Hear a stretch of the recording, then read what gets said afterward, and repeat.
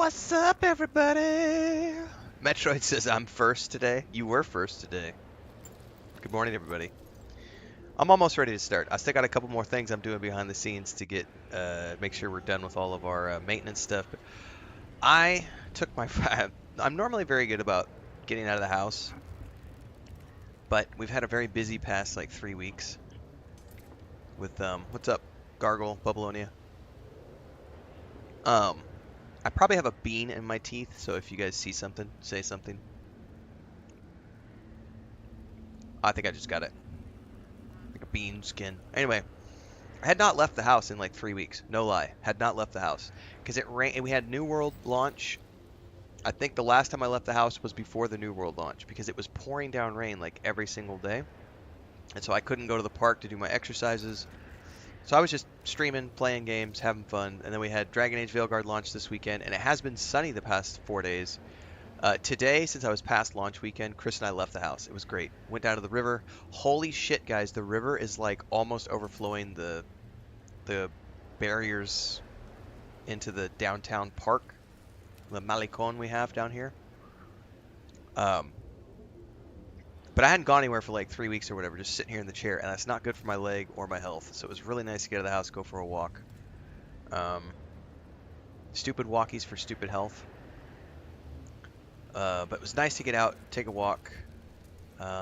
Came back, had big old bowl of homemade beans with pork steaks and chunks in it and fresh farm eggs, and I got my third cup of coffee. We're out of gas though. Chris has to order some gas for cooking. And did some video production this morning. It was a really good day, and I gotta say, guys, because October was kind of like a blowout month for me, despite playing games that everyone was criticizing.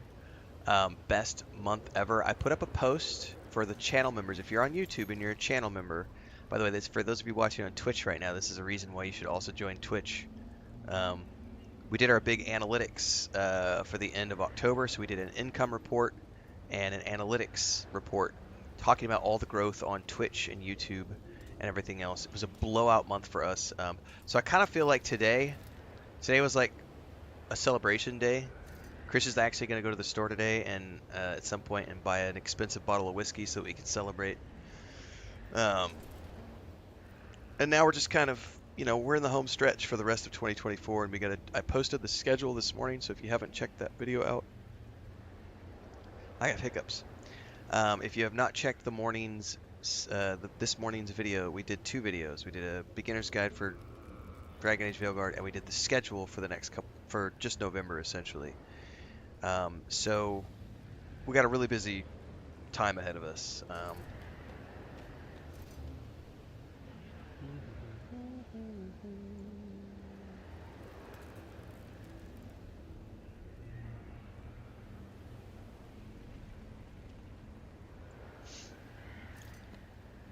All right. Oh, see, this is the stuff I'm clearing while I'm sitting here. Someone's commenting on my video, my review of Dragon Age Veilguard. Haven't seen your loser takes since Starfield.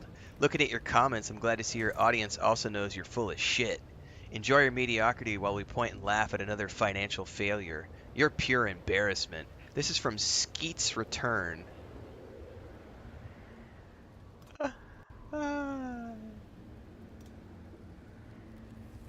Hang on, we gotta read these before we get going and play today.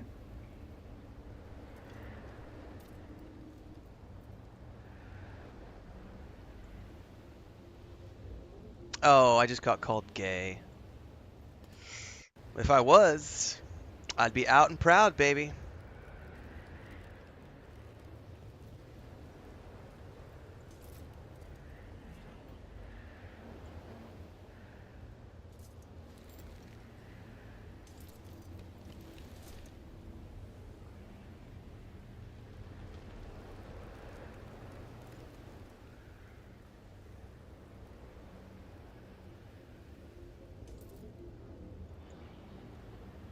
Oh, there's another shill comment.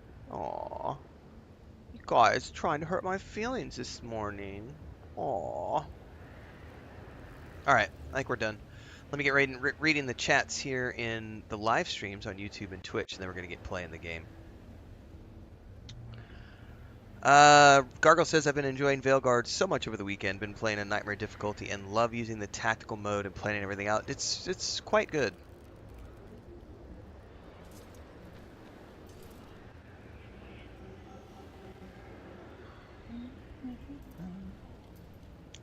Anybody who is against LGBTQ plus stuff, Sub-Zero, if you're against that and if you think that's propaganda, then you are absolutely in that camp. Not you personally, but you're mentioning that incels who hate people with different lifestyles are different than those who are against LGBTQ propaganda. You're saying they're not the same. You're incorrect. They are absolutely the same.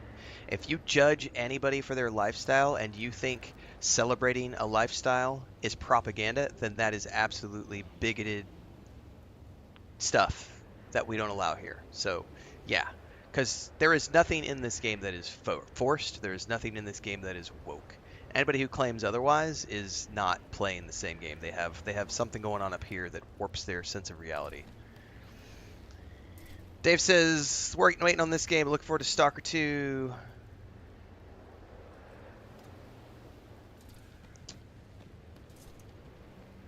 Anyway, I'm not talking about you personally. I'm saying the people out there who are ranting and railing about this.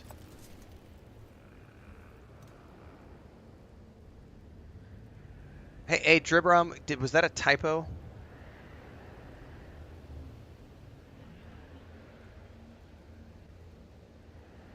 I'm reading your comment, and I think that was a typo.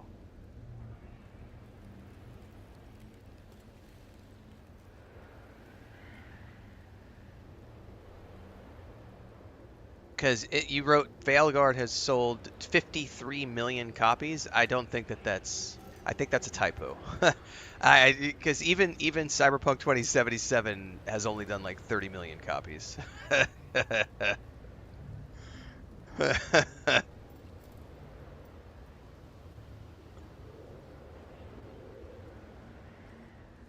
Like, yeah, I think 53 million might be a typo on your end. I haven't looked at any sales numbers yet, but I know it's selling well. Do you mean 53 million copies or 53 million? How much? Hang on.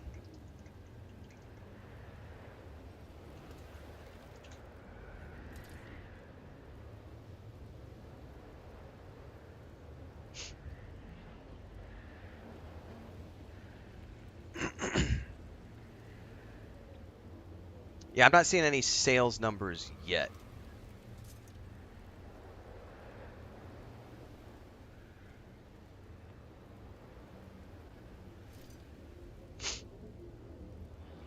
But it's still doing very well, and it peaked again yesterday. It was up again yesterday from the previous day. I think it got close to 90,000 concurrents yesterday.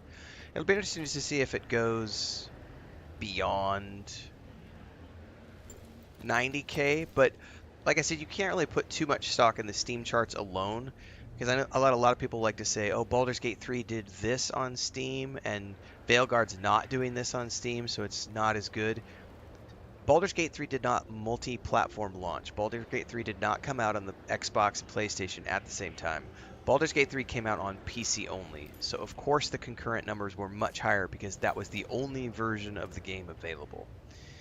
This game is being played on Xbox by people like me, and on PlayStation like by other people, and on PC, so the numbers are in different places. So it'll be interesting to see if they do a sales thing soon. Talk about things. Anyway, guys, we are out the gate, getting ready to go. Dun, dun, dun, dun, dun, dun, dun. Yeah, I think that's got to be some sort of weird thing in Google, Dribrom, because I don't even think like. Right, like Dinosaur's saying, Baldur's Gate 3 hasn't even sold 15 million copies, like, or right around 15 million. Cyberpunk's at like 30. Red Dead Redemption 2, I think, is around 30. I think I've heard $53 million in sales estimated. So who knows? But it definitely hasn't sold 53 million copies. I would say it's probably sold a few million copies at this point. If I had to estimate, probably, you know, 3, 4 at the most, I think, at the moment. Most of the BioWare games tend to sell over long periods of time. They don't necessarily always sell right out of the gate, just tons of copies. Like Inquisitor has sold 12 million copies, but that was over many years. Mass Effect, I think I forget which Mass Effect it was, did 6 million, but it was over the years because at initial launch it sold like 2 or 3 million, and then another 3 million over time.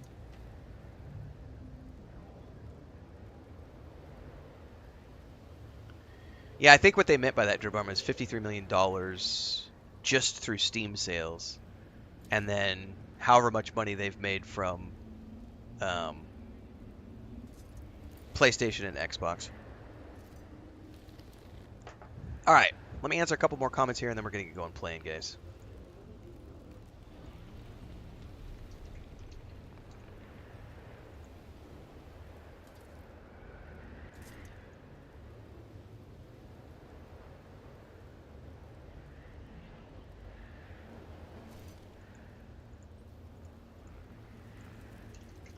I'd say it's probably in the 150 to 200 million dollars earned so far camp, which is not bad.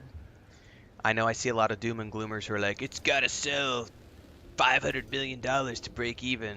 Whatever.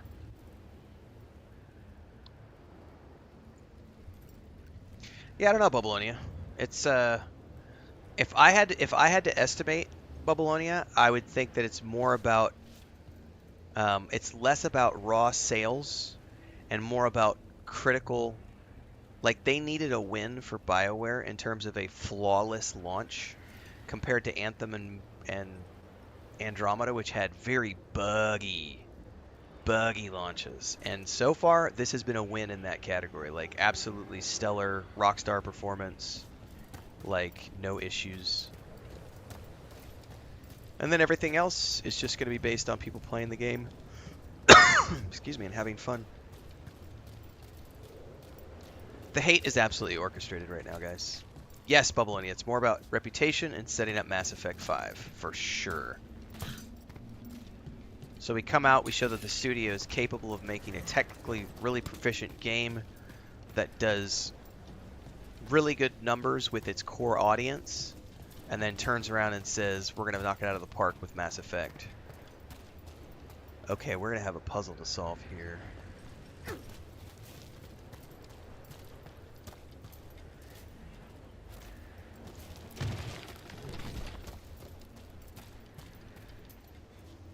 going to have to figure out this one.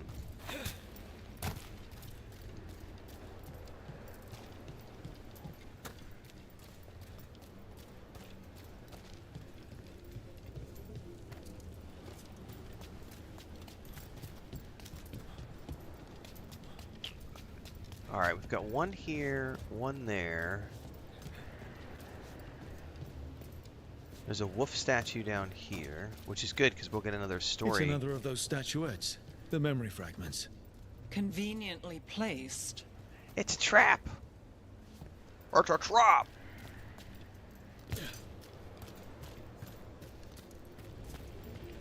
Doran T, it's absolutely orchestrated. Ambush! It's absolutely orchestrated. Eyes open. And I'll tell you how it's orchestrated. You've got big content creators who started off being upset that they didn't get review codes. They have orchestrated their little, oh, downvote. How dare they not give me review codes? All of their fans and fanatics went out there and have done their orchestrated stuff. And then you have a whole entire brigade. It's the same brigade that hates Star Wars from Disney. It's the whole brigade. And again, we don't celebrate that here. We don't accept that here. We play games for fun.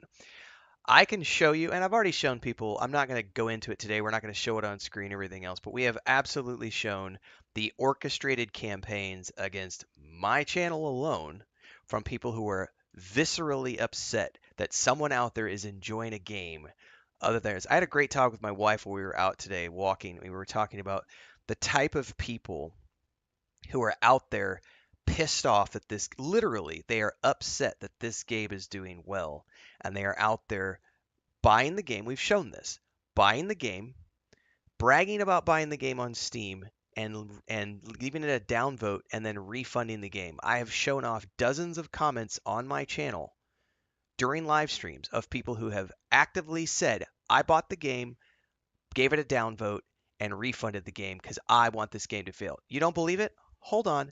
I got another comment for you. Let me go find it, and so that people can say it's not orchestrated. It's absolutely orchestrated. Hang on. I got to find the comment from this morning because I left it up. But the problem is I've got so many of these comments I got to go through. The guy literally said, I got to find it. He said, I want this game to fail. I want BioWare to fail as a company. Hang on. We're going to go find it. They didn't give you a glorified mobile game. If you think this is a glorified mobile game, you're not playing the same game. We are not playing the same game if you think this is a glorified mobile game. Either that or you've never played a mobile game. Hang on. We're sidetracked now because you guys got me on a tangent because I'm going to shut that shit up right out of the gate because it ain't true. So let me go pull up the comment this morning because I saved this one because I was going to make a reverse rage bait video about this one. Hang on. I got to find it. Do do do do. Do do do do. Here it is. Here it is. Here it is, guys. Here it is. We're going to show this off for anybody who thinks that there's not an active campaign out there to get this game off and to make this studio fail. Hang on. Hang on. Right here. Jose OG 0909. I hope BioWare closes after this and upper management never gets a job again. If you are waiting for Mass Effect, don't. It's going to be the same bullshit. Instead, look at Exodus, made by the same devs who did the first few Mass Effect games. There is hope. By the way, Exodus is going to be a great game. This is the stuff we're talking about. So,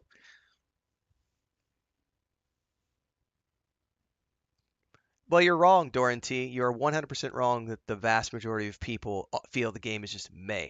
All you have to do is go look at the reviews. We are 4.5 on PS5, 4.5 in the 4.5 range out of 5, 4.5 out of 5 on PS5, 4.5 out of 5 on the Xbox store, and mostly positive. I have not checked this morning. We can go look while we're sitting here. Steam, Dragon Age the Veilguard. Let's just go look because you're claiming something that is just absolutely not true. You're claiming something that is proven to be false. Proven to be false. We have a mostly positive rating on Steam and a 4.5 out of 5 on PS5 and Xbox. That is not most people. That is not the vast majority feeling that the game is just meh. Vast majority of the people playing this game are giving it a 4.5 out of 5 or a 7 to 8 out of 10 if you look at Steam. That's the vast majority. So you cannot claim with any authority whatsoever that the vast majority of people are calling this game A. Maybe the content creators that you like the most, like Wolfheart, maybe those content creators are feeling that it's meh, and that's totally fine. There is nothing wrong with feeling a game is meh for you personally, but you don't get to claim, you can't put that into text and claim the vast majority claim it's meh when the reviews across all of the platforms show an aggregate score of 4.5 out of 5 or 7.5 to 8 out of 10. You don't get to claim that because that is false reporting. That is not true. It's just not true. You don't get to claim that it's facts versus opinion, and facts trump opinion every single time, ladies and gentlemen. That's the news, and that's how reporting actually works. It's okay if your favorite content creator feels that it's meh. I gave it an 8 out of 10 in my review. Are there things I would have done different? Sure. I would have gotten rid of the fetch quests. I don't think they need to be here. I think they drag the score of the game down. I don't think the fetch quests belong. I would love there to be more variety in animations. If you haven't watched my review from this morning, I highly recommend that you do because I did not give the game a perfect score. And I will probably score it differently when I do my final review. There are definitely little things in this game that I would have done differently. Otherwise, I'm having fun, and the vast majority of the internet are also having fun. If certain content creators are not having fun, that's okay. But don't claim that they're the vast majority, because they are not. They are not. But now that we're past that, let's get back to actually playing the game that the vast majority of people are enjoying. Let's finish this. Alright, so let's get on this dude. Got it covered. I really hate these guys with their ranged attacks.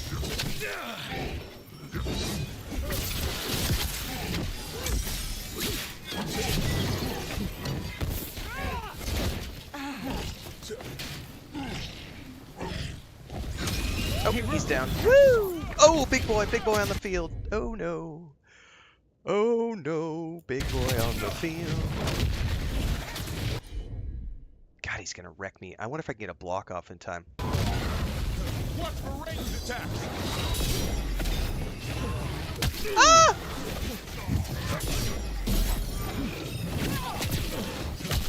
God damn. On your left. Oh, he won't leave me alone. Watch for ranged attacks.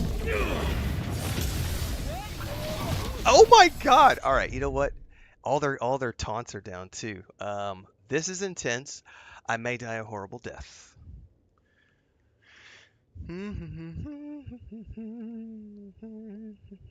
Dave Clark says, I'm loving the game. Bubble says, reasonable minds differ. Unreasonable minds make appeals to imaginary authority to bolster opinions they adopted from others. It's true.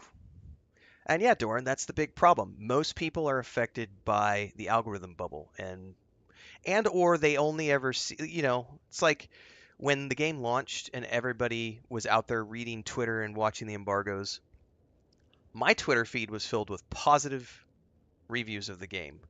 Other people's Twitter feeds were full of negative reviews of the game because it's garbage in, garbage out. You choose what you get out of life, you choose what you get out of the algorithm, and if you want to see things that are more than just one side or the other, you have to go out of your comfort zone.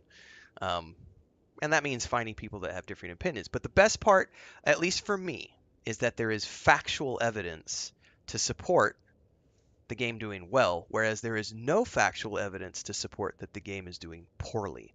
Are there negative reviews? Sure. Are some of those negative reviews legitimate? Absolutely. I have negative things to say, and I'm like the biggest Dragon Age. Like, this to me is a better game than 2 or 3. I like this more than Dragon Age 2 and 3. I like this as much, if not a little bit more, than Dragon Age Origins. But I also like it because they've skewed away from the old school CRPG, and I really like the Mass Effect style combat. And Mass Effect has always been my preferred series. So to see this UI and this combat style showing up, and I know what's coming next for them, which is Mass Effect, I'm like, oh, I can't wait. I can't wait. So, I mean, I'm a huge Dragon Age Veilguard fanboy, but even I have found negative things in the game. It's not perfect. No game is even Baldur's Gate 3 that won every single game of the year. I don't even think I gave it a 10 out of 10. I would need to go back and watch my review. I think I gave it like a 9 out of 10. Like, I found flaws in Baldur's Gate 3, and I fucking love that game. Like, I can't. The only games I think I might have given 10 out of 10s to is like Red Dead Redemption 2, Cyberpunk 2077 with the Phantom Liberty update. Those are games that for me personally would be like 10 out of 10s, but it took them a lot of work and polish to get there. This is not a 10 out of 10 experience. Like 7.58 is where it sits for me right now. There are things that I dislike, but it's still a great game, and it is receiving really positive reviews across the board. And the combat is really tough because I'm about to get my ass kicked here. I gotta wait one more second for his taunt to be ready. Watch your left. Oh my god. Alright, his taunt is up. I need him to taunt everything, please. And God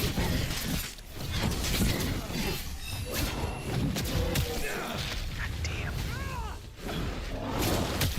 Your taunt did not work, buddy. Holy shit, guys. So when I left off yesterday, I had to kill a champion to even get in here, and this is way harder than the champion fight.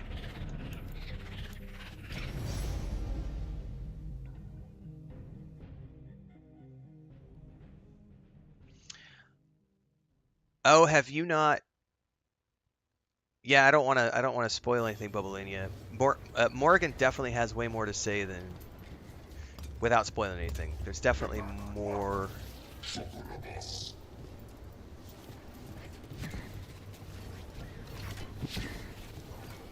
Where did it put me with my save?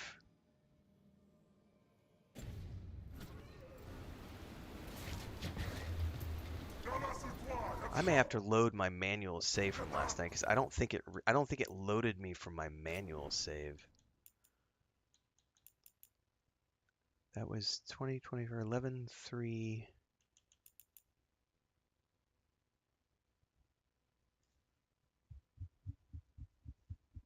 Oh, you know why? Because I made videos this morning.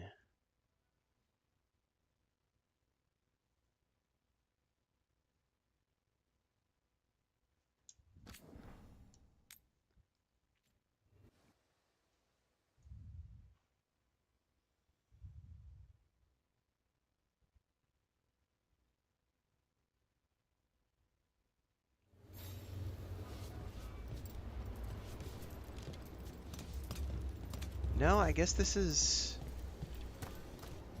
Huh. I thought I was somewhere different. Alright, whatever. Maybe I didn't save it where I thought I did.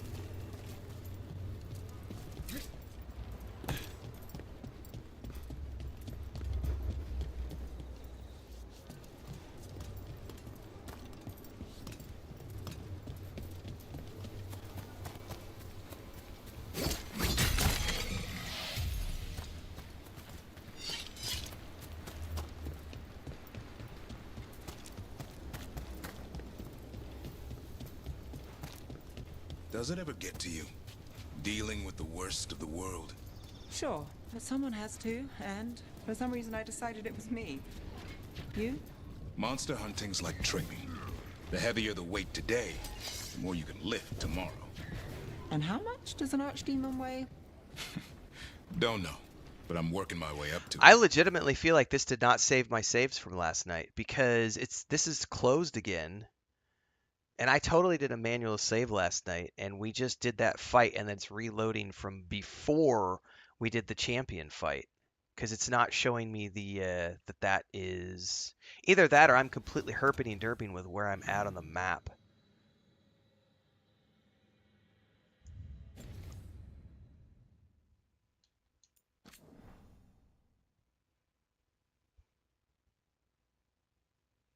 When did we start the stream? Let's go back to right before I started the stream. Which would be the 754 one. Because that should have auto-saved me on the platform. Because I was waiting on the platform doing my thumbnails and all the other things right before that wolf statue and the fight we just did. Oh, it's legitimately acting like none of that happened.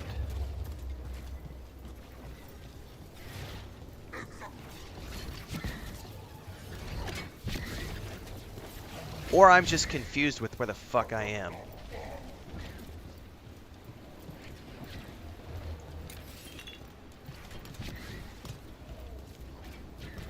No, this is the bridge. This is the platform. Yeah, we totally... This is weird, guys. This is really weird.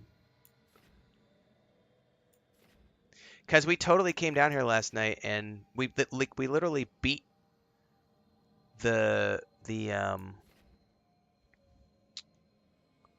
dude at the end. The champion last night.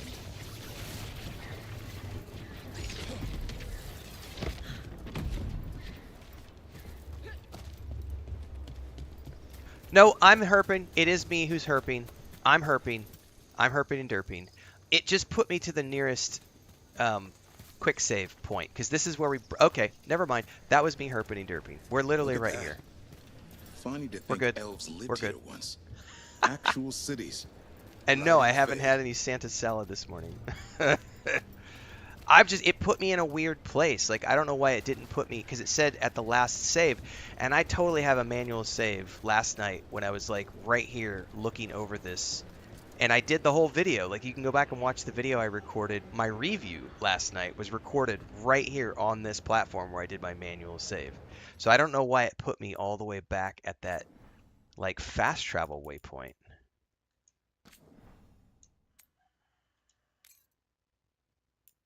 I wonder if it's...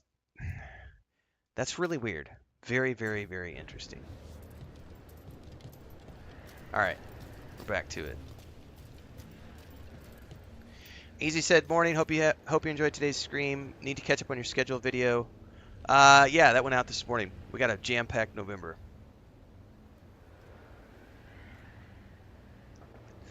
Alright, well, I know that we're just going to have to fall back when I jump down another here. of those statuettes. The memory fragments. Conveniently placed. Run. Ambush. Run! And there it is. Run! Oh, oh, oh, oh, oh! Got to move. Alright, fall back, and let's see who follows us.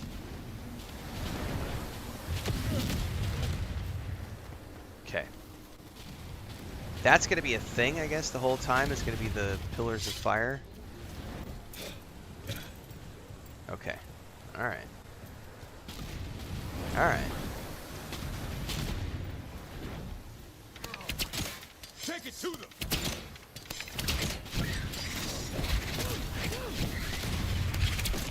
Alright, you do this. You do this. And I'm going to pew pew from a That's got distance. it.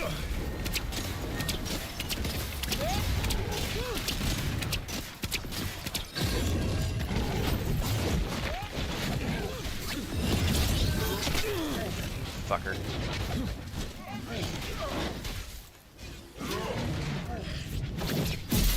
Watch the ranged attack. Got us at range. Watch it. Okay, one down. Alright. Okay, big boys on the field. Big boys on the field. Alright. Hold up. Hold up. I got 14 seconds on his cooldown. Oh, I'm so screwed. This is gonna hurt.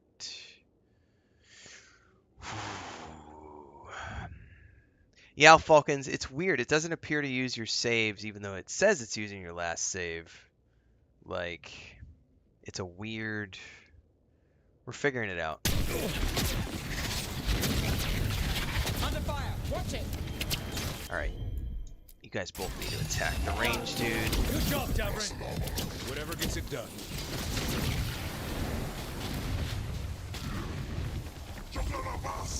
No, no, no. Why haven't you guys attacked him? Hassan, over there. Nolly, moves yours. Oh, and I fell off the cliff. God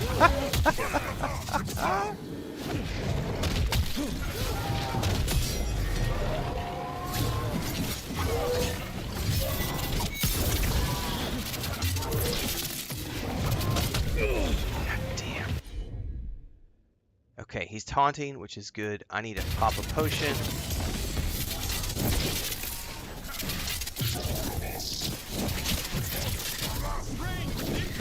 Oh my god! Get the fuck out of here.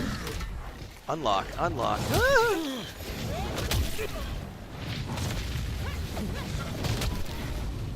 Run away! Run away! I don't care if I'm leaving the combat area. Beat the odds there. Oh my god. And all my ultimates are down and everything, like... And on top of it all, we have the fire just raining down on us from all places. Like, whoever said this game isn't difficult doesn't know what the fuck they're talking about.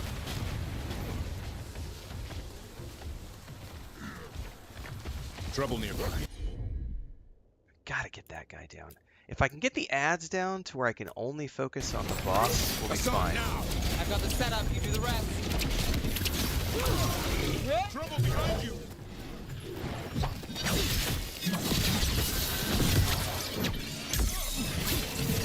Get away.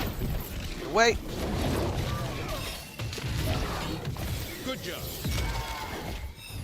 Is he down? Okay. My job's done. Your turn. Okay. And we got 1 second to wait. Let's do this again. Okay, we can do a combo now.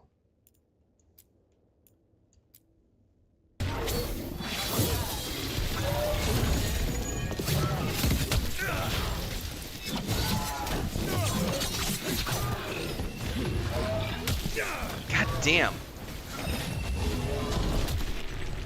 Get me out of the way. I'm ready to go again. Potion! Potion!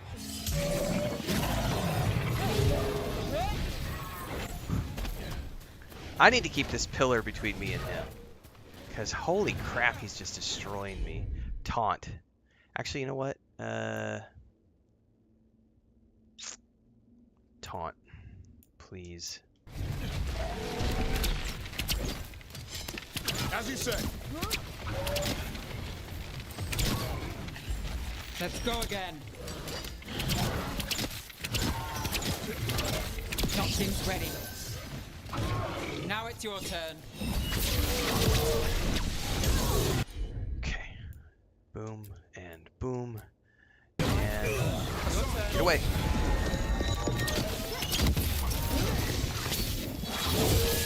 I think we got it. Oh my god. A trap. That statue was a fake. But if the fade is mostly reflections of something else, the real one could be close.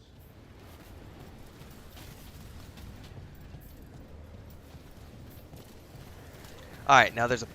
I need to do a hard save here because I'm terrified that there's going to be something else around the corner. There's a puzzle here I need to figure out too. Alexander says, do I have a build yet, or do I have a video yet on the best build for a tank? No, because I'm not playing a tank, so I don't have any build videos out for that. Favorite companion? Lucanus. For sure, Lucanus. He's freaking awesome. Like, story-wise, Lucanus is my favorite.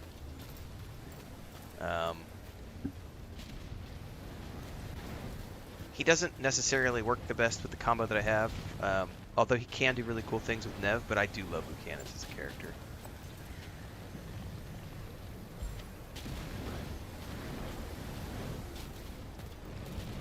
So I gotta figure out these puzzles. It's obviously got something to do with these things right here, but I'm not quite sure.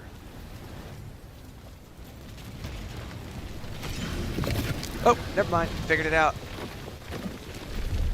At least figured that one out. So, where does this need to point? Maybe nowhere at the moment? Oh, this one can't even be turned. Never mind. Oh, I guess they just need to be pointing at each other to unlock the bridges. That's what that is.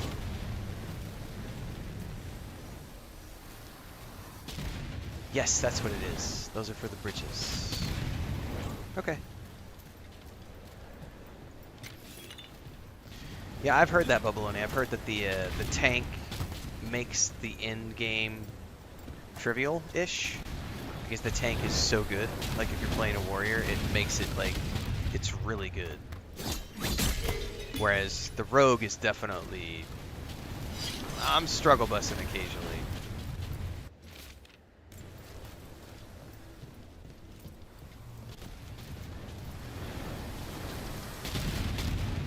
We gotta go figure out what's causing that fire and take it out.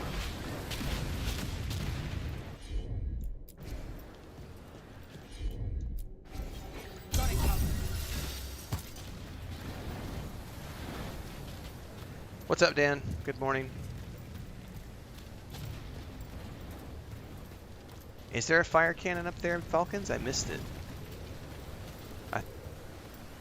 Okay, I gotta figure out how to get up there.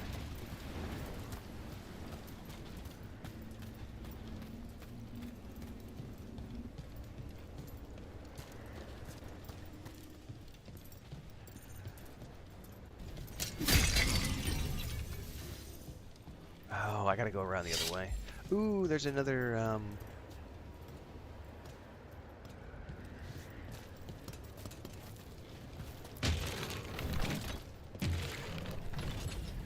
we'll need to point the other one in this direction, which means we gotta go around the other side. What's up, Smoy? Morning. Also, good morning to everybody tuning in for the first time today. We're back to our normal schedule after the launch weekend. No more 5 a.m., 4 a.m. start times. We're going to be doing our typical 8 to 9 a.m. start times. Live on YouTube and Twitch as always. Breakthrough! I The have the Anton are trying to hiccups. cut us off! That means we're on the right track. Alright, we got another of the big boys. How's that?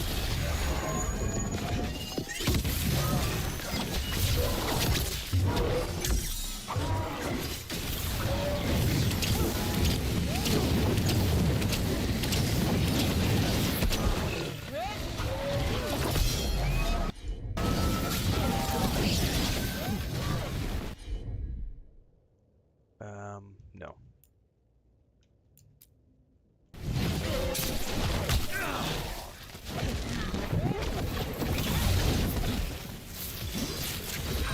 I've got the setup, you do the rest.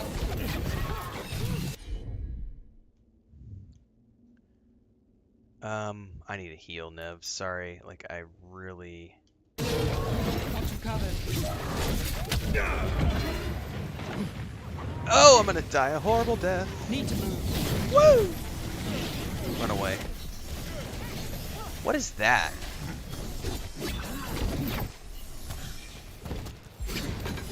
Oh, oh, oh! I know what that is. Ah!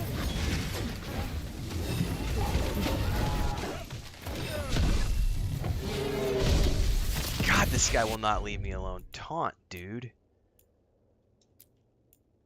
Did we finally kill it? Alright, got that one down. Gotta move. Okay, hang on. Oh, he's not dead! I thought he was dead! Did you not taunt, brah? Right.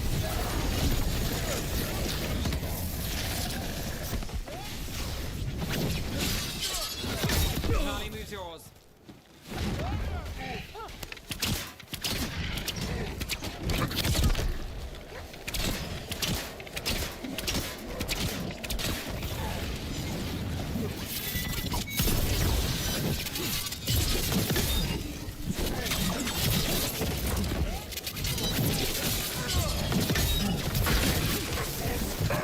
Oh! Now.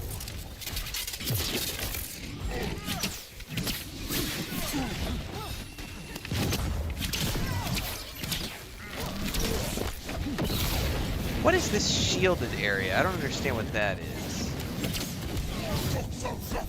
Way to go, Rook. Got things ready. Taunt, buddy.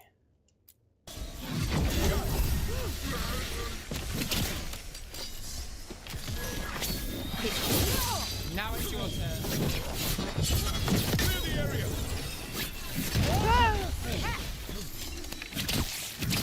That's one for Rook. Wow, that was two back-to-back really gnarly fights, man. What's up, Dragon? Wait, is there still another one alive? Where?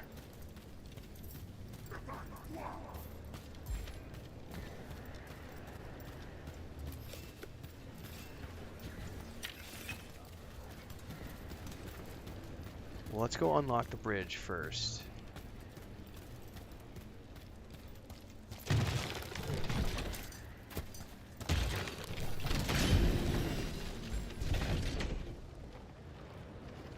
Oh, it did 2 bridges.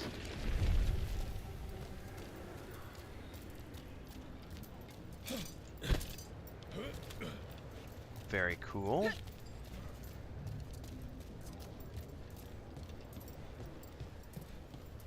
Another codex for caretaker.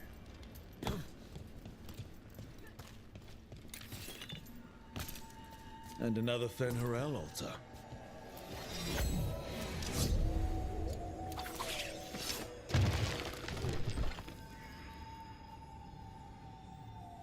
Pointing us in that direction.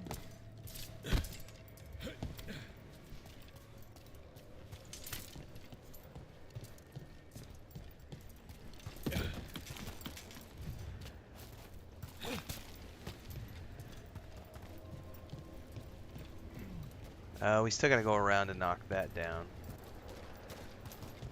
Let's do that first. Oh, there's a heal potion up there I need.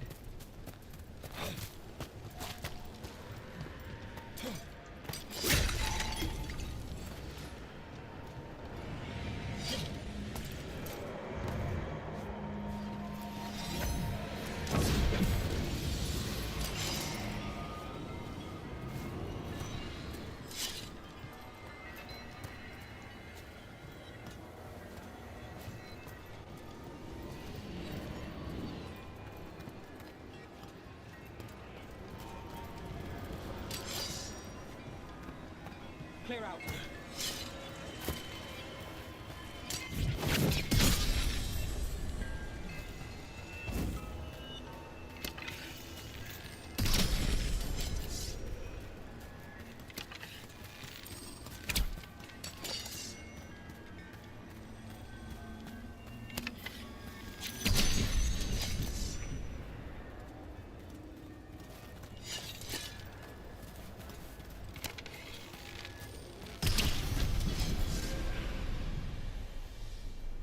Okay.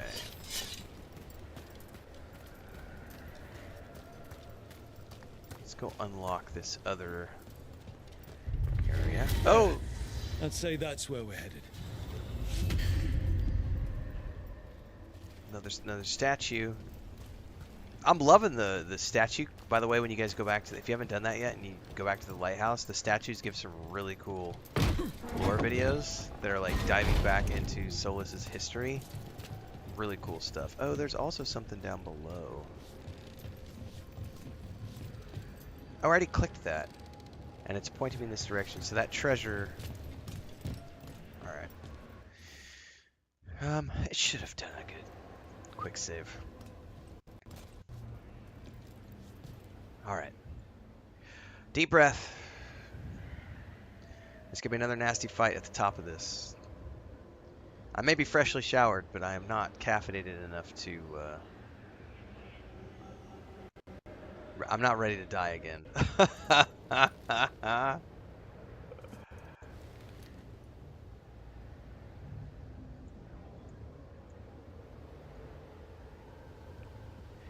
Completion says, good morning, fellow Blight Smashers. Good morning. You know, Babylonia, I was thinking back, have you, I don't know how far you're in Babylonia, but you had mentioned the Morrigan, you know, having more of a cameo role. There's a, have you done any additional stuff with Morrigan beyond just the first time she shows up? That's the easiest way to ask a question without spoiling anything. Duck Moped says, just wanted to say I appreciate you've been watching videos and pauses from playing the game. Well, thank you very much for tuning in. Because there was a character that showed up yesterday in my stream that was definitely a cameo, and I kind of went, eh. It was a cameo that I felt was just, it was really just there as a cameo of just like an Easter egg, and I kind of was like, I was totally like, meh. Like it was not impactful, and I kind of went, meh. We've got company.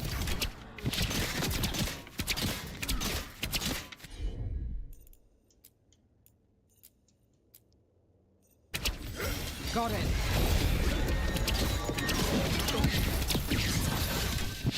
What a ranged attack! Oh my god, guys. Can I please just not die? Just once.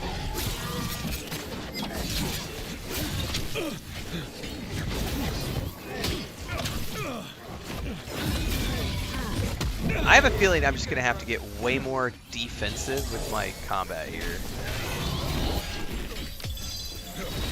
Finale move yours.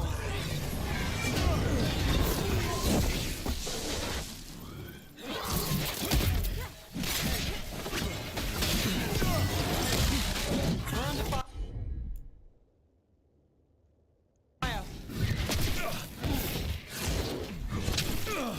Like that right there. Like I gotta just get. Oh my god, I'm sucking so bad at the I suck really bad at the parry times. No problem. And I think it's because I'm so focused on like trying to do damage that I'm not.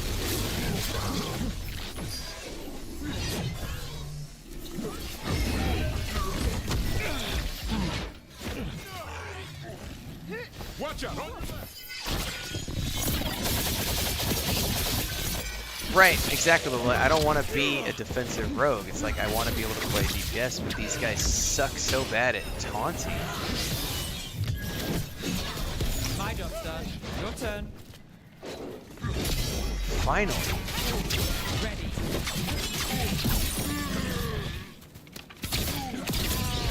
I'm ready, Rook.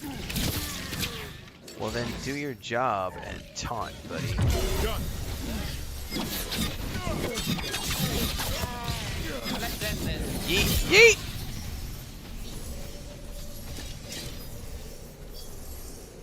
I think what I need to do is just focus more on slowing it down and actually paying attention to my reactives. Because otherwise I'm just getting slaughtered because they're just on me all the time. And I just feel like Davron's not doing his job as a tank. He's not taunting well enough.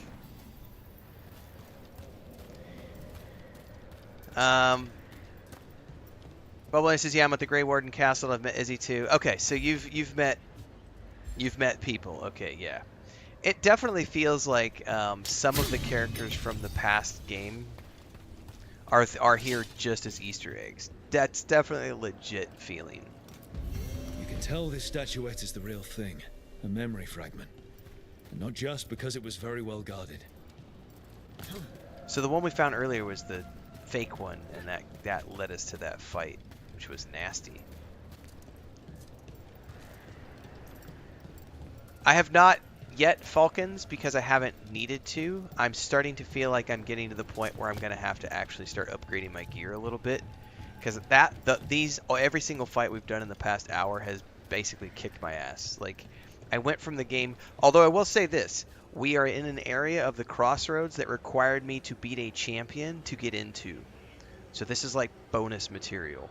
So I'm not following the main quest line at this point. I'm off the beaten path. I had to beat a champion to get a champion rune to unlock this section of the crossroads. The champion fight in and of itself, which we did yesterday at the end of the stream, was really hard. And everything in here has been super hard. So it may just be that this is an area specifically designed to kick your ass. Whereas the rest of the encounters have been, I've died a couple boss fights, but it hasn't been overly challenging. Like, I've felt moderately challenged, and I feel it's an appropriate difficulty level for the normal, like, I'm on average mode. And I even have the parry timing turned way down because I suck at reactive-based gameplay. And it's still, as you can see, I still, like, it's an appropriate level of difficulty. This definitely felt like it was cranked up to 11. This whole area felt really tough. But I think we've cleared this area now. So that's done. And in order to get over here, I have to unlock something else, which I don't have access to yet. I think I have to beat another champion.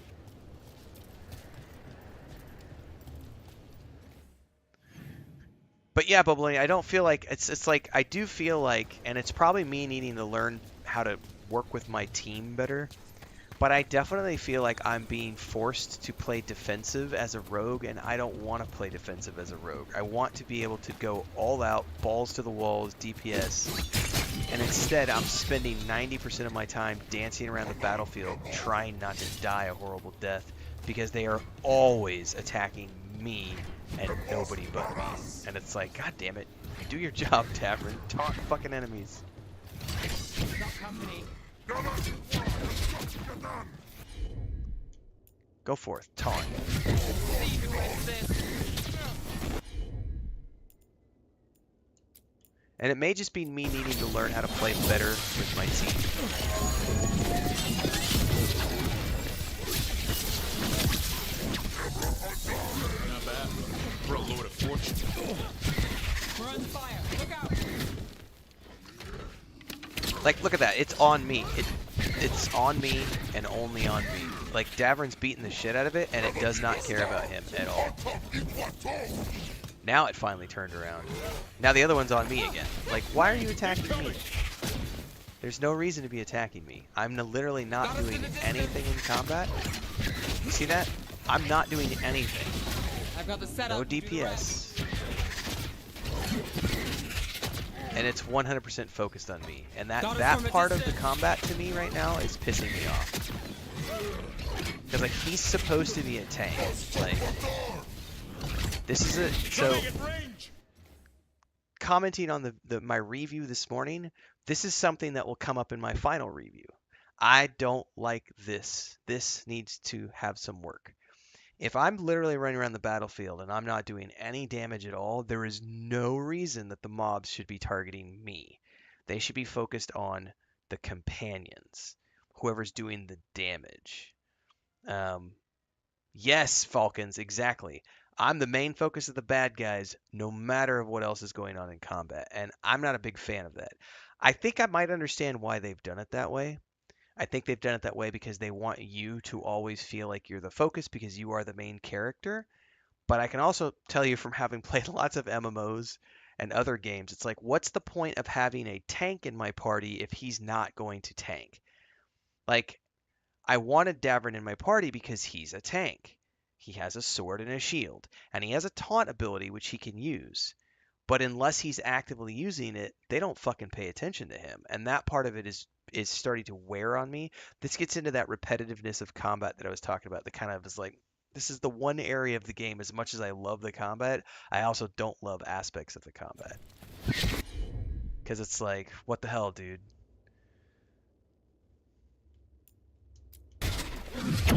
Okay, so then I had him manually taunt, which now allows me to, you know, for a brief window of time.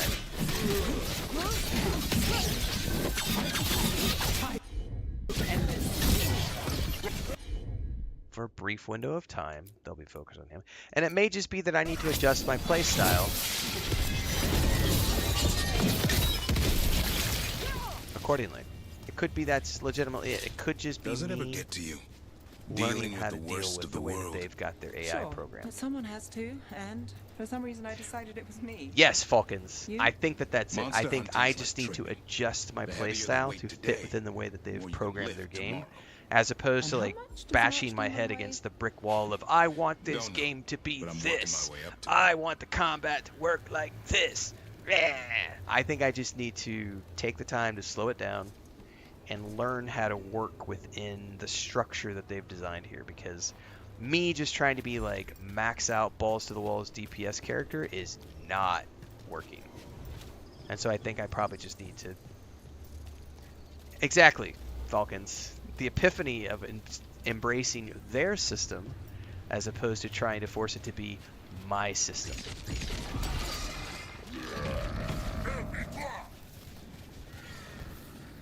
Let's Alright. finish this. So have him taunt.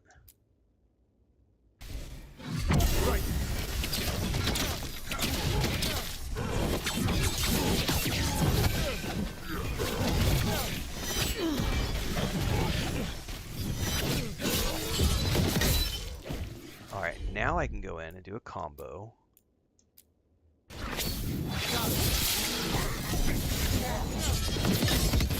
Now back out again. DQ just a little bit. More of that, bro. Have him taunt again. He's not quite ready. Got us from a distance.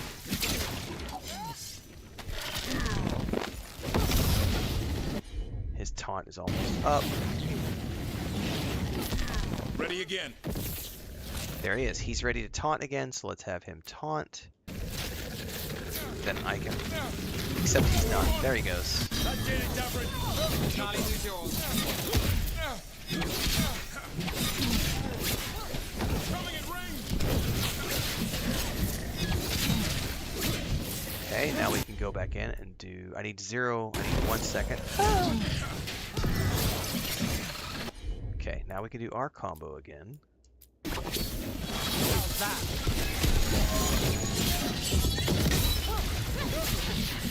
So you see how the combat's going much...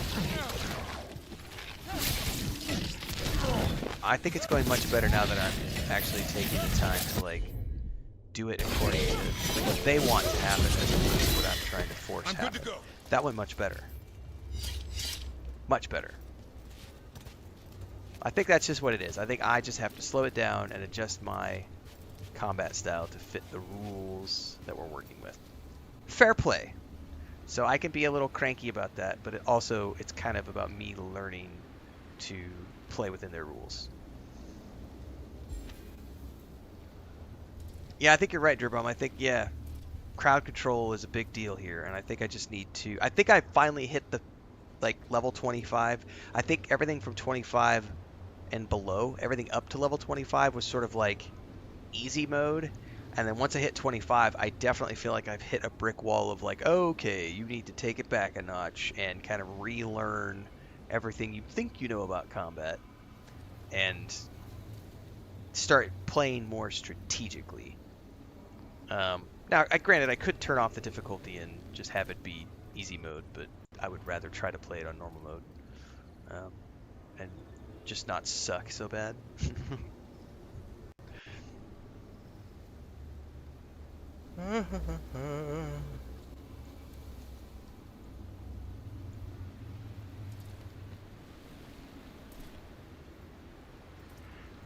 Ooh, excuse me.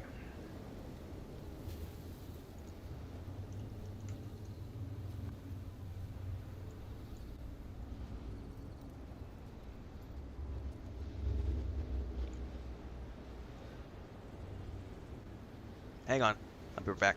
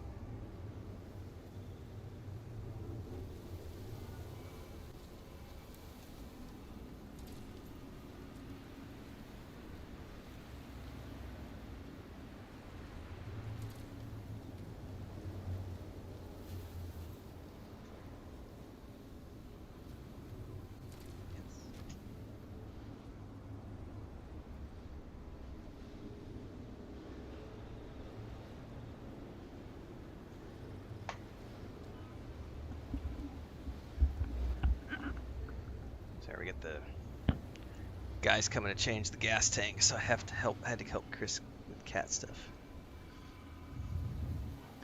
All right. Yeah, Super Mario, it's definitely sort of a thing where you have to have them manually taking care of the taunts. Well, I did get a new wolf statue, so let's go back to the Lighthouse.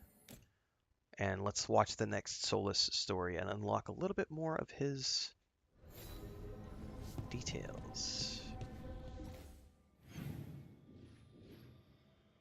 Oh, we have all sorts of quests with companions. Oh my goodness. Well, before we do that, let's go talk to all the peeps.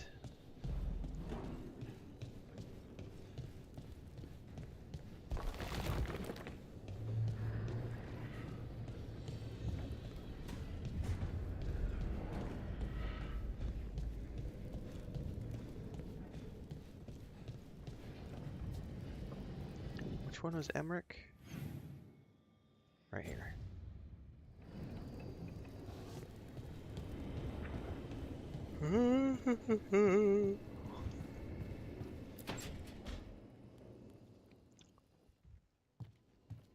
With all my regards, but I don't want them to think me homesick. He's stressing about a letter. Hi, Emmerich. Rook, hello. Just composing a few letters. The other Watchers have been most interested in our adventures.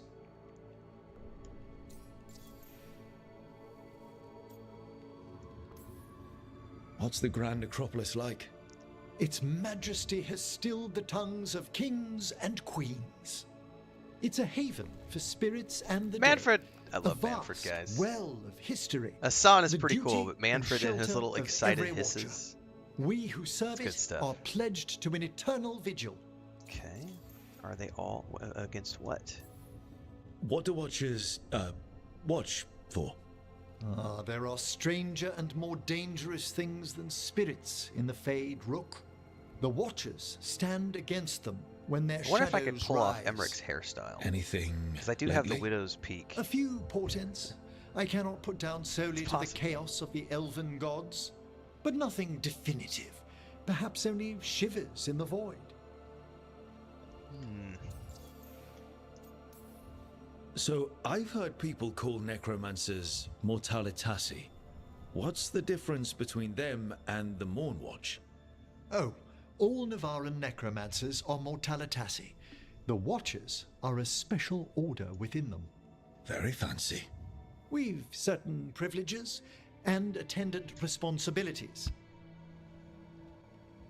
You mentioned homesickness? I couldn't help overhearing the word homesick. Oh, I'm fine. Completely absorbed in our venture. But if I were home, I'd be preparing for new students or requests to speak to the dead. You didn't stop teaching just to be with us, did you? I'm long overdue for a sabbatical. Besides, do you know how many students the faculty wanted in my class next season? 10! How's one meant to tailor separate lessons for 10 pupils at a time? Honestly. Can people just ask you to show up for some corpse whispering? Oh, nothing official. There are very few of us, but we help here and there. Questioning a victim of murder, clearing up disputed wills, and sometimes fetching back last words from a loved one. You can get anything out of the dead, and they just let you leave Navarra. My gift has limitations.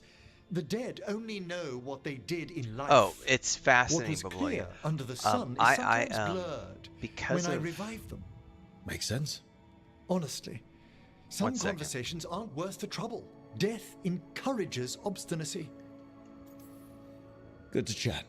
I'll let you get back to your letter. Before you go, I wanted to thank you for your company in the memorial Oh, gardens. I'm going to talk about the memorial There's garden here another in a second. ceremony I have to perform there. If you'd like to visit again. Not yet, but soon. Oh, hell yeah. Sounds good. Sometimes I miss home too. Rook, I'm not... well, perhaps a little. You'll cheer up once we look at some graves? I bet. The ceremony should be most centering. I'll let you know when it's time. Did he leave already? Okay, you can take her out if you want. Good lord. So because I have a Mexican wife who is in the room right now taking Pippin out,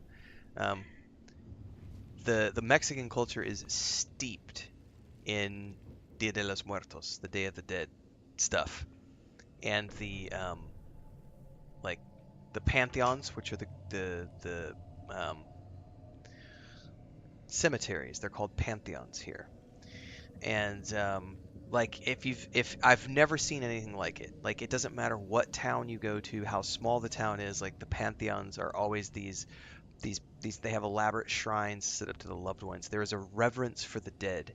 And I am absolutely enthralled with what they have done with necromancy in this game, and how it's not your typical creepy bad guys raising evil spirits. It's this reverent caretaking of the spirits. And Emmerich's character in particular, when we did the ritual at the graveyard, I think I was here in yesterday's stream. That was just, it was so cool. Like, it's phenomenal lore. It's really well done. It's just I there are certain things that this game has done from a lore perspective that I am just you know, I gotta just give a high five to the writing team, because it's just exceptionally well written, and just, because it resonates with different cultures. The comment he made about I think Harding was talking about like burning people's bodies to cremate them, and Emmerich was like, "Oh no, why would you do that? Like, why would you waste perfectly good vessels?" Because these skeletons can be used as a host for lost spirits and wisps, like with Manfred. And so there's this entire, like, it's not about evil spirits, even though there is evil in the Fade. It's about providing a home and caring for the spirits, and I think that that's just a really cool thing to think about and to have in a game or a world. Did you guys ever see? Um, God, it's a Disney movie it's all about the Day of the Dead, and they go into the underworld searching for like the kid's uncle or something. Um, and it's like a musical film, but it's an animated film, and they have all the, what are they called, the I can't remember the name of it now. Albrejas? Alabrejas? Chris will remember the word of it now. I can't remember what they're called. But it's the Coco is the name of the movie. Thank you guys. That film, I cannot remember what the animal spirits are called, and I live here and I can't remember what they're called. Um, anyway, the film Coco did an excellent job of showcasing that part of like the Latino culture of respect for the dead, and how the dead live on and have, lives after, but it's about the respect for the spirits and a reverence for the spirits. And Emmerich's character and the way they've done necromancy and the necropolis, it's just chef's kiss. Like, I'm just enthralled with that lore. Um, and so when I see stuff like that, you know, and then I go do a fetch quest, I'm like, fucking fetch quests, because the fetch quests are just totally not fun and not that great. But then I do the quests with Emmerich, or I go do a quest with Harding, or I do a quest with Nev or Davern, and I'm like, oh my god, these quests are really freaking amazing. And why couldn't everything be of that level? What's up?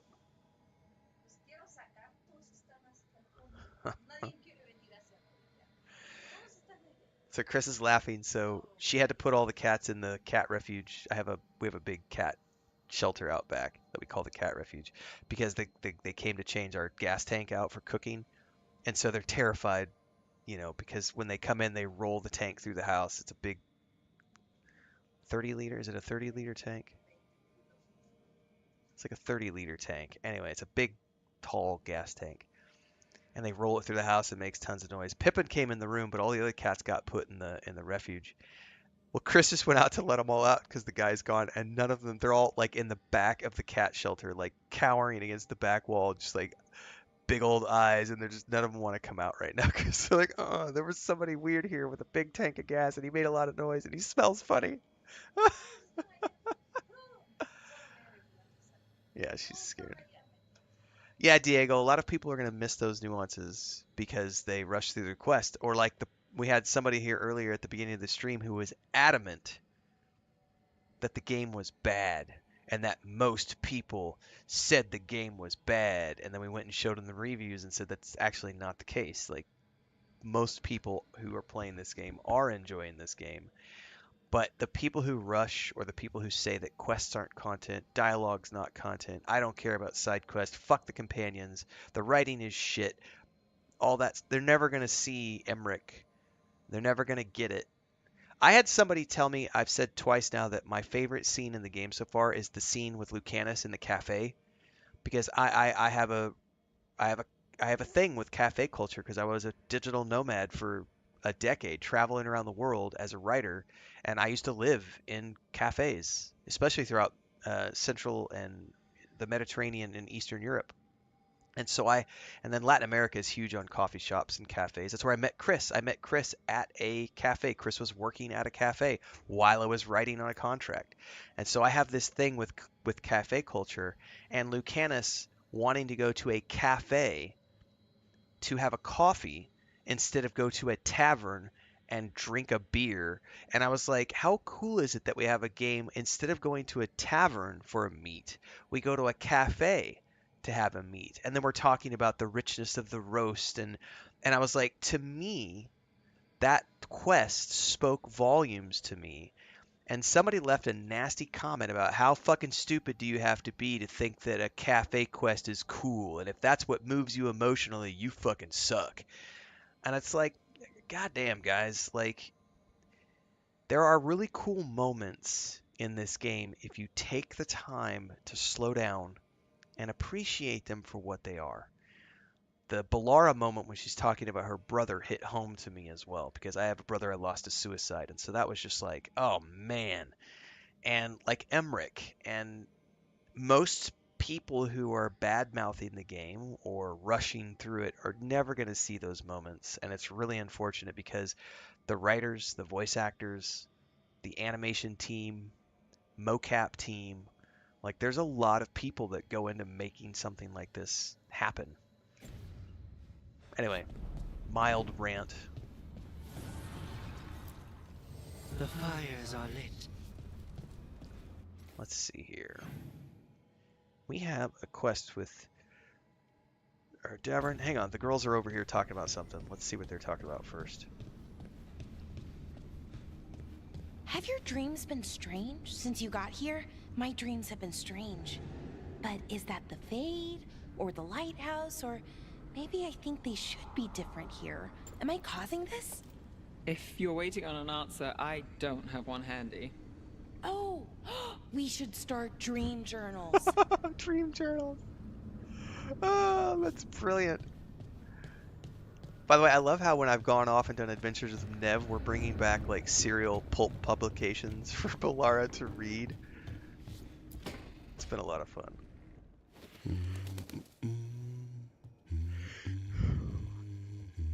And Asan is just a Sorry, great didn't mean to interrupt. side character. Please do. I need to hear an actual voice now and then. Can't imagine why. I'm starting to dream that I'm a griffin. Squawk. Well, you get high marks for effort. He's toying with me. So what brings you by? Just curious, really. Wondering what it's like being a Grey Warden. There've always been these legendary warriors living apart from the world. Don't know about that. I spent time with people who were bad right up till they took their vow. How so? Weishaupt is the last stop for the wrong sort. If you're facing prison or worse, you can always join the Grey Wardens and take your chances with the blight. It's kind of like the wall in A Song of Ice and Fire, you know? You don't go join the Watch unless it's like literally your last, like you don't want to get hanged for your crime, you can go serve the Watch and maybe find some sort of redemption there.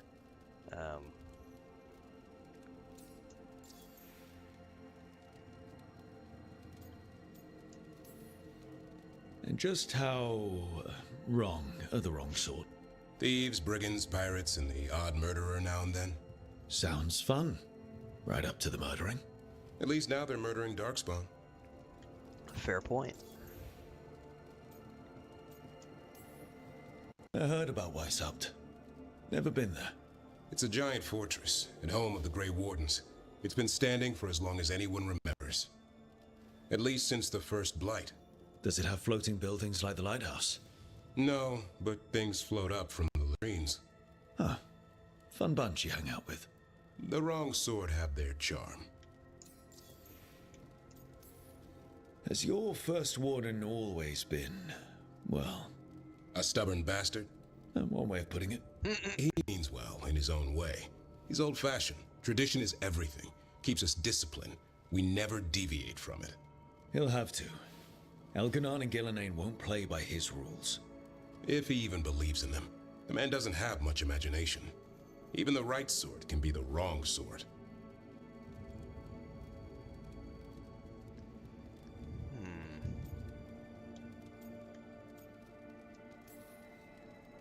A hot meal and warm bed in Weishaupt is better than rotting in some dungeon. It would be, but the food's always cold, and Weishaupt's drafty in the winter. Are you really selling it? It gets better. When darkspawn threaten a village, when innocent people are in danger, then we swoop in, swords held high, armor gleaming, while 100 faces look to us for salvation. And they all live to see the sunrise because of what we do. Okay. Now I get it. Best part is the warden fighting alongside you. Maybe they've done some bad things in the past, but after that day, it's different. There's some honor in their life where there wasn't before. Nothing like seeing redemption happen before your eyes. Everyone deserves. We all need that chance. Put past sins to right. It makes the warden stronger to have people in our ranks who've lived in the shadows. When the storm comes, you don't want farmers and florists fighting archdemons. It takes the wrong sort to put the world right. Kinda like us, I suppose. Minus the skeleton butler. I don't know. Manfred the Warden. Has a ring to it. How about we quit while we're ahead? See you around. That was cool.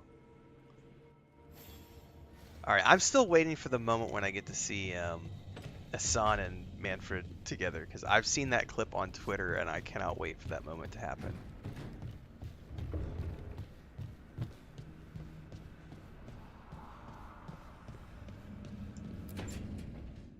Why do you run around in fancy mage clothes?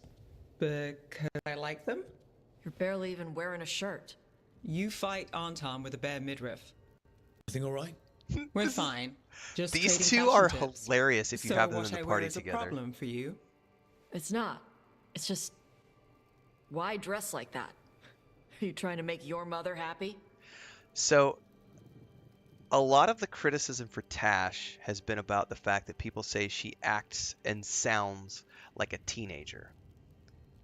And I'm like sitting here going, yeah, she literally is. That's the whole point, is she is acting like a teenager. Like, that's the point of her character. She's kind of an emotionally stunted fighter type, you know? She doesn't necessarily have the emotional range of someone like Nev. And their banter, if you have them in the party together, is absolutely brilliant, because Nev is very elegant and very demure in many ways, and Tash is very brash and open. Yeah, Arwen, she's like 20 years old, barely, you know, she's like late teens, early 20s. She's very much coming into her own. Well, I guess their own, but we haven't got to that point, so I could still say the other pronouns. But their banter between each other, because Nev likes to wear cute things, and Tash was trying to like convince her the other day to like, oh, you should totally get like a gold leg and put ruby inlays, and it's just, and now she's giving her shit about the way she dresses. I like Tash's character. And I totally don't understand the criticisms of her acting and sounding like a teenager, because I see where they went with the character, and I totally would love to have a character like this in one of my stories. Like, I like this. I don't think I've had... The only character that feels a little bit meh to me, honestly, is Harding. And maybe it's just because I'm just like, meh. Harding is kind of meh for me. Although I will admit she's got history, so she's fun when she comes along and we get to meet all the famous people that she knows. But I've really loved the banter between Nev and Tash when they're in the party together. And she's literally accusing Nev, are you trying to make your mother happy? Because that's what her mother, like, she's got this mother thing because she's resisting the things her mother says because she's acting like a rebellious teenager, right? Like, I don't want to listen to what my mom has to say. Ew, stop telling me what to do. Stop telling me how to think. Oh, fuck off, mom. Let me be my own person. Like, that's Tash. And if you embrace that, it's a great character. Tosh, what's going on? Something is clearly bothering you. My bet's on mothers and dresses. It's just something my mother said the other day. And I act more like a man than a woman. And you feel like you should wear dresses to make her happy. No. Can you imagine me in a dress? I'd look stupider than I'd look stupid. Oh, we're getting some. This is interesting. It's not about the dress.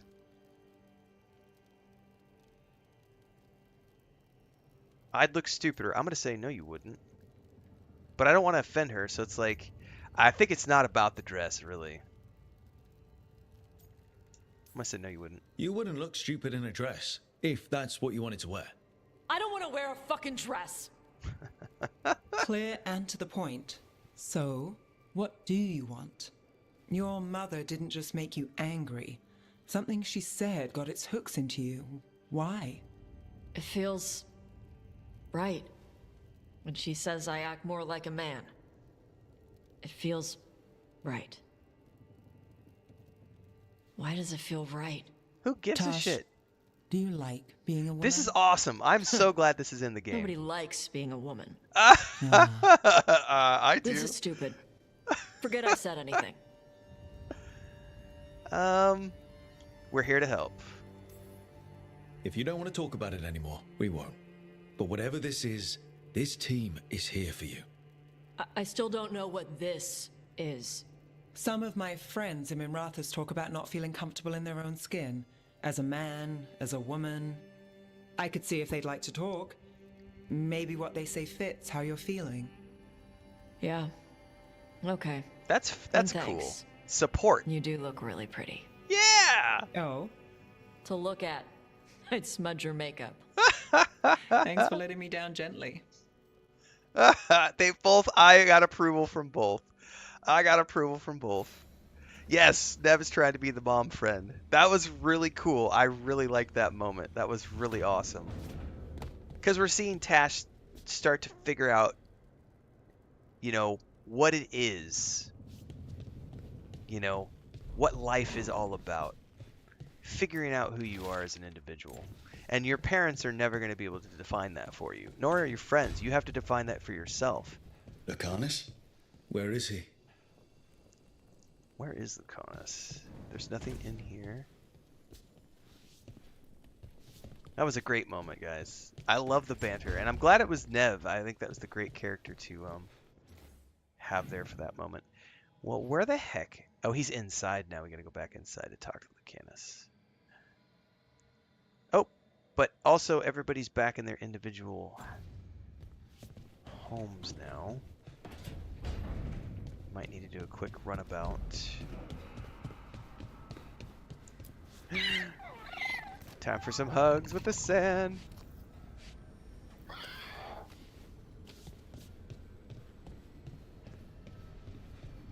I don't think it's that kind of game, Sausage. And I'm okay with that. I think there are moments when the things you do have great decisions, have impact. For example, we had to make a very hard decision about saving one of 2 cities. And that had an impact on not only the 2 cities, it also had an impact on the characters. As an example, Lucanus is now what they call hardened because we made a choice.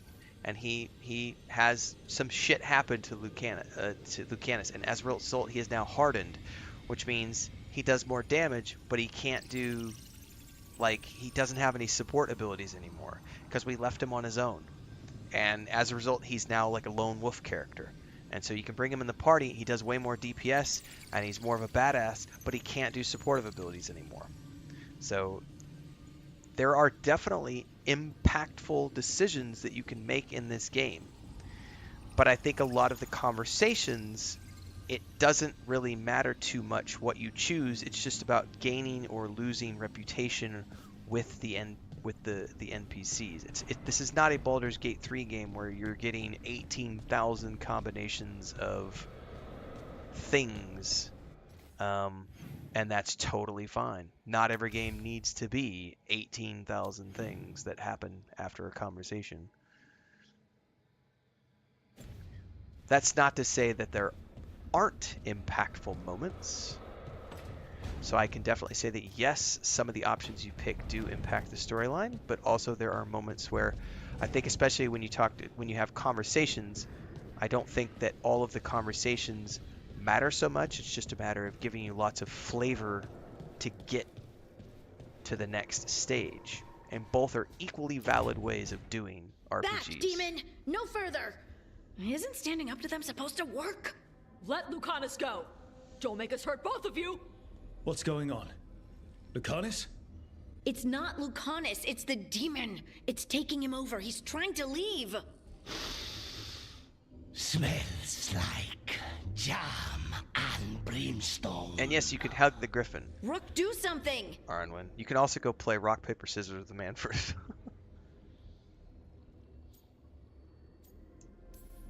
Spite? What's up, Nick 2? Stop.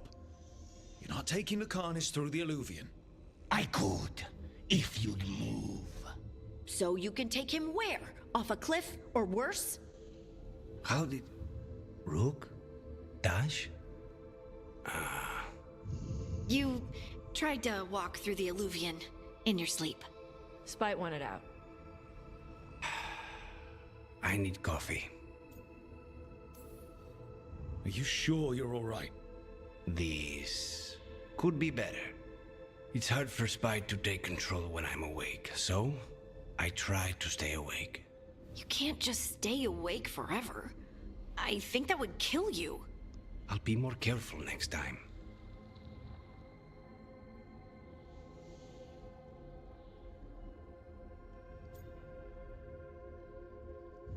Can we talk to Spite?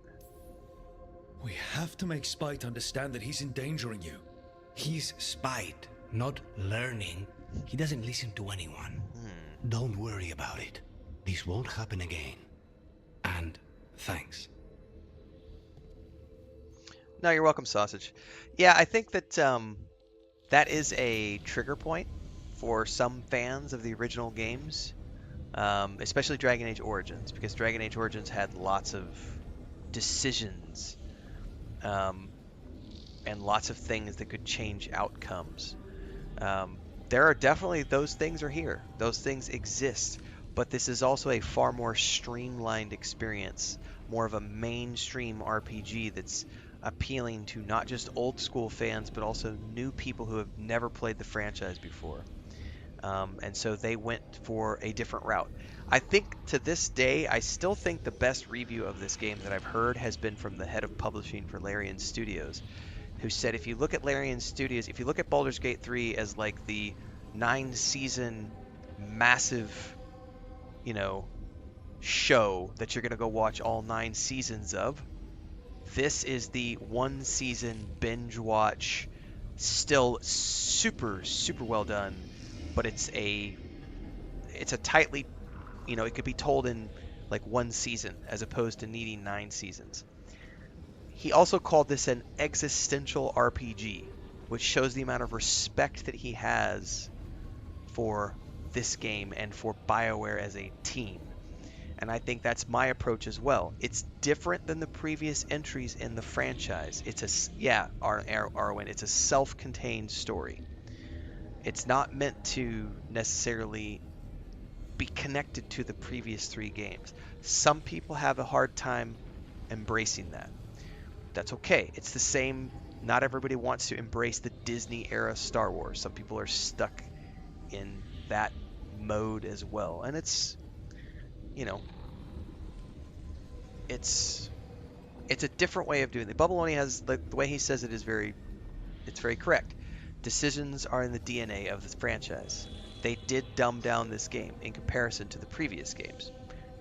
And like he says, I get why they did it. It wouldn't have been my choice, and I agree with Bubbaloni on that front. I don't necessarily think I would have gone this route either, but I understand why they did. And I think if you can accept that, you will find that this is a very good game. However, if you're unable to accept that, and there are quite a people who are not capable of accepting that, then there might be feelings of this game is not what it should have been. It's not, you know. It's like I still see a lot of commentary about people who are they are rage playing Dragon Age Origins in protest. Because this is what Dragon Age Veilguard should have been. It should have been the next Dragon Age Origins because Baldur's Gate 3 did all this, and how dare they not do all this with this game?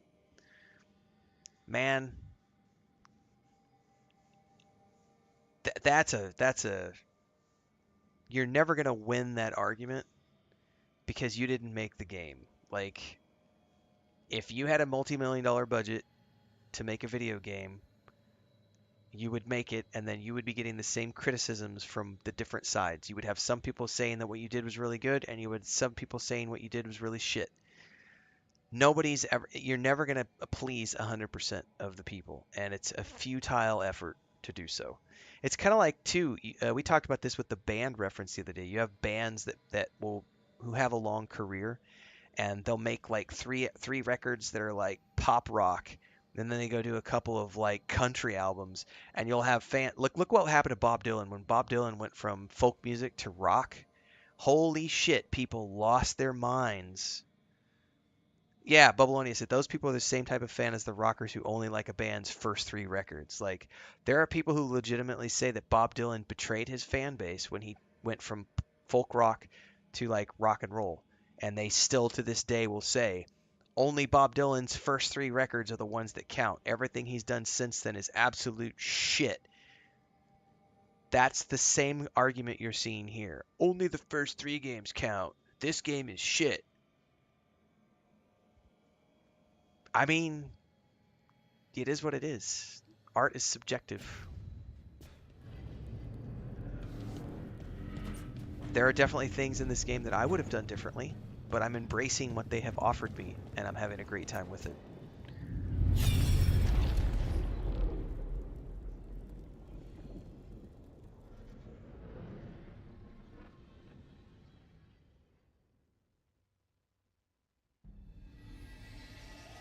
Have you created what we need?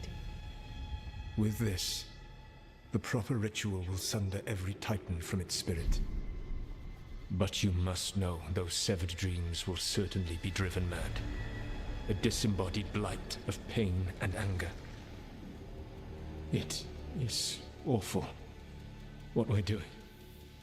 And the only way to end this war.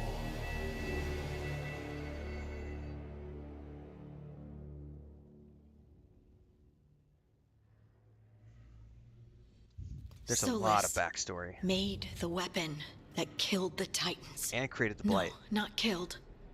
He cut away their dreams and left them broken and mindless. He passed me in the halls of Skyhold for a year. He made polite conversation, and he knew. He knew what he did. Wow.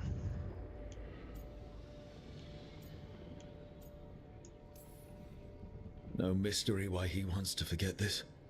As a mage, and apparently a scholar, Solus doubtless regrets destroying the minds of the Titans. No, it's worse than that. That isn't what Solus regrets. Those severed dreams will be driven mad. A disembodied blight of pain and anger. Mierda. You can't. That's not possible. It's when not a true. warden hears the calling, That's it's impossible. like a song in their mind. Sound familiar to you, Lace? The song of Lyrium. Of the Titans. We think of the Blight as this monstrous force with no mercy, no compassion. Evil incarnate. Instead, it's a caged animal, mistreated and imprisoned for centuries, until all it knows is fear.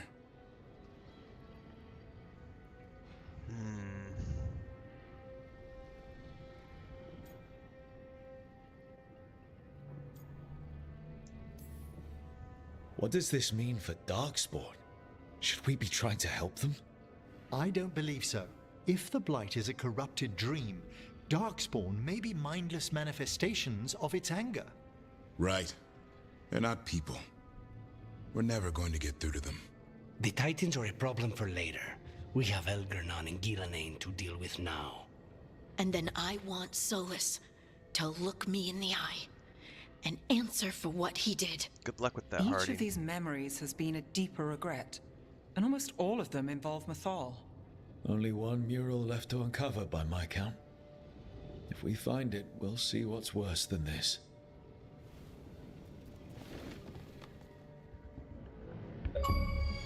Okay. So, wow. Now we know where the blight came from. Solus is like behind like every problem this world has ever had. Jesus, what a D-bag, man.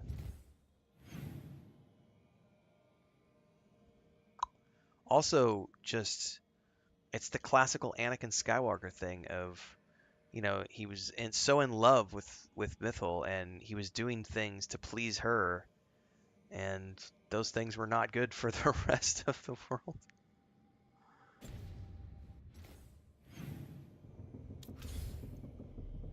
All right. I think I want to do a main quest, guys. We've been working so much on side quests. Let's we've been doing like a lot of combat for the first hour and a half of this stream. Let's I can't do that quest yet. I don't want to do a champion right now. Let's go back to the wetlands and work on the... Yeah, we need more proof to show the first warden. Let's go work on this.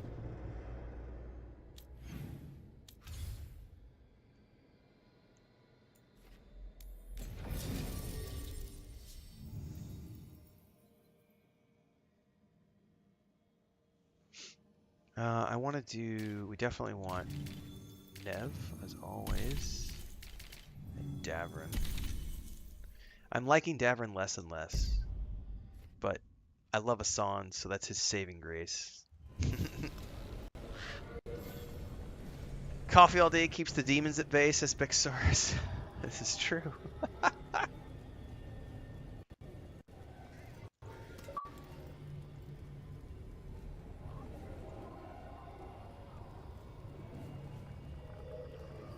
I also want to say thanks to everybody for being patient as we have continued to evolve the streams over the past few days, and also helping me to maintain a healthy environment for the live streams. You know, I was planning on keeping the live streams completely locked down to members and subscribers only, and I did the first 3 days because I didn't have moderation tools set up properly. But since I've started to put in a bunch of words into the moderating tools, it's been helping immensely at just keeping a lot of that trash from showing up, and so we've been able to have great discussions, and people have been fairly respectful, so thank you for that. We'll be continuing onwards and upwards. Also, thank you for your patience as we have evolved this, because this has definitely been the first game I've played that has been so divisive. I think moving into Stalker 2 should be pretty relaxing by comparison. What's to get offended over in a first-person shooter that's all about, like, zombies?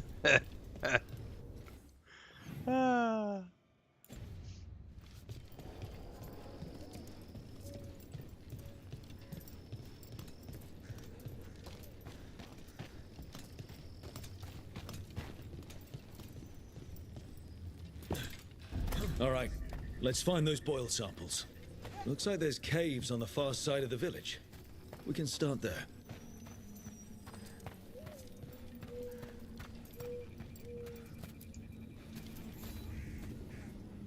You've been to the farmlands? There's a family, Voss. I'm close with him, with Ursa. They spoke of the blight. The blight, before all of this happened. They knew. But if they knew, why aren't they here? If I find anything, I'll let you know.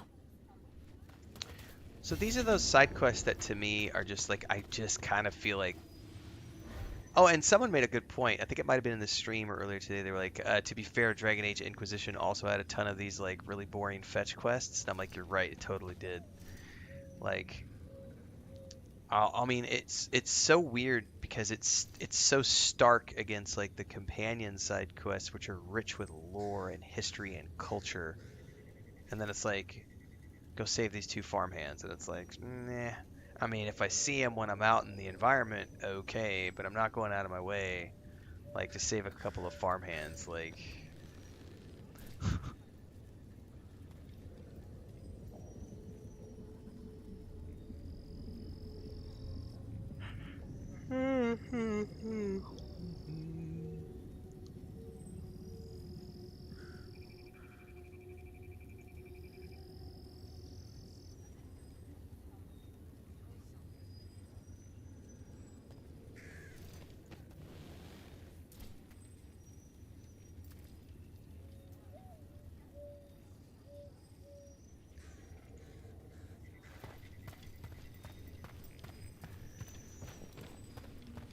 I like the lantern right here hanging from the post.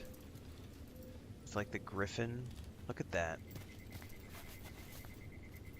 That is a cool piece of art. Dude, I want that lantern. Dude, can I please have that lantern to hang from my back porch? You know, the porch roof we have on our patio, guys, that we just built last March?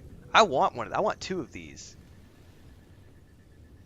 I could put like the what is it called? The anti-mosquito oil that tiki torches use. Starts with a C. Citronella. I could put citronella oil in them. Dude, I totally want those now. Somebody needs to 3D print me some badass griffin lanterns.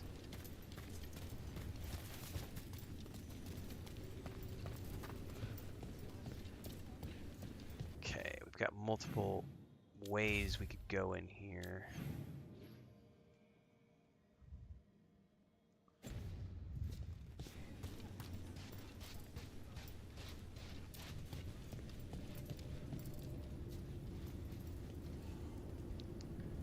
Doesn't look like I need to go in that direction yet.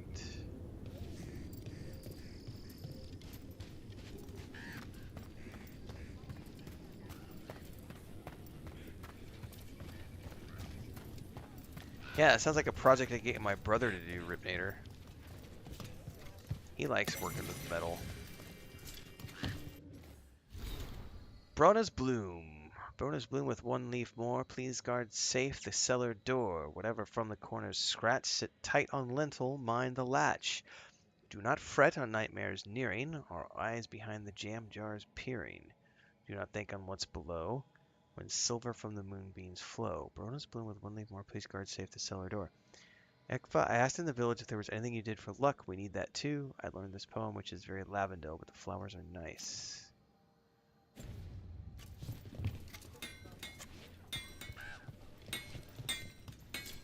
You're here to help. You think you and two wardens can fix all this?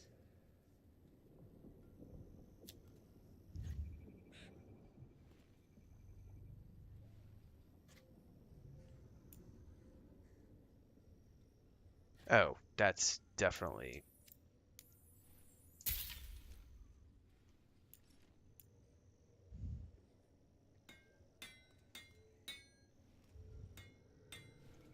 Might as well buy it just to have it.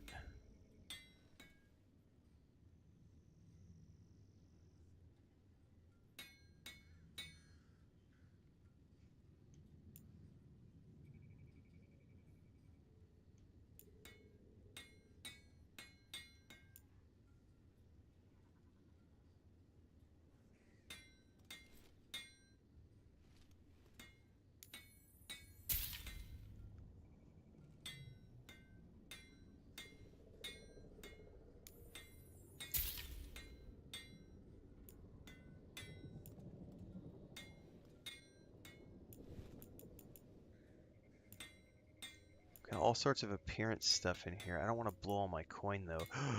That. I wish I could... I wish I could see what things looked like before I equipped them. Oh, there's definitely been cool dragons. We've killed... Well, we've attacked a couple of them anyway.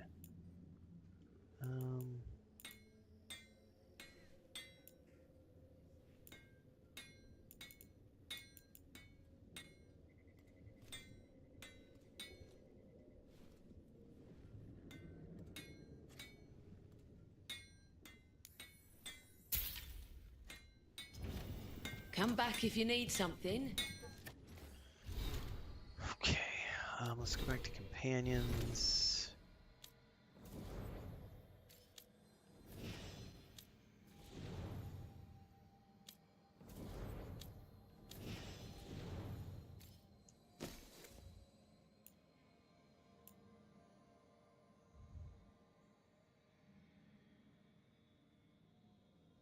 Plus 25 versus Darkspawn. I can dig it.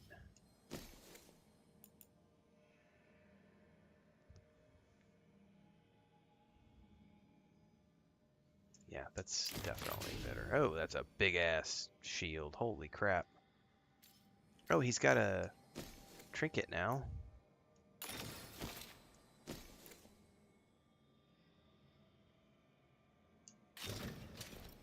Woo! He looks like a paladin now.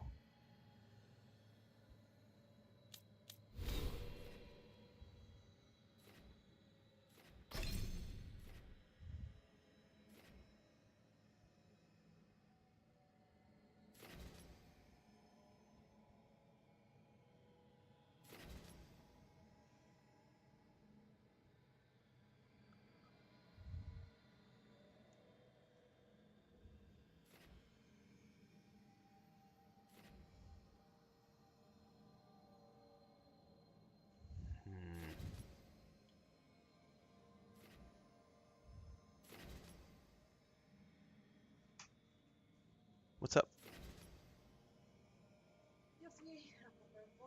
Okay.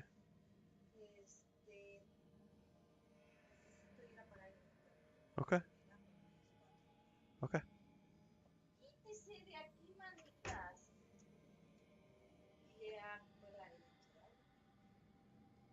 Oh, I forgot to check. Let's look at the...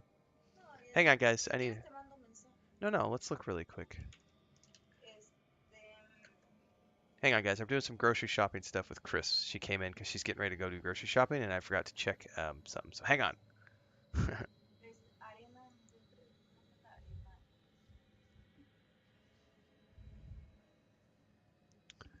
uh, yeah, I'll get another cup of coffee here in a second. Thank you.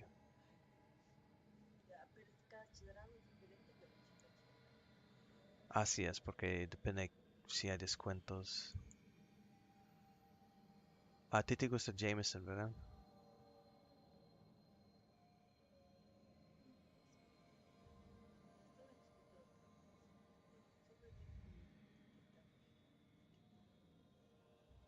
Lleva dinero. O vas a llevar mi tarjeta. Saca el efectivo, sí.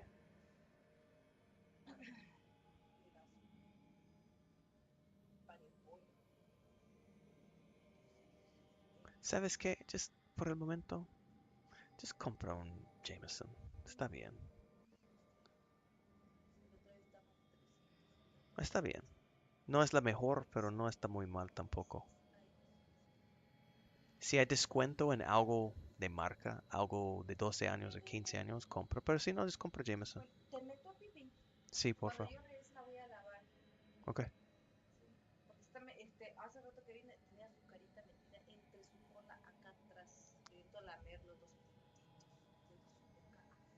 Ella, ¿Ella hice o no? Pero ella abre las... Ok. Porque este es lo que si tienen y es en descuento, esta es una increíble. Yo prefiero esto si tienen, pero es... Ok, gracias. Entonces voy a... Sí, y tengo que encontrar mi phone.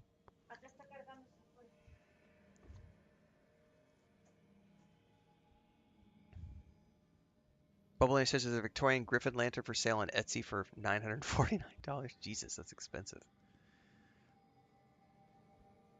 All right, sorry guys. Chris is thank you that way. Okay. I'm being permitted to buy a bottle of whiskey because we had such a breakout month for October, and to celebrate how good the month was and everything else, I'm being told that I'm allowed to blow some money on a bottle of whiskey. So we're just seeing what, because I don't want to just blow money. But if there's something on sale, if I can get a good nice 12 or 15 year Scotch, I would like to. Otherwise, I told her just get a bottle of Jameson. Jameson's a good run of the mill. It's not the best whiskey, but a Macallan would go down really well, like a 12 or 15-year-old Macallan. Or I like Tullamore Dew, but they don't carry Tullamore. They don't carry Tullamore Dew here, and they don't carry. I have a small grocery store that's the only place they sell whiskey in town. Like I'm not gonna be able to find good whiskey unless I go to the city. So it's kind of like, what do they have? What's on sale? And then when she comes home, we'll have a toast together on stream, guys, because it's been a really good past few months. Which, by the way, if you're a channel member on YouTube, don't forget to check out the video that went out the other day. We did an analytics report and income report and talked about how good everything's been.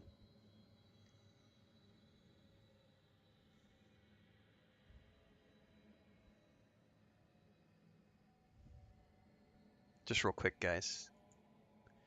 Apparently, someone just said, it's my YouTube short about Dragon Age Veilguard is #1 game on Steam. Apparently, this guy says, if any of you have kids, they should avoid this man at any cost.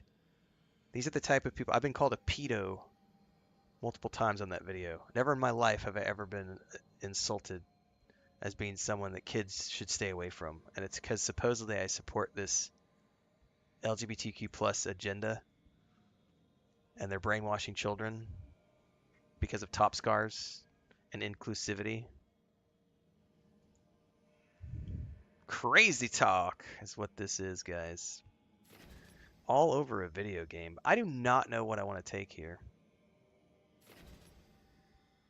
Red breast? I don't know that I've ever had red breast, Babylonia. Let's do primer duration. Sure, why not? Because that gets me down to here. I'll give health, and I'll take the health buff.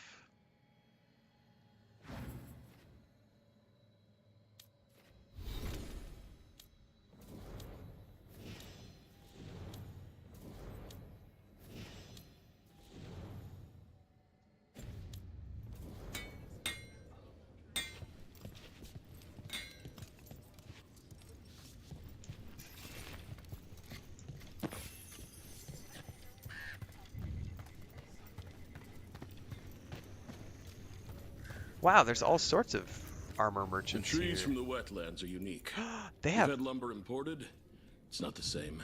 Oh, that's gonna give her an epic axe. Are these gifts? It just says valuable items, so that's not a gift.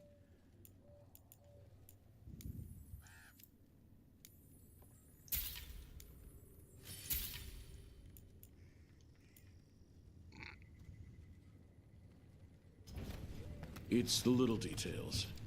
The color in the wood, the different patterns in the rings. Alright, I need to give this to Tash, because she just got a new axe.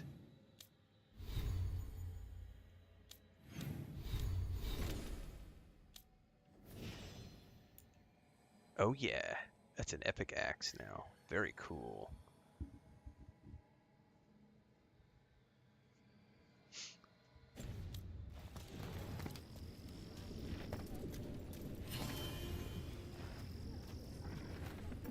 Another side quest over here. I once felled a tree and there was a spoon inside. It nearly stopped my heart to see it. I made a head. Oh, I forgot to go get my coffee too. Are you here to help Lavendel? I'm Bastion. There's more out there than Blight. You must be careful. Of what? I heard something from up at Gaspin Manor while I was escaping here. The place has been abandoned for years. They say the Lord had some cursed treasure. One day he just disappeared. Could the Blight awaken a curse? If it draws evil here, the That treasure's up there TV somewhere. show is one of the It scariest should have shows been I've ever seen, destroyed. Dribrum. Wouldn't be Handmaid's surprised Tale. if damage from the Blight stirred something up. Whether Because- it's a curse or a darkspawn nest, Lavendel's better off without it.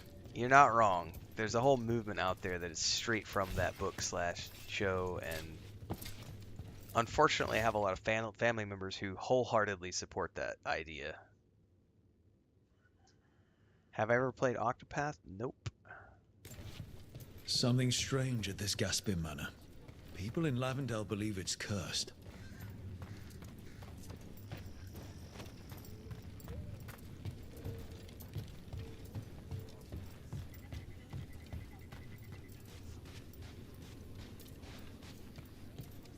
It came through so fast. I don't know what I should have grabbed. You did what you could.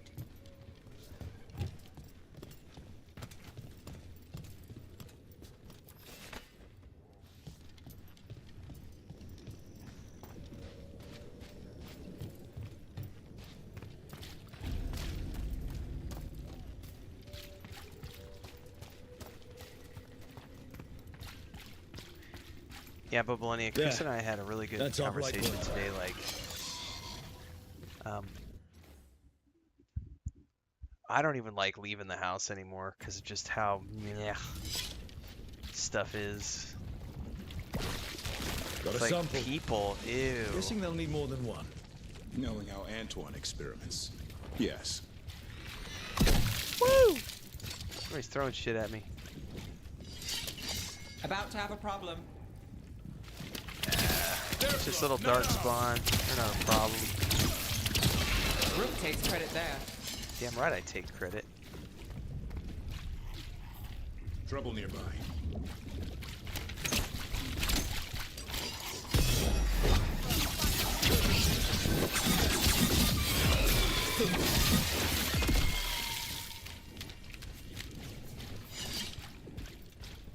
Oh, I can't even get beyond that for now.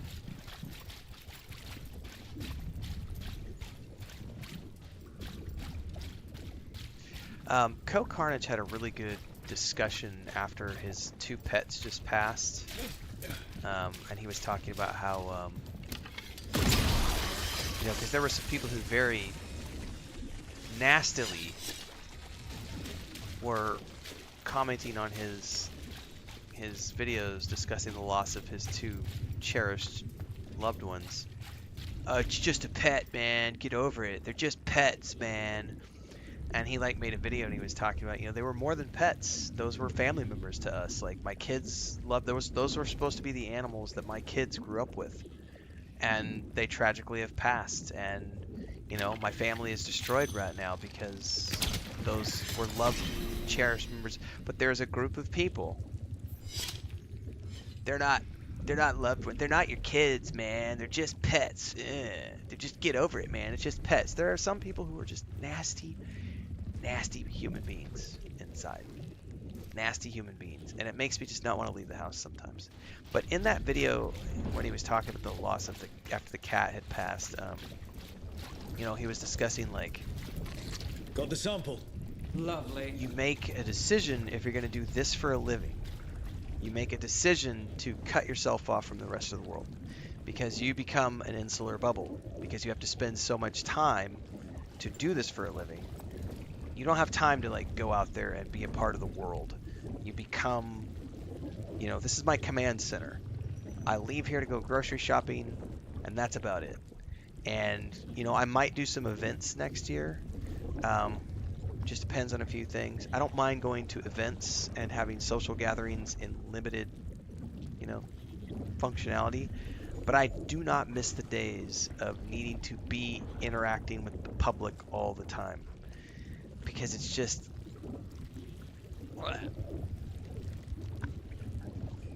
So, by the way, Chris did not know about swatting.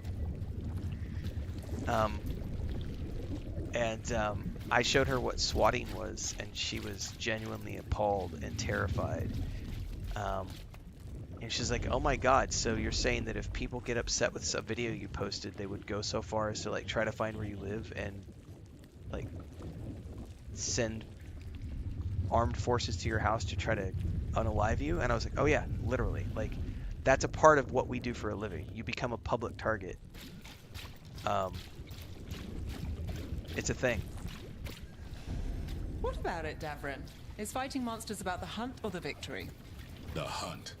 The thrill of the chase gets me out of bed. So not the actual catch. That part's fleeting. But tracking it down.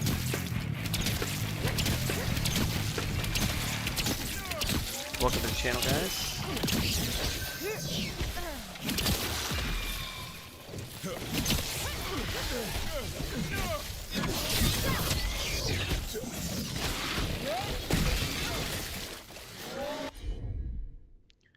All right.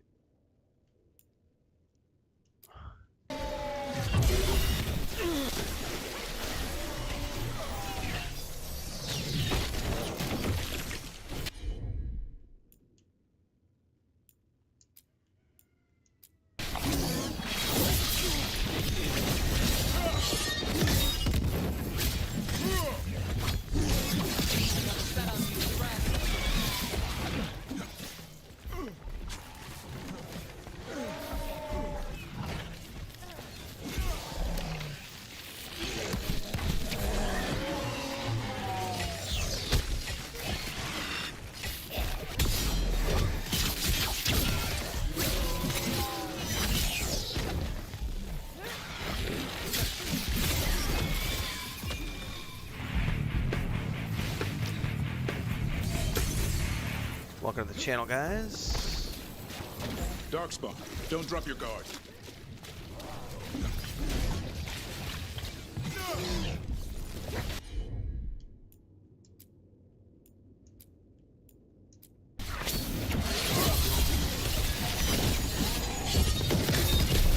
Everyone all right?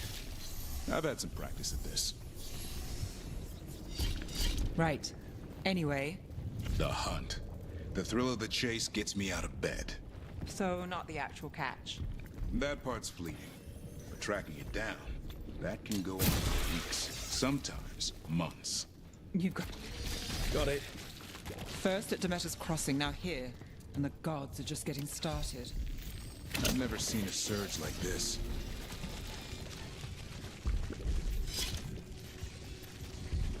Now, I don't know what that's related to, but I bet it's a champion of some type.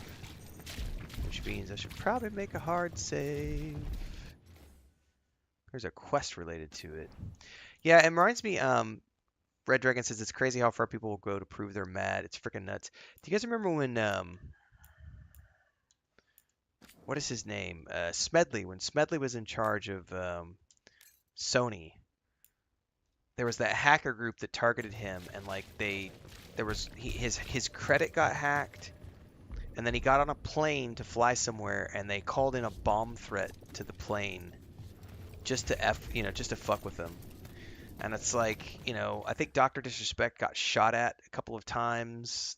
Somebody, and there's been all these different things that have happened. And I told Chris, I was like, that's one of the downsides of, I think Thor from Pirate Software, he joked about it the other day. He's like, someone doxed him, and they showed up at his front yard. He showed up in his front yard, like wearing a gnome costume the other day, and he kind of laughed it off because they did it to be funny.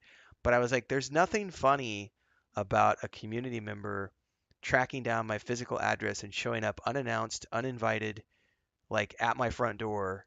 That's nothing funny about that. Like that's not cool, like at all.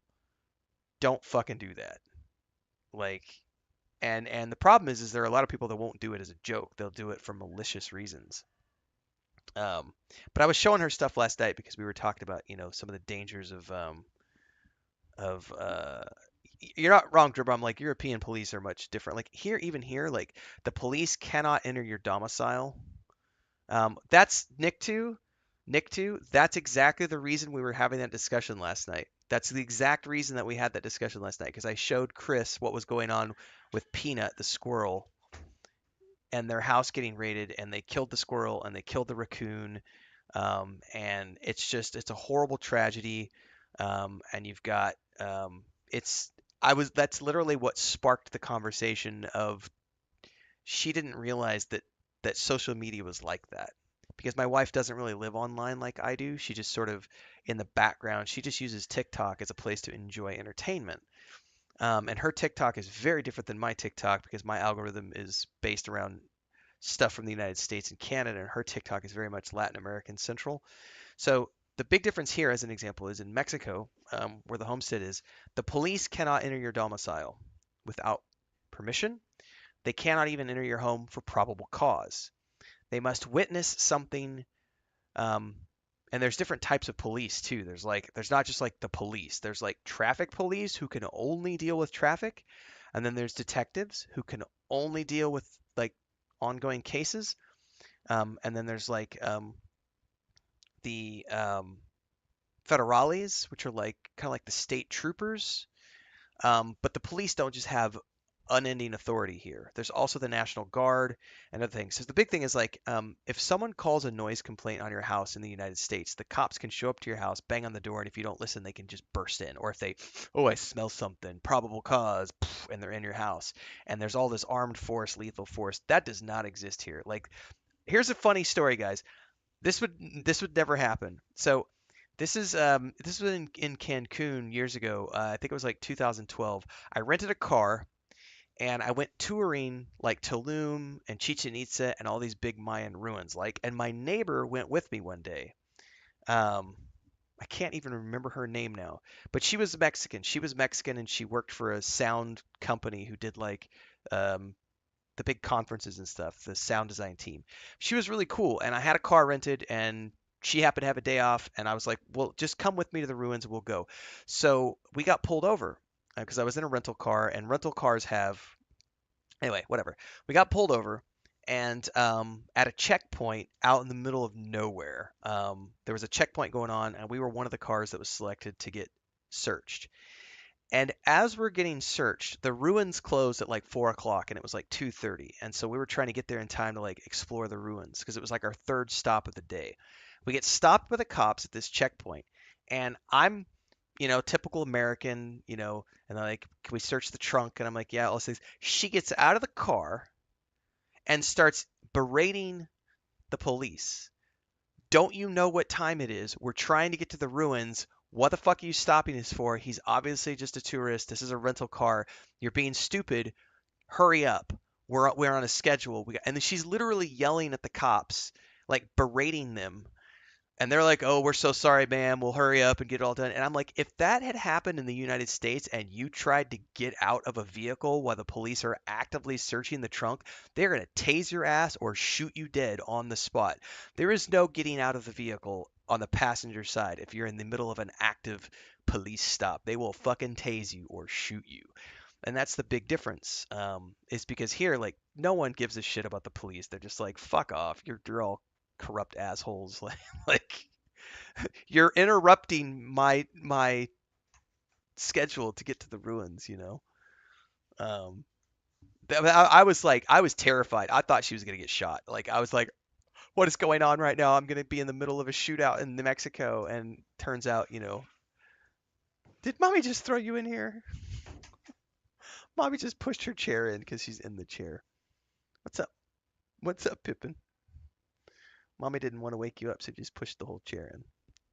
It blew my mind because I literally did think she was gonna get shot because she jumped out of the car and was like yelling at the police, and I'm just like, I'm like hands at 10 and 2, and like obeying the police, and I'm being very respectful, and she just opens the door and gets out, and she's like, "What the fuck is going on? This is bullshit. We're on the clock." And I was like, "Oh my god, I'm gonna be witness to a shooting." Cowbell says, "Been watching your videos lately. Thought I'd follow you on Twitch." Thank you very much, Cowbell. What's up, Trickifer? Dr. Nictu says, a New York Times reporter said that the MAGA squirrel deserved it. People are just sick. Yeah, it's social media is a cesspool, man.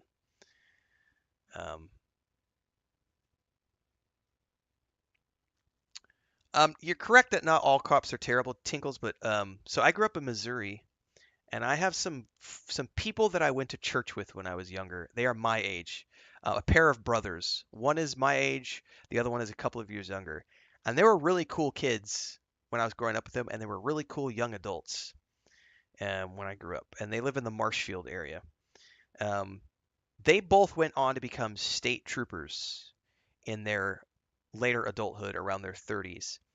And they have since become the most horrific, bigoted, arrogant assholes I met up with the one brother who's my age at a 4th of July parade in 2017, I think, and I didn't know him anymore. Like his points of view, like he had become this, I am a state patrol and everyone is beneath me, and you're going to do what I say because I'm a state patrol. Fuck you, I'm a state patrol. No, no, no, fuck you. You don't have rights. I'm the state patrol. There are no rights other than the rights that I say that you have because I'm state patrol. And that is unfortunately the typical gun first, questions later attitude of the vast majority. Not all. There are good police officers. Unfortunately, they're few and far between and hard to find. So yes, people who live in Sweden, live in Europe, Latin America, the police are completely different and respectful in the most cases. There can be corruption, but I used to get pulled over all the time in Colorado because I would have like cracked windshields and I had a construction truck and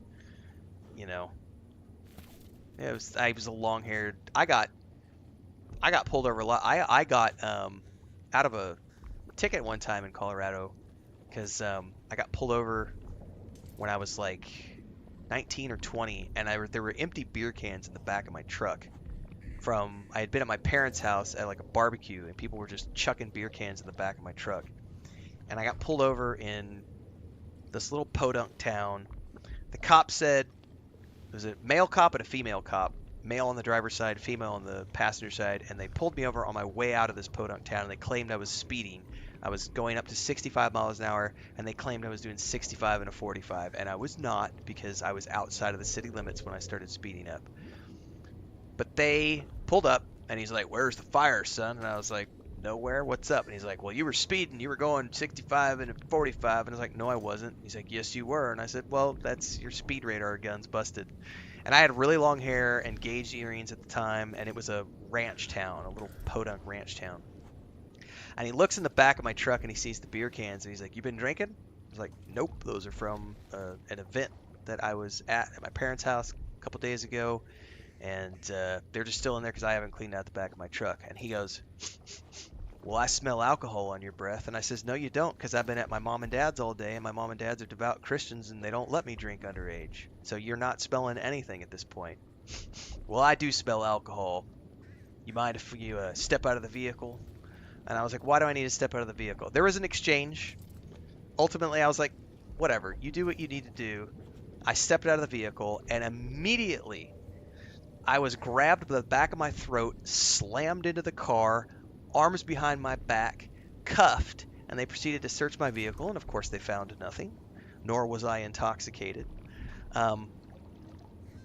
So I ended up having bruised and bloodied wrists from the cuffs, and they proceeded to write me a like 6-point $250 ticket or whatever for speeding.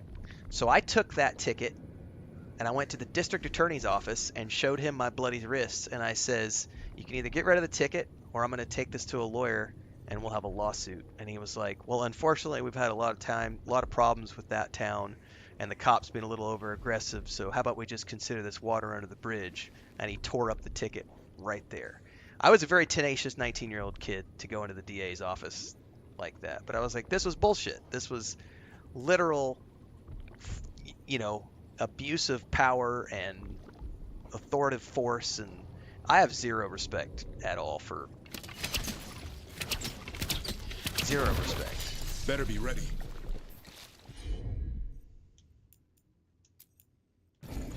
Here we go.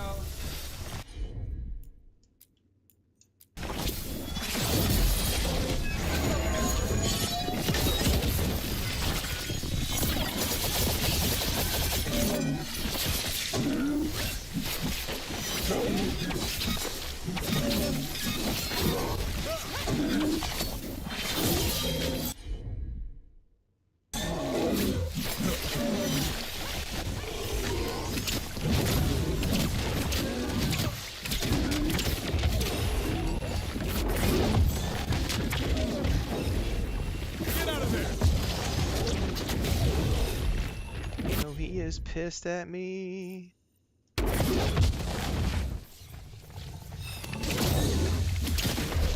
Woo! I did not get out of the way quick enough. Got things ready. All right, Davern's got the taunt up again.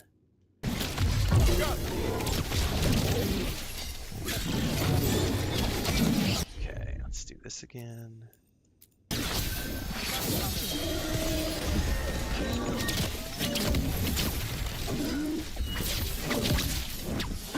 Man, this guy's health pool is freaking nuts.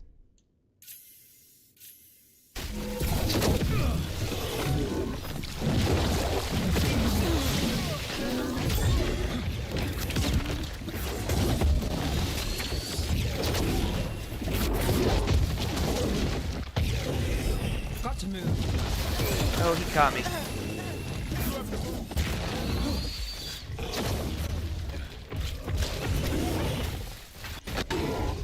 No, you better taunt his ass. Oh shit, I got stuck in the... No, get out, get out! Let's go again. My job's done.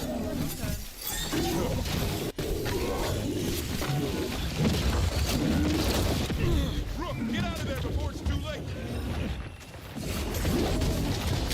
Alright, I need to run around.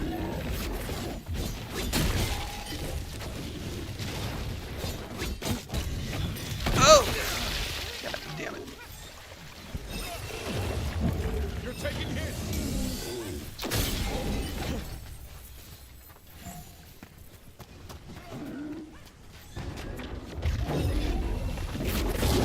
Okay. Davern, taunt his ass, buddy.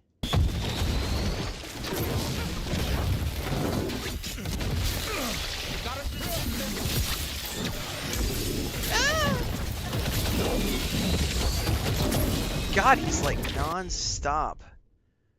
Taunt, dude. Taunt. Now it's your turn.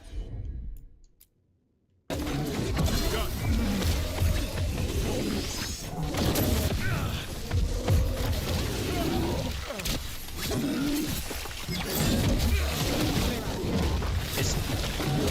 God damn.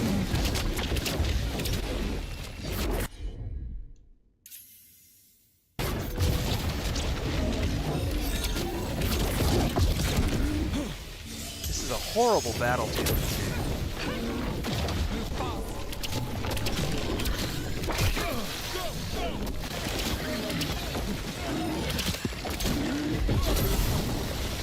I'm out of potions. I'm out of everything. Taunt!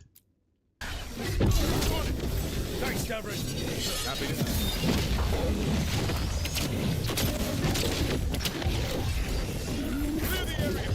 Now we can maybe... Time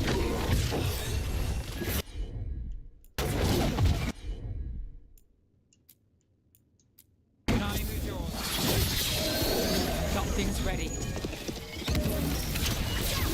Now it's your turn.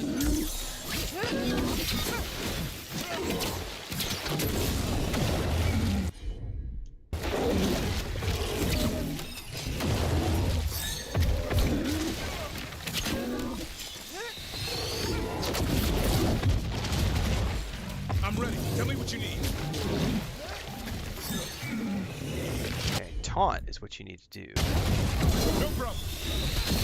Oh, I got stuck.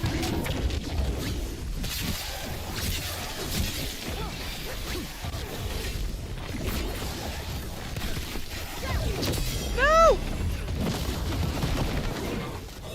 I'm out of heals.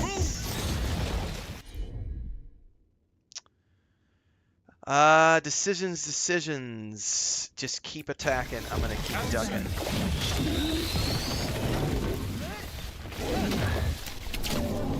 Move out of there. Tell your gods we won't. Got him. Woo. Oh, that was a champion. I'm ready, Rook. I didn't pay attention to that. This'll open the way. So that opened a new area in the crossroads. That was a big bad boss fight, which I have to timestamp that because that was gnarly, guys. Holy crap. No, pause. I do not want to die right now while I'm writing down the timestamp on this. I heard something respawning. Goodness gracious. 2.29. Champion fight. Those are hard, man. Dun, dun, dun, dun. Dun, dun, dun, dun.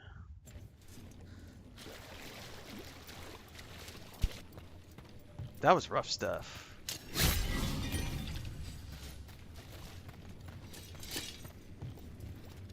Dun, dun, dun, dun. It's going good. Random wolf tacos. Situations with no way out. Yeah. Cops call me sir, says Bubble. I'm a middle-aged white guy with credentials and money. Yeah, Nick too. Yeah, it is what it is everywhere. My whole thing is, they are supposed to be there to protect and serve. My taxes pay their salary. They should be calling me sir and ma'am. They should be deferring to me. A police, pulling me over for speeding, you're not protecting and serving. You're just trying to fulfill a quota. You're doing a noise complaint, depending on what's going on. Oh, we're doing a barbecue and my neighbors are upset that there's smoke. Piss off. Like, that kind of stuff is what I don't get. And I have no respect for the abuse of authority when it comes to those types of situations. Because I very much am in the position where my taxes pay your salary, so you should be asking me, how am I doing? You should be telling me good morning. You should be calling me sir. You should be giving me the respect that I deserve as the person who pays your wage. And you should be there when I need you to come help defend my house, or if there is a fire, or if there is an emergency of some type, then that's what you're supposed to be there for. But harassing me because I have long hair and earrings and I'm going too fast because, oh, you're on the edge of town. And I'll tell you one time I did deserve a speeding ticket. I was in rush hour Denver traffic, and I had a little Pontiac Fiero, and I was like 17, 18 years old, and I was doing like 75 in a 55, weaving in and out of traffic, and I fucking deserved I deserved to get a ticket for that. I had to go into court before the judge, and that one for sure I deserved, and that was a good example of the police protecting and serving, because I was a threat. I was a threat to the people on the road, and I deserved every moment of that ticket, 100%. But there have been lots of other times I've been pulled over. I watched my parents, actually, when we lived in Missouri. My dad had a buddy who was not necessarily a nice guy. He's what we called an outlaw trucker back in the day, and he had an outstanding warrant, and he parked his semi truck at my parents' farm, and he was out of state, like in Montana or something, visiting a friend. And we came home from church on a Sunday, and we had been home for 5 minutes, and all of a sudden here comes 2 county sheriff's cars running up the driveway. We lived way out in the middle of nowhere, like 45 minutes from town, and they had been sitting out there somewhere on a back road waiting for us to come home. And they came home, and they came to the front door. We were just at home, and this is when my mom used to carry a .32 Smith & Wesson in her purse, and my dad always had weapons in the car. And they're at the door. They're asking my dad where his buddy is, and my dad's like, I don't know where my buddy is. His car's parked out back. Don't know where he's at. And the sheriff was like, well, I have probable cause that I think he's on your property, so we need to search the place. And my dad said, do you have a warrant? And he's like, no, we don't, and I don't need one. And he proceeded to put his foot, as my dad went to go shut the front door, they were out on the patio, the sheriff put his foot in the door and pushed the door, and my mom just said to my mother, he yelled my mother's name, and he said, get your gun. So my mom pulls out her .32 Smith & Wesson, and we're home from church, and my brother and I are like, my sister's probably 6, I'm probably 12. I don't remember how old we weren't that old, and so my mom's got .32 Smith & Wesson snub-nosed revolver trained on the sheriff, and his deputy's just standing back there in the back with his hand on his gun, terrified, pissing himself. And the sheriff's like yelling at my dad, you don't want to do this, son. And my dad's like, don't call me son, I'm older than you, and my taxes pay your wage. And so my dad gets on the phone with the the actual sheriff's department. It says, I've got a guy in here who just tried to enter my home without a warrant, blah, blah, blah. The guy lost his job. That sheriff lost his job because he was a dickhead who thought his authority trumped everybody else's authority. And that's a lot of the reason why I just don't have respect for any encounter I've ever had with the police. There have been very few that have been respectful encounters. There were a handful, I don't think any of the another time in Missouri when I was growing up, I was sitting on the front porch, and it was like a frat house, and I had not been drinking, and I had a Jeep that was parked up, and this is in Springfield. My Jeep was parked on the property, and these two bike cops came by, on bicycles, not motorcycles, bike cops, and they, there was music in the house, and there were definitely underage people drinking, but they came up to the house, and there was 3 of them, and 2 of them came up to the house and were inspecting who was there, was anybody drinking, everything else. And the 3rd guy, with 0 probable cause, anything else, goes over to my Jeep, opens up the door, opens up the glove compartment, starts searching underneath the seats, starts going through my Jeep without any fucking warrant on private property. So yes, I have no respect for that kind of stuff. They're not protecting and serving at that point.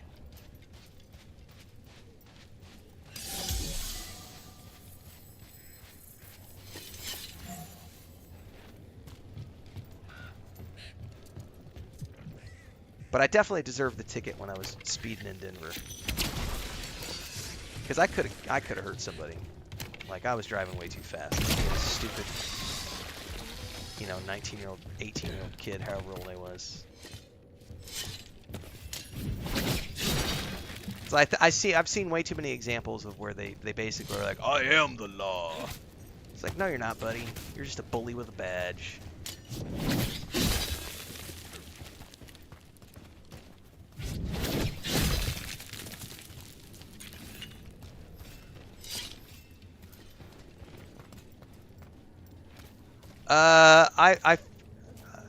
Taylor said earlier you said you didn't like Davron. It's more along the lines of Davron needs to tank better. Davron needs to tank better, man. He needs to do a better job. No, it was just me learning. I got to learn how this combat system works. I wish that as a tank he would actually taunt without me manually telling him to taunt. But you have to just manually. It's like, it would be cool if his attacks generated threat all the time, as opposed to me needing to be like, dude, go taunt that target. Because I find that a little... I mean, it is what it is. I'm just learning how to operate within their mechanics. And that's a me thing. This was farmland. And people's homes. The blight took it recently. Harold and Kumar had a funny scene with the cop. Oh yeah, that's a great movie. There is equipment that can help with that. So you're saying there's equipment that gives him more taunt, or like adds taunt to his normal abilities? Because if so, that sounds really cool, and I probably need to go find that gear.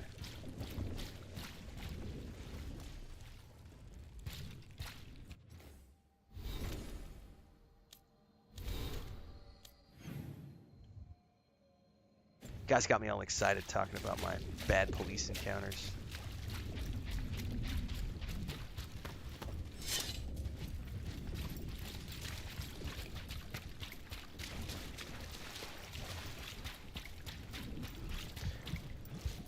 It triggers taunt based. I do have one ability of his that does trigger the taunt. If I go low health, I have him spec'd, so that one goes off. I probably just need to spec deeper into the taunt line, to be honest with you. Matter of fact, we could probably do that, because I'm not using his trigger at the moment since I changed my strategy using him in the group. I could probably spec him. Never mind, he's already spec'd completely down the taunt line. Never mind.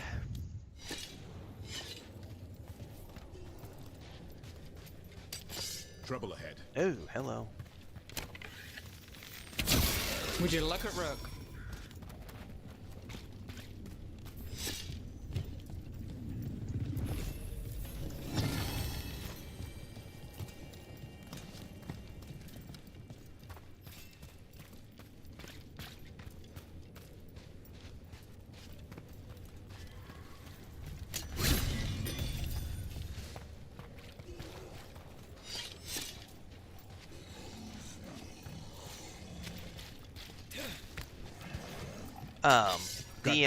The peanut thing though, I don't know how many of you guys follow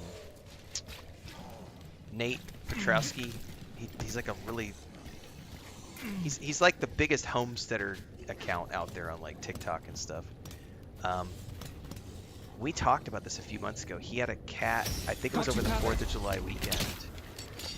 He had a cat that was having an issue, had a swollen eye, and he shares everything on social media. And good aim, Nev. He had social media, some hot and bothered social media justice warriors who oh, there's an echo in the well. Anyway, he made a post the other day about Peanut because he had a situation over the 4th of July where his cat had an eye that swelled up and he couldn't get to the vet because he lives like 3 hours from nowhere. And so he communicated with some vets. No one was on staff because it was 4th of July weekend. He's 3 hours away from emergency services in the middle of the night, and he was communicating. So he set up a live stream of the cat in the cage and was in constant communication with a vet tech. And they just decided to, watch the animal and keep it at home. Well, social justice warriors on social media, the social media warriors, the keyboard warriors, took it upon themselves to call the sheriff where he lived and report animal abuse. And so the sheriff showed up with deputies at his place because a report was made. And thankfully, where he lives in West Virginia, or wherever it is, I think it's West Virginia, there's not such, people aren't up in arms about stuff. So he was able to have a conversation with the sheriff, show the sheriff the communication with the vets, show the sheriff the live stream with the animal, and show the sheriff that there was no danger. The animal was not in danger. The animal was not being abused. But because some upset people on social media said that he was abusing an animal, that happened. That's the Peanut situation. So he just actually made a video yesterday talking about the Peanut situation. He goes, that's why you shouldn't live, that's the danger of living in a place where there's an overreach of government authority, because they're going to come into your home with their 5 or 6 conservation experts, and they're going to say, I don't care that you've had this animal for 7 years. It doesn't matter that you've given it a loving home. What matters is we say that you're not allowed to do that, even though it's your private home on an animal sanctuary. You don't have the permits. You can't do that. So we're going to take that animal, and we're going to take this animal too, and we're going to euthanize him because you're not allowed to do that because you don't have the permission. And that is why I live where, part of the reason why I live where I live, because there isn't that overstep of authority trying to tell you how you can or cannot live. There are definitely laws where I live, and I respect those laws, but there are some things like that. It's just, no. I'm on private property. You don't get to come into my private property and tell me what I can or can't do with, in those situations. There's obviously, if you got a meth lab, yeah, that's a bad thing. But a squirrel, come on, guys. Come on. Squirrel and a pet raccoon. This echo made promises, and then do you think it took them all?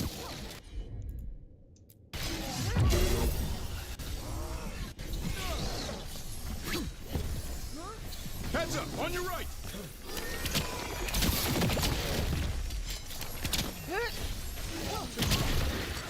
We're under fire.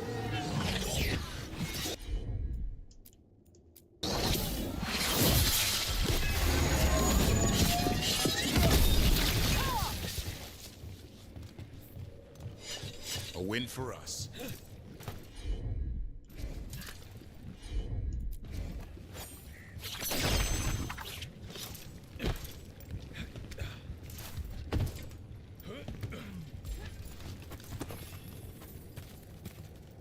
Zeb says, sometimes playing as a mage, I wish there was a dedicated tank companion. Well, Davern is a dedicated tank companion. You just have to manually tell him to tank. Yeah, he was not only their company mascot, Nick, too, but he had, he was the foundation of their animal sanctuary and like brought in revenue for the animal sanctuary. And, it's just a incredibly stupid situation and a total overreach of authority. And also just goes to show you the nastiness of people on social media. That is my first legendary item, guys. Yes, Tila, the big boss mobs, they completely ignore his taunt, which is also very frustrating. I finally got my first legendary item, and I'm like, why? Why can't I find an upgrade for my invulnerability belt, which I've been using since like level 12? Because it is such a cool... It's such a cool belt, and I haven't been able to find... Without looking it up, I haven't gone and found the Golden Halasash upgrades. Toxic Visions says, good morning, everyone. Been enjoying your streams. Just bought this game yesterday. I'm loving it. Keep up the great work. Well, I'm glad you're having fun. Yeah, Zeb, I just had to learn to just slow it down and just make sure to manually tell Davin to go in and attack, to taunt the mobs. And only after he has taunted do I go in and do things. Because otherwise... they just focus on you as the main player. So, just once I learned that, I've done much better at combat. I'm not going to equip this, even though it's a really cool legendary thing, because I really like my invulnerability. And I don't care about the duration of companion healings, because I'm not really using the companion heals that much.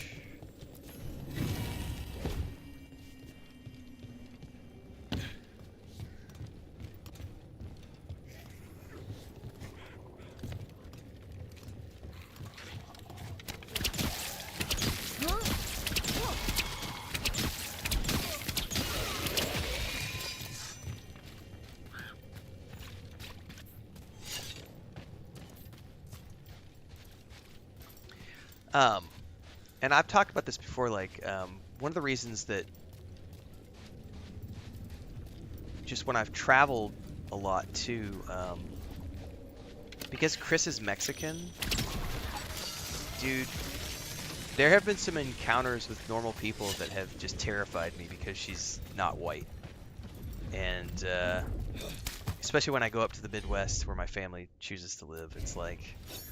There are some seriously backwards and ignorant people who think that anyone that's got a brown skin is dangerous, or if they speak a different language, they're, somehow a danger.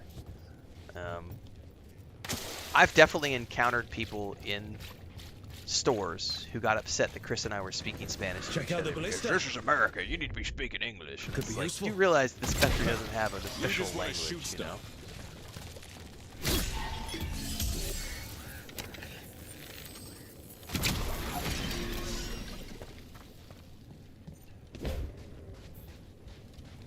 So my experiences have definitely colored my opinion. Woo! Ogre! Taunt. Sense this attack in the boils. It's not happening. We need to stop it. Taunt! No! What are you doing? He, like, totally did not go in the right direction for his, ability. And it's down until he gets some momentum. Behind you!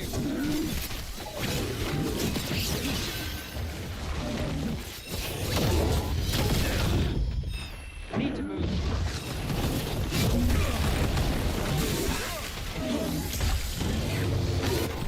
Watch out, on your left! God, I totally... They're like... Ah! I've got the setup to the rest. I'm ready to go again. Alright, get out of the way. Get out of the way. Davrin, taunt, please, bud. Right. I have missed every single one of my attacks here because of the mobility of this dude. Alright, here we go. Get him with the combo.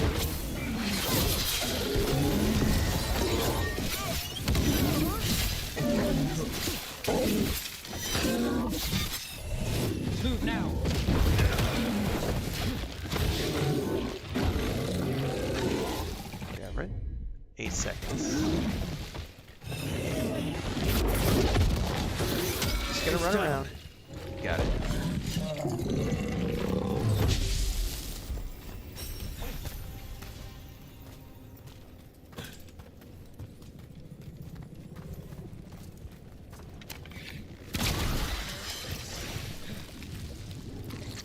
And another sample. I think we've got enough. Yeah. Let's get back to Evka and Antoine. I wonder what this is for. Is there something up in that cabin that we missed? I think that was just another way to blow up that wall, probably.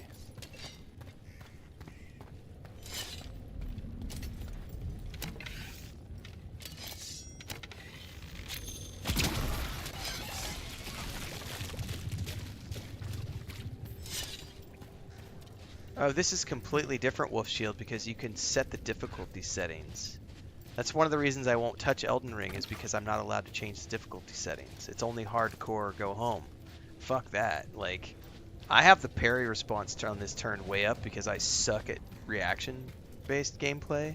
Like, you can turn death off, so if you're a person like my wife who has never played a game before, but you wanted to try this game, and it was your first time ever playing an action-based game, like, you can turn off death. You can make this game completely casual friendly if you want it to be. And that's something you can't do with Elden Ring. So that's why I just refuse to touch Elden Ring, because I just have no desire to get spanked for the purpose of getting spanked. At least not outside of the bedroom. But tiss!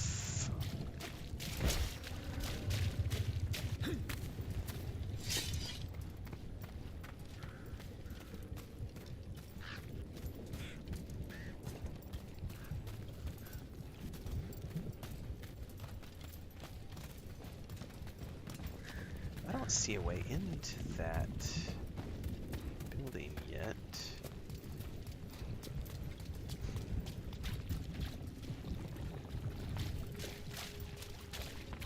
Can I get up on this side? Nope. Can I get up over here though?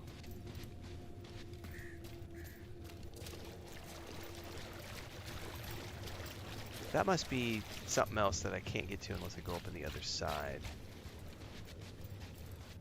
I don't see a way up in there otherwise.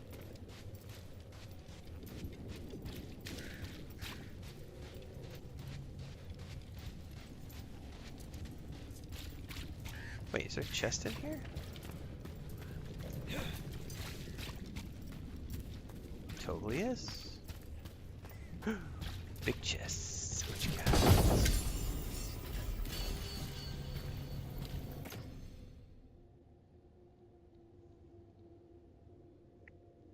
I think I might actually change that. I might change out.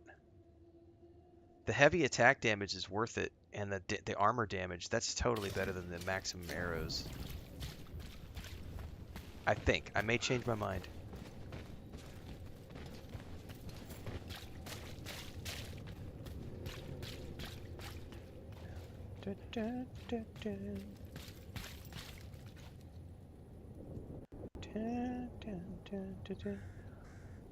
Oh, I just saw that picture,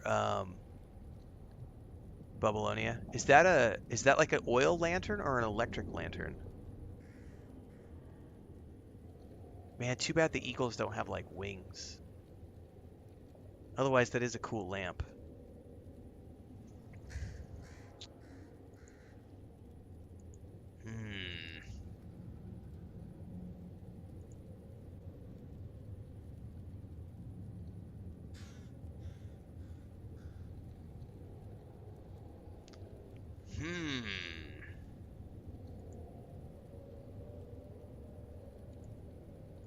Now I'm looking at pictures, guys. Sorry, I'm getting sidetracked. I really liked the that griffin lamps thing. Bubbleoni sent me a so cool picture.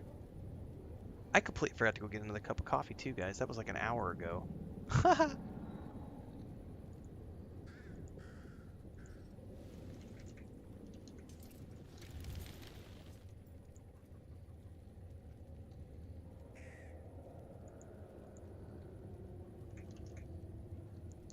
Hang on, somebody's calling me. Don't know that number.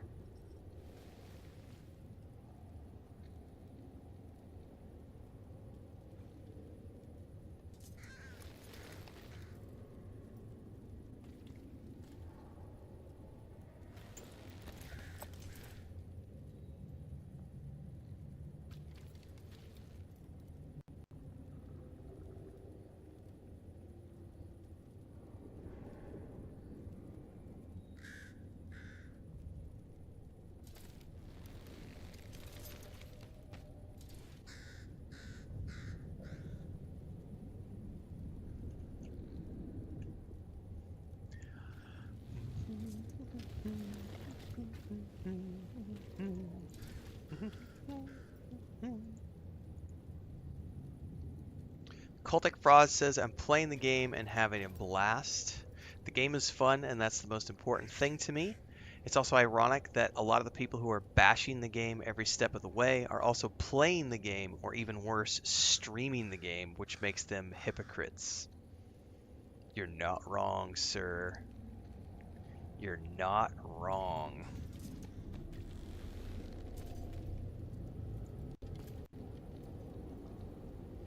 Is that the one that you said was like $900, Babylonia? That's...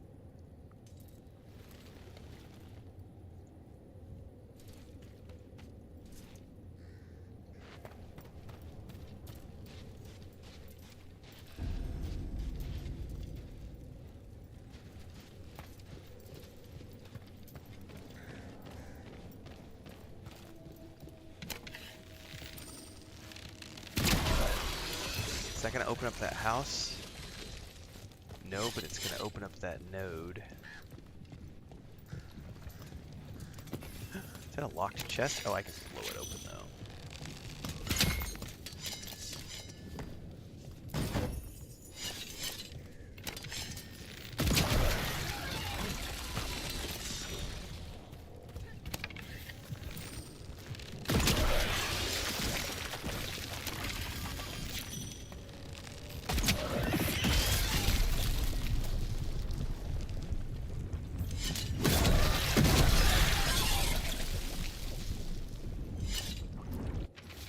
Family note. Meeting a friend up by the well.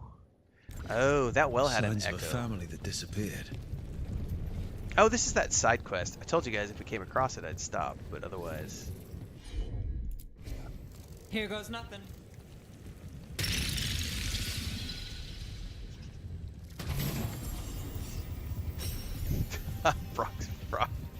Vexosaurus. How dare they make characters with vitiligo?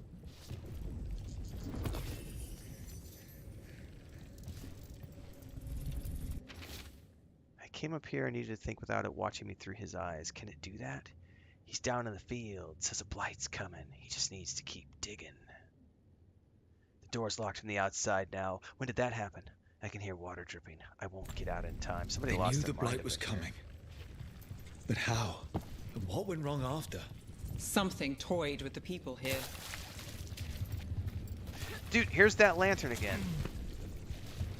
Alright, guys. I'm officially... here, I need to get a screenshot of this. I totally need to get a screenshot of this. And I'm gonna go... We're gonna go look and see if I can't find that lantern.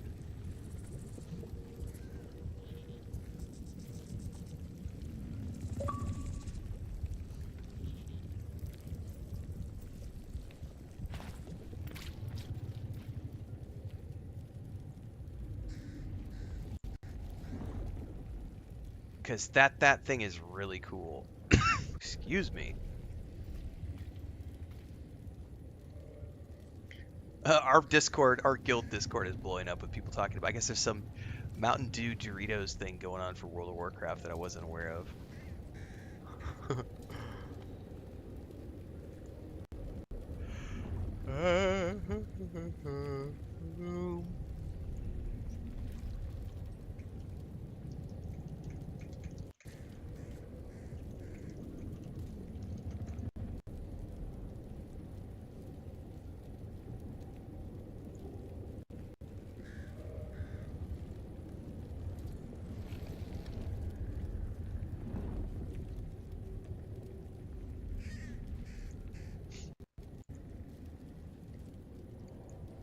Cowboy says, I'm enjoying the game and I'm playing a mage. Awesome. I want to do a mage for my second playthrough. Honestly, I think if this is just a 60-hour playthrough, I should be able to wrap this up by this weekend.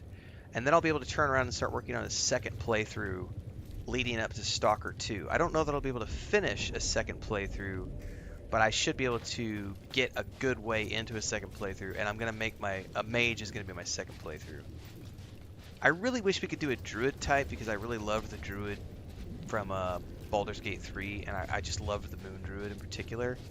But I think evoker would probably be the way that I go through. Sean says, I'm playing my first time through on story mode. As I get older, I find that story is really the only thing I care about. I don't have time and energy to power game. Sean, I play almost every game that I play on story mode the first time. And I've done that publicly, and I get called a Care Bear all the time in my videos.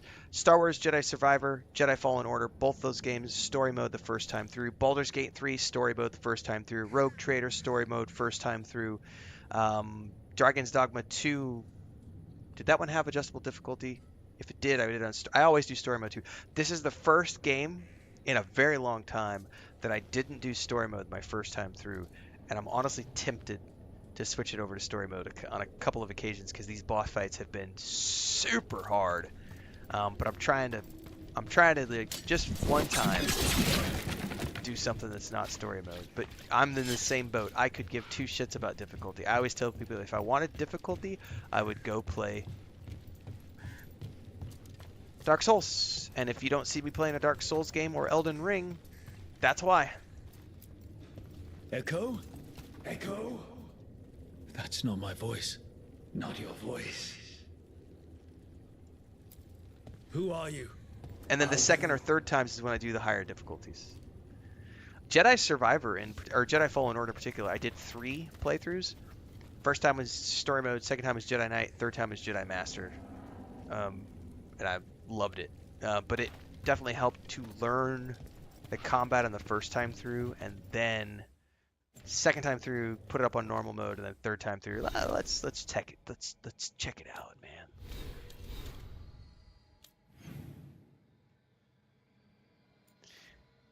We might as well do this since we're over here, guys.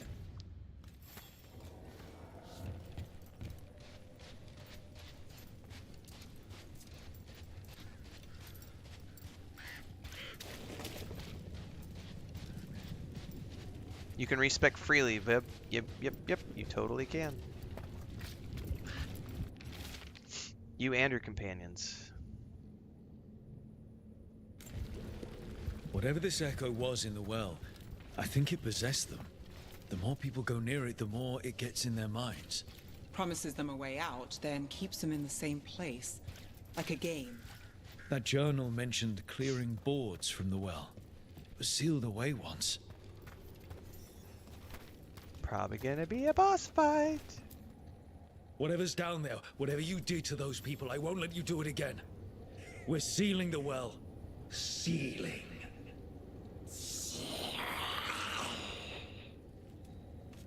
That's what my wife sounds like. She hasn't had coffee first thing in the morning. She's not here to defend herself. No more echo. For now.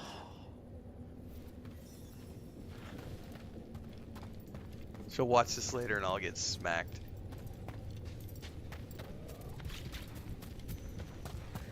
And it'll be worth it.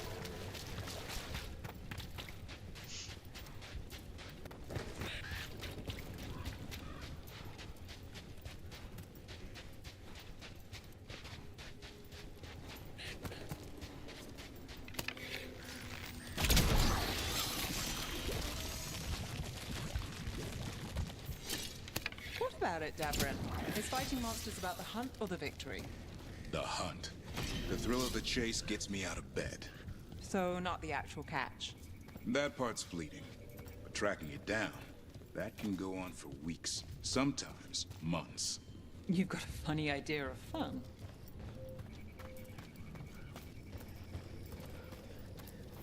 The Voss family? Did you find anything? There was something in the well. It got to them. But we aren't supposed to listen. The stories. But it was sealed. It's sealed again. When it's safe to go back, I'll bury it even deeper for Ursa. Thank you. for letting me know. All right. Now we've got a main quest to turn in.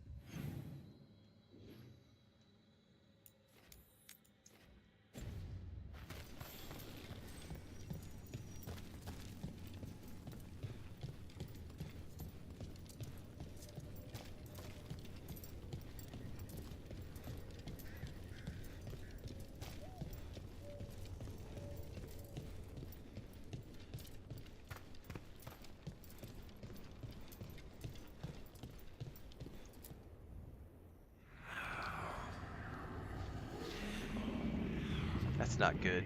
Ooey gooey's in a jar. Antoine? Antoine! Yes? Yes, He's the blight losing it. samples. He's losing They're it. like nothing we've seen, or anything in the Warden records. And I almost hear voices in it. The gods calling the blight. I can't hear anything. But if you believe me... We knew things were bad. But if the blight's being called, the situation's more unpredictable than we thought. We need to... I give you two reign, and this is where it leads. Oh, it's the asshole. Chasing Rook's lies. First Warden... Stay away from the Blight and the Wardens. How many times must you be told? Until you listen, I'll be here. Not helping. Rook knew something was wrong. I can hear it in the samples. The gods. He's telling the truth. The blight has changed, and that changes everything. It changes nothing. Your sensitivity to Blight is useful, Warden Antoine. But you've had more than one snake in your ear.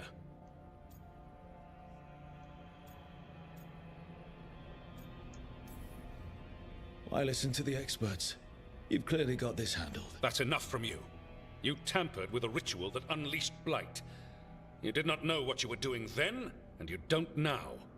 If gods control the blight, we need to change how we approach it. Archdemons control Blight, and we'd sense if one had risen. We'd make the sacrifices needed to fight it. But we... The Blight has increased. Now is not the time to lose focus. Wardens Evka and Antoine, are you sworn to combat the Blight? Yes, but... Then report back to Weishaupt and do so. That went poorly, even for a talk with him.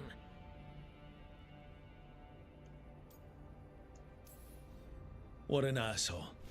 A lot of people are gonna die for his arrogance. He is an asshole. So much for convincing the Wardens. We can't give you the order, but you have us. We'll keep tracking the Darkspawn and the Blight. We'll do what we can. And if we learn the gods' plans, you will too. Awesome. They remind me of Lumiere and the elven god of monsters had been hard at Beauty and work. the Beast. The candlestick and the She'd taken the kettle pot darkspawn and lady. made them so much worse. Now she and Elgarnon had their glorious new army. The risen gods were ready. And they had just the target.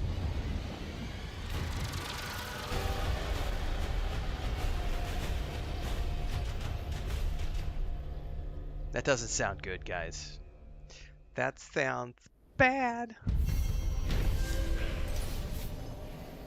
Antoine and Evka tried to convince the first warden that the blight was changed and the gods were responsible, but he refused to listen. It wasn't the outcome they wanted, but they weren't giving up there. Though ordered back to Weishaupt, Antoine and Evka promised to keep investigating the blight and send word if they learned anything more. We should take a break. Head back to the Lighthouse for a bit. I agree. He finally agrees to meet for a report, then he all but calls you a liar. I think you were included in that. Thanks. You need to head back to Weishaupt. Soon. We can risk a small delay before we're missed. We'll continue helping here for a while, and help you on the way if we can. Alright, back to the lighthouse.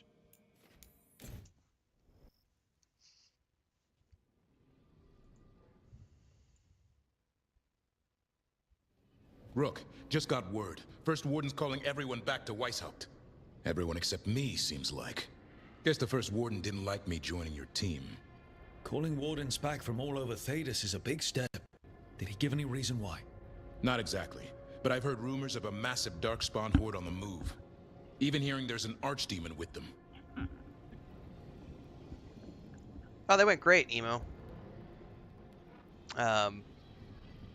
And I would still be doing it, but I was convinced to just put a bunch of words into the Twitch and YouTube moderators so that we could just open it up to everybody and hopefully keep the riffraff out. So I put a whole bunch of stuff in there that were like the trigger words that all the trolls were using.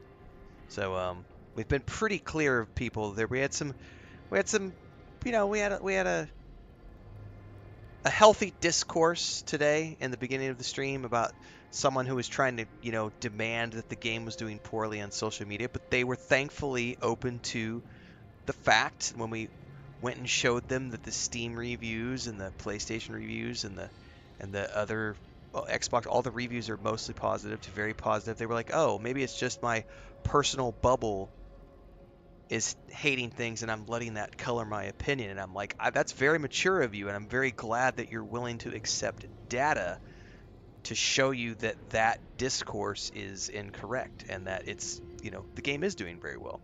So we had a little bit this morning.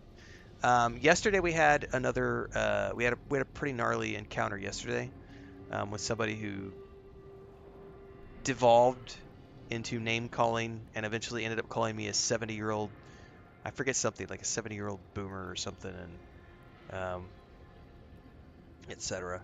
So, yeah, I mean, I'd like, in a perfect world, I want everybody to be able to participate, whether it's just watching and etc. And I just needed to take the time to put a bunch of stuff into chat. And now that I have, like, it's all filtering through, and so it's just blocking all those comments. So anybody who uses words like woke agenda, DEI, this is woke garbage, like woke garbage, I've put terminology like that into the moderation tools for Twitch and YouTube, so it's just automatically filtering that stuff out. So people who make those comments, it doesn't even show up, it just immediately gets held. So far it seems to be working. The timing can't be a coincidence.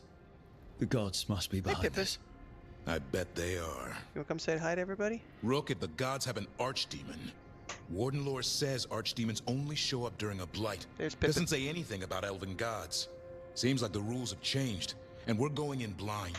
We need to know what we're up against. Did you wake up? I'll talk to Solus, see if he knows anything about any of this. Make sure the others are ready to move. Just a good girl. Just a good girl.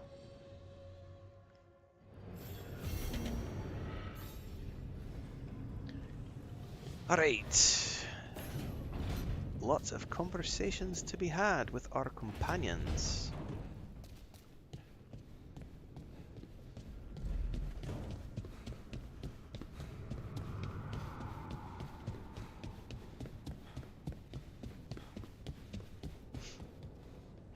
The view here. I could sit with it for hours. It's dramatic, I'll give it that. I don't think there's anything wrong with being uncomfortable around something that you're not accustomed to. That's human nature.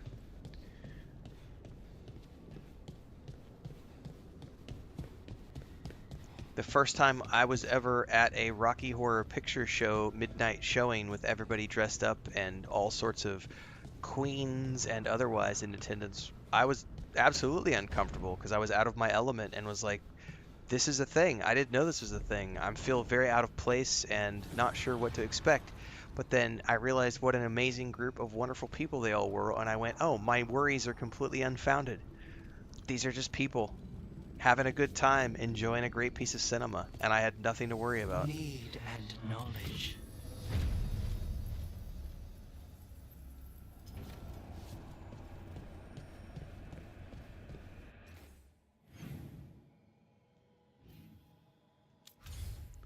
All right.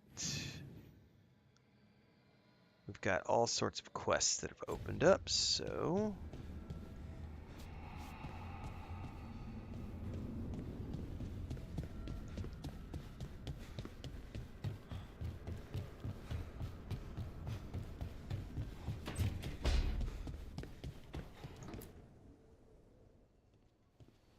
Any luck tracking down your mystery friend? The Shaper didn't like me asking about Shaper Valta. Or harassing people with talk of dwarven magic. Well, I mean, you're making people nervous. Damn. That's a disappointment. Well, I'm not gonna find my answers in Orzammar. My contacts had no idea what I was talking about. So, what now? I was thinking, the voice said look to those closest to the stone.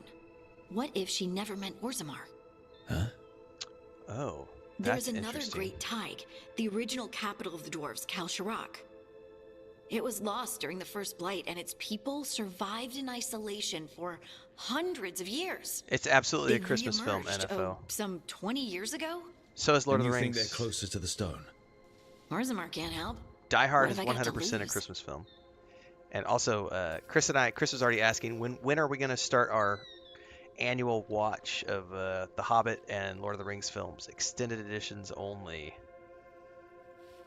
Probably do that in December, because I'm going to be watching Sisterhood of Dune and Silo Season 2. Both start on November 15th, so I'll have a busy last half of November, and I'll be reviewing those shows on my new channel set aside for all my movie reviews and stuff. But we watch the Lord of the Rings films every year for Christmas time.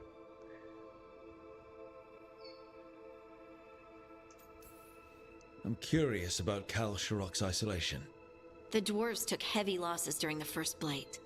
To stop the darkspawn from overrunning them, they closed off passages in the deep roads. Those that could retreated to Orzammar. Kal Shirak was lost. They abandoned the city and its people, sealed them away with the darkspawn. There must have been another way. What they did was monstrous. Can you imagine being trapped, knowing death was coming? But they didn't die. The rumors. That the dwarves of Kal Shirak had to change to survive? No one's really sure what that means exactly. When we find them, you can ask. I do pet Asan every time I'm here. Are you sure Orzammar isn't hiding something? Pressing them for information would be tricky. I could anger someone important. If Kal Shirak doesn't turn out, I can go back to poking at Orzammar. But not before then. How do we get in touch with these Kal Shirak dwarves? Already working on it. You don't spend 10 years in the Inquisition without making contacts. I should have a meeting set up by the time we're ready to leave. Yippee-ki-yay, motherfucker!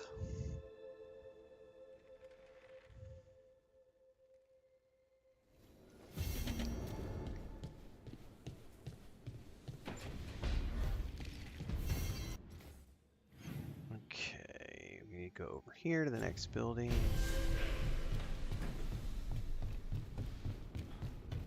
Ah.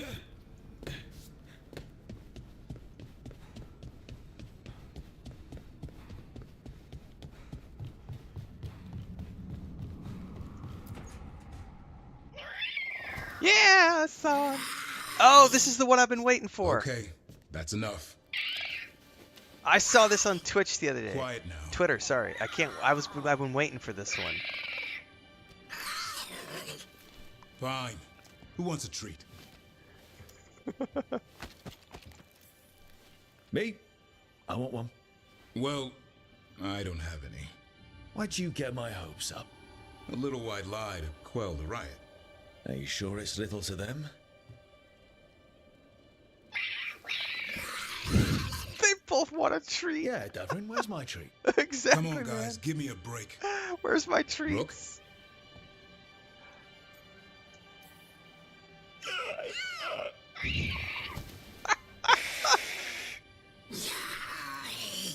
What are we all saying?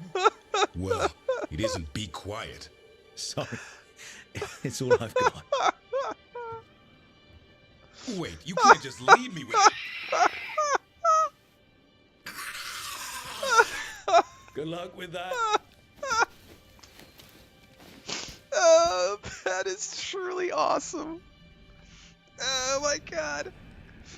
Oh, those two together are just amazing. Asan and Manfred. Oh my god. That was a hilarious encounter. I saw a version of that. My version was a little different. But I saw that on Twitter and X the other day, and I was like, I cannot wait till I see that encounter happen. That was epic. Oh.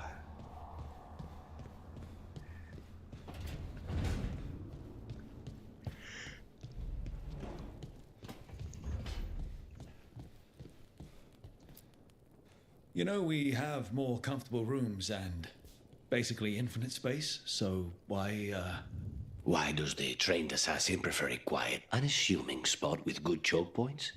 Guess you just answered that question. Besides, I'm closer to the coffee. Speaking of which, guys, I am going to get another cup. I'll be right back.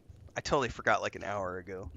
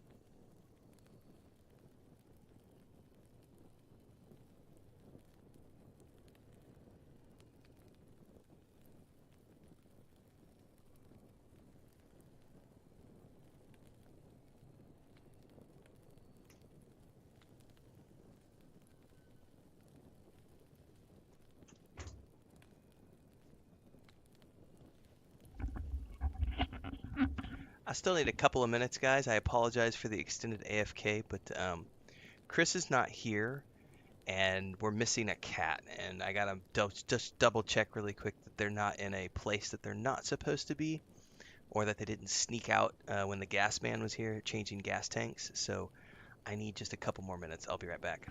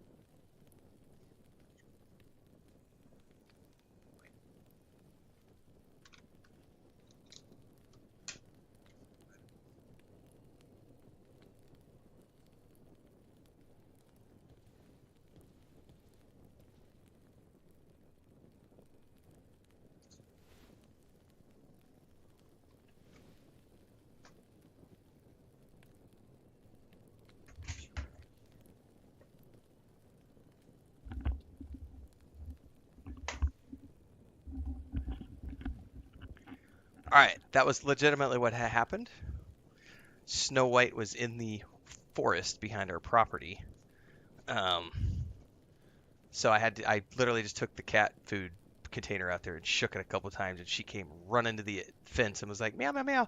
But we have the old openings closed off, so I had to undo some chain link fence and get her back inside. All right, crisis averted. I could maybe enjoy my coffee now. Yes, there was one in this chair. Pippin's inside. And I let Lucas is back in the house now, so that was literally just I think what happened was Blanca was on the other side of the in the backyard, completely unsupervised this morning when the gas guy came, because Chris had all the other cats locked up, and I think she took advantage of the situation and said, I'm gonna go explore in the woods even though I'm not supposed to. The question is how she got out. Usually she jumps on top of the chicken coop, but the way that she usually gets out is blocked, so I'm not sure if she climbed a fence, which is legitimately something that could happen. But we have measures in place to assure that they don't climb the fences, but she still got out somehow. But she hasn't so far tried to go far anymore. She's been staying close to home even when she's got out a couple of times now. Yeah, you can never trust the Disney princesses. Exactly.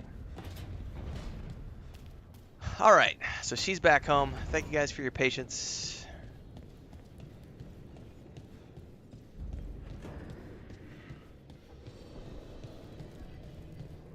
Oh, did Chris just come home, Pippin? I know, I hear somebody.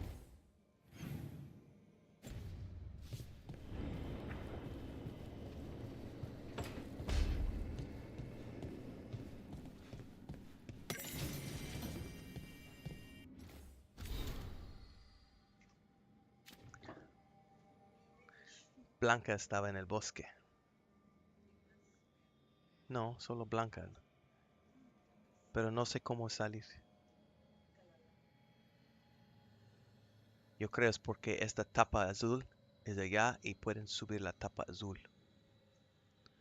Es por el baño, por el piso de baño. Tú tienes encima, ellos pueden brincar y subir. No, no. Perros. Los perros y no quiero accidentes por veterinario. No.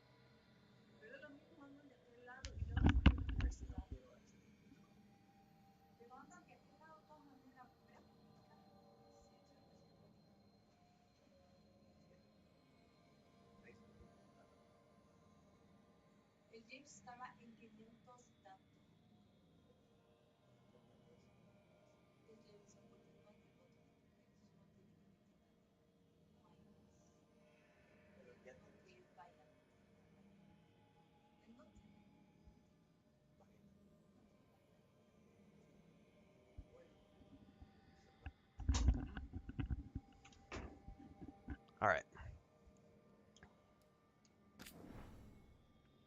Message from the front, the fight for the South. Rook, though the circumstances prompting our meeting were perhaps not that which either of us would have chosen, I'm glad we did meet. I've heard of you from Varric, of course, and Harding spoke and continues to speak highly of you. However, the greatest vote of confidence came from Morrigan, who's always had a knack for spotting those who might shift the foundations of the world even if they didn't know it yet. Unfortunately, I send grim tidings. Oh, this is the Inquisitor. The blight has emerged once more. Darkspawn in great numbers have been spotted near the ruins of Ostagar. I told you to leave the south to me, and I stand by that. I share this news not to ask for help, but to remind you that you and your people are not alone. Gods stir up the greatest evils in Thedas, yet its people stand stalwart and resolute.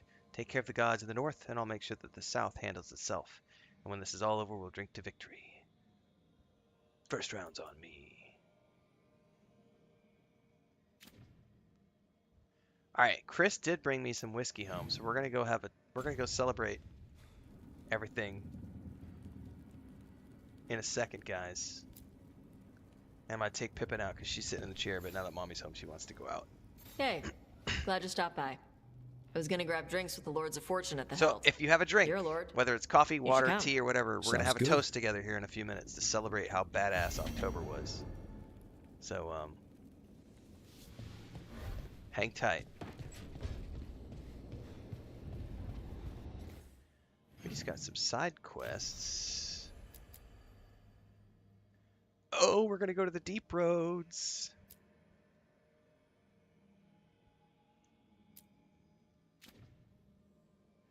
I want to do side quests before we talk to Solus.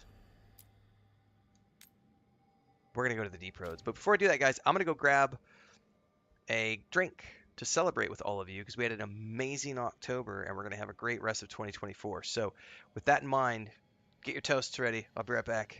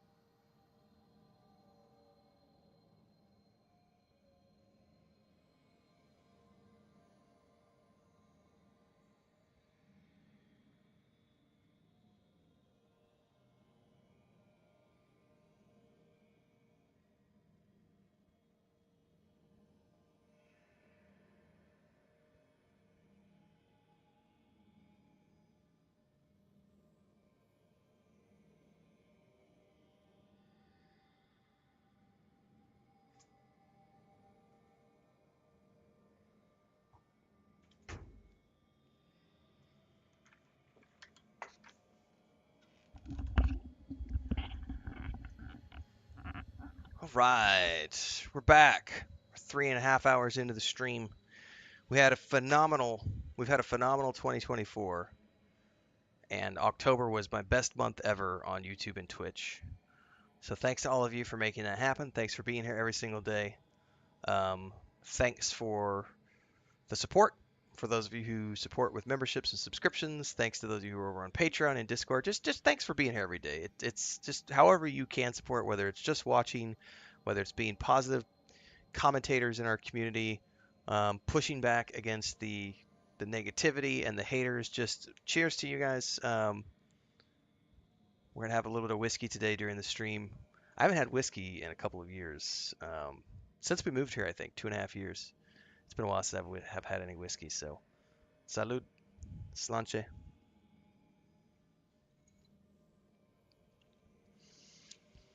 Oh, that is good. Let's go to the deep roads, kids.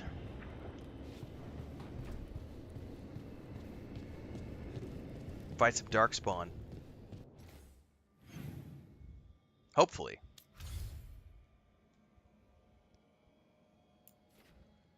Help Harding contact Cal Shirok. I bet we're gonna find like really cool rock dwarves.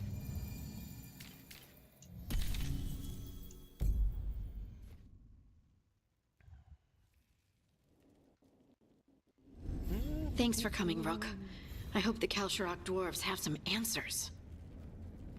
Me too, but before we do anything, Harding, we need to sort out your gear because I haven't looked at your gear in a while. I know we've gotten upgrades.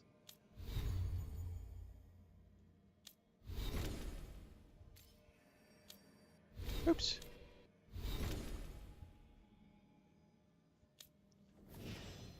Oh, hang on. I need to spend his points before I go any further. Let's keep going down this line and just max it out.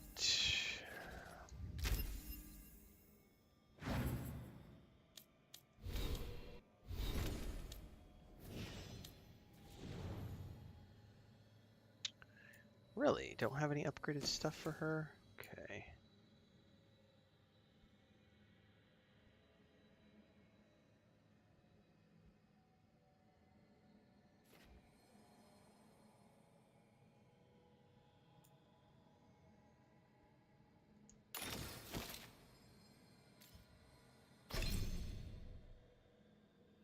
I need to double check because I don't know if we're gonna have combat down in here or not. That's a apply sundered. Yeah, we need to respec her. I can apply sundered, and we can do overwhelmed. We can.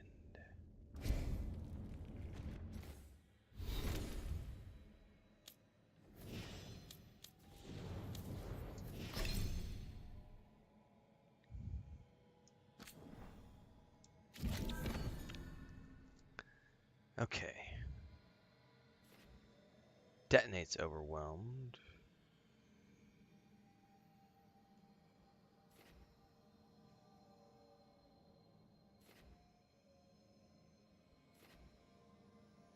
So she can apply sundered and detonate.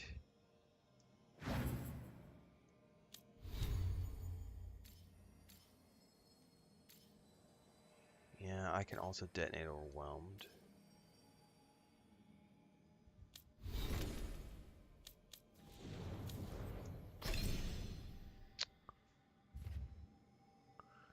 Let's go down this line.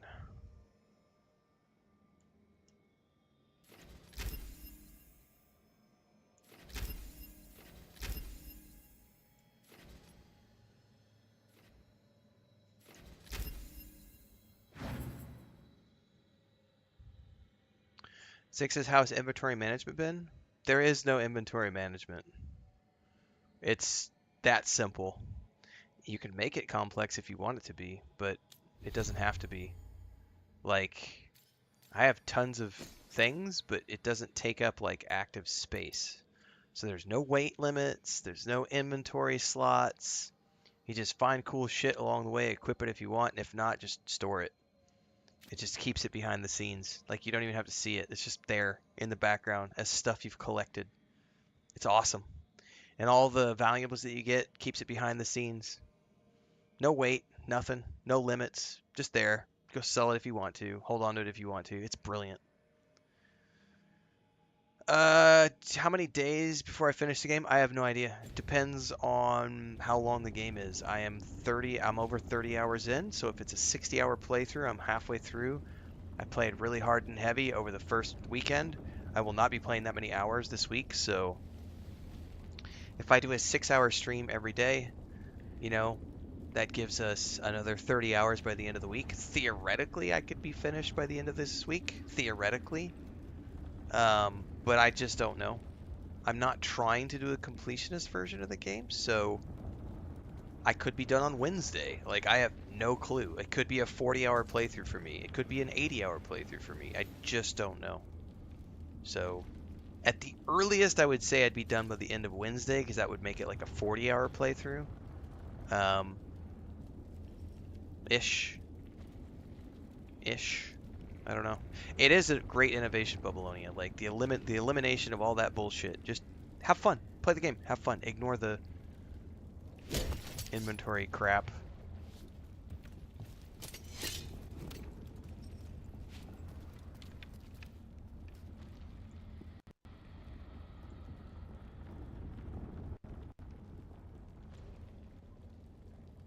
Hang on. Why is my phone beeping at me?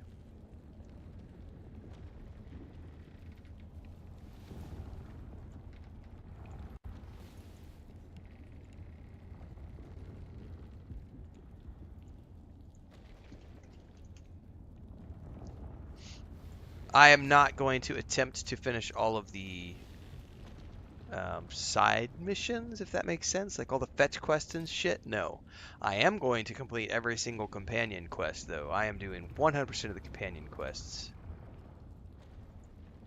and all the main quests.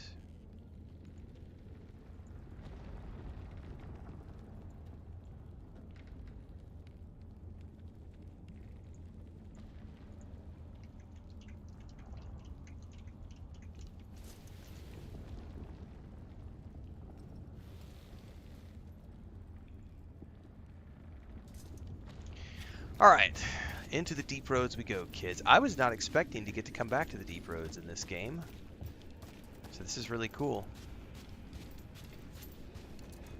Got some lyrium.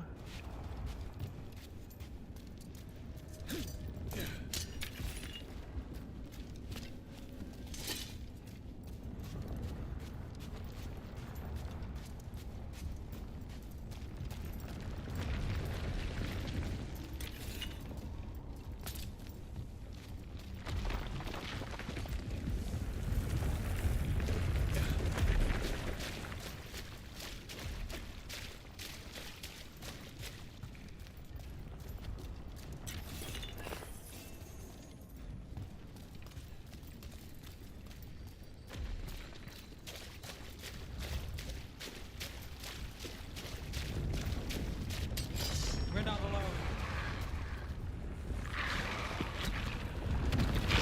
Come on, get along.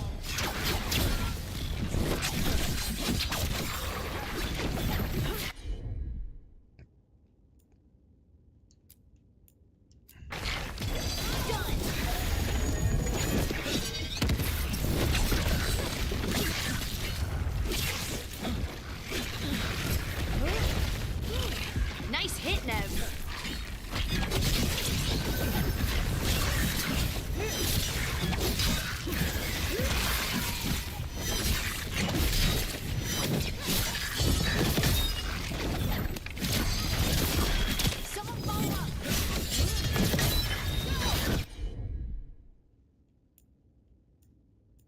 Something's ready.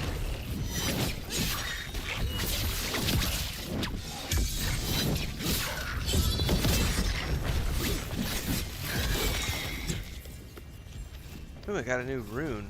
Still standing, not bad. Withstand rune.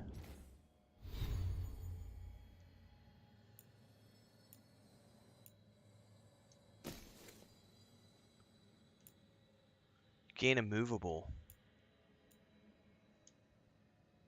Immune to physical reactions, interruptions? Fuck yeah, that became my new default. Like, give me immunity. Yes, please. Help me survive things a little better. Yeah, legit Bubbleonia. It would be nice. So Bubbleonia's comment over on Twitch, for those of you who aren't watching on Twitch right now. If you're over on YouTube, he says, I wish more game companies would take the time to reevaluate their core gameplay assumptions and eliminate design elements that do not serve their vision. It would be refreshing. Yes.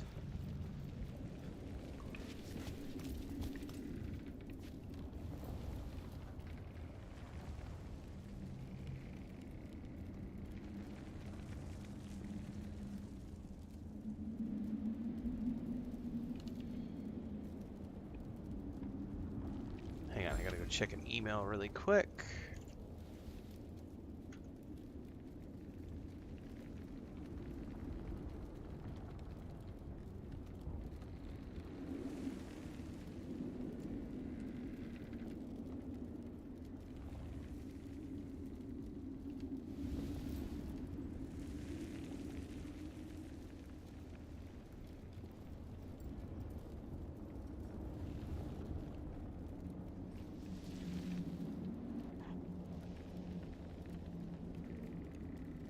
Oh, this is related to the... This is my accountant sending me something, which I don't have to worry about.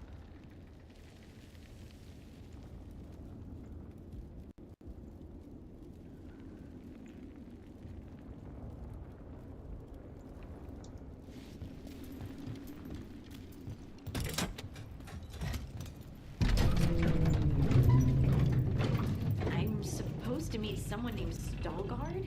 He told me to come here. He seemed nice in his message.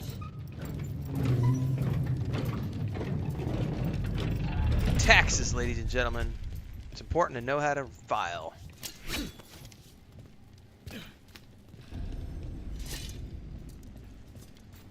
That is impressive right there.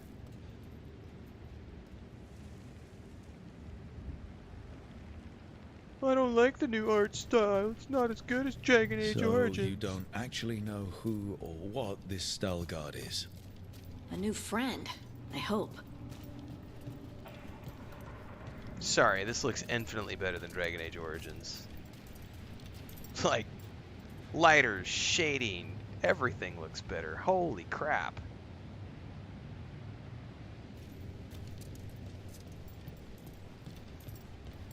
Like, the deep roads were cool in Dragon Age Origins, but not this cool.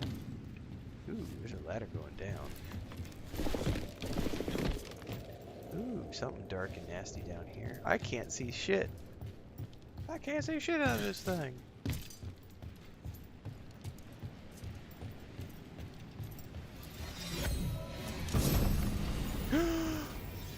I got another red thing. Unique amulet. 3 deflect maximum stacks. Deflect now absorbs only 40% of the damage. Gain deflect.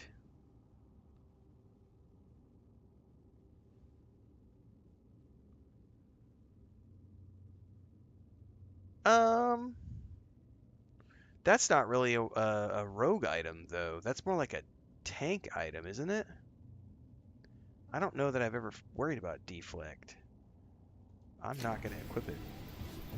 It's nice to have it. Can I use that for my other characters or only for my main character?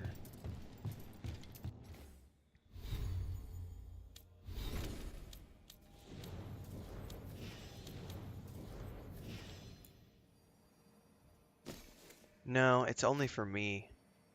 Ah, man. That's cool, but not cool enough for me to change away from what I got.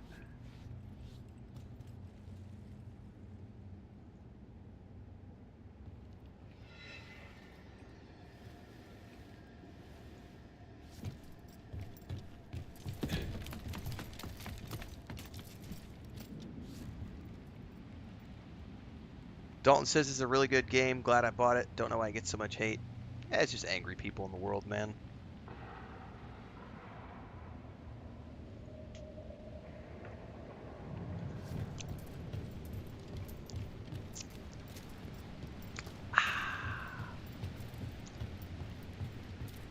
Chris and I were talking about We're supposed to meet Veilguard here. the show Willow, Trouble scouted. which aired on Disney Plus last year, which she quite enjoyed. And she was like, why were so many people angry about you liking the show? And I was like, because there's angry people in the world. How dare you enjoy things that I don't like? It's a theme. We talk about it every day here on the channel. Same angry people.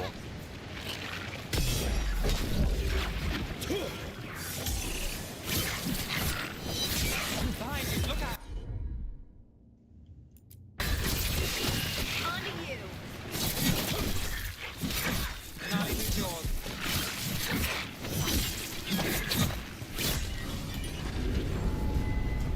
That has to be Veilguard. Well, I don't know if he's a good guy or a bad guy. We're going to find out in a minute.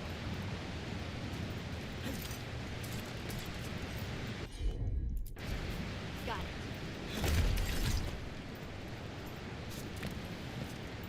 it. Like, if you don't like something, don't like it. Move on about your day. There's nothing wrong with that.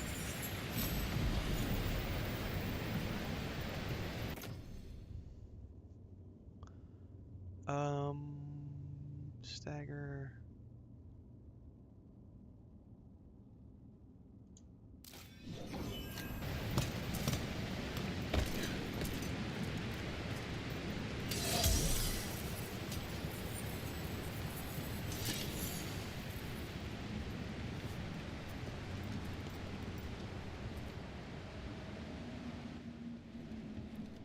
God, he looks good. Stalgard? Yes.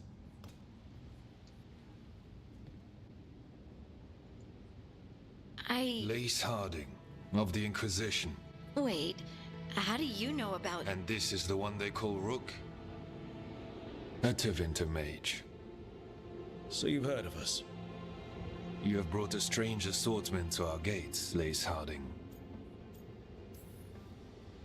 Thanks for meeting with us. I really hope you can help Harding. You are gracious in your address. It is not necessary. Tell me what you wish. I'm looking for someone touched by the Ancients. Does that mean anything to you? Yes. She has been waiting for you. Follow, and keep your weapons ready. The roads are dark. The creatures there even more so. Woo! We're gonna get to fight some Darkspawn. Down in the depths of the deep roads. Which I did not anticipate us traveling to. Take your time, Dalton Hudson. There's a big game out there. Just explore it at your leisure. It's not going anywhere. And as is my favorite saying, don't let anybody try to take the sky from you. Just go listen to the Serenity Firefly song. You are staring. You can't take the sky from me. You want to know if you can see the corruption you hear we carry. Sorry. I shouldn't have.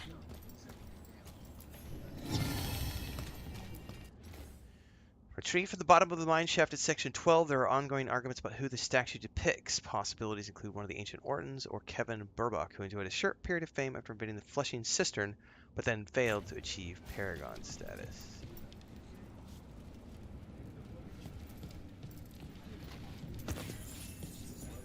But the most important question is, are there little hairy bearded women?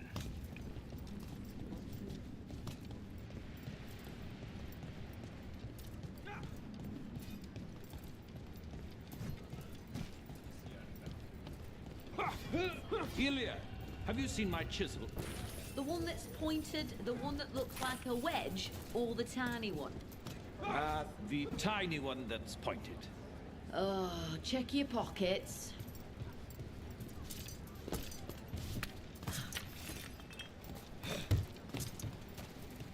Have you ever spoken to the Oracle? In the sanctum? No. I feel like I'm being watched.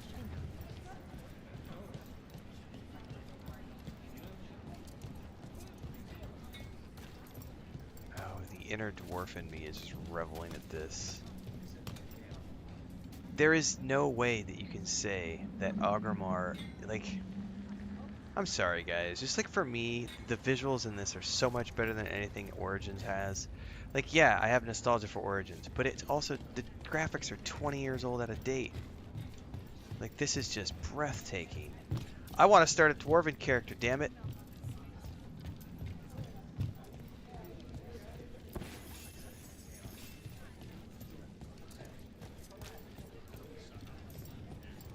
By the way, the Dwarven starting quest for Dragon Age Origins was awesome. The arena and everything is so much fun.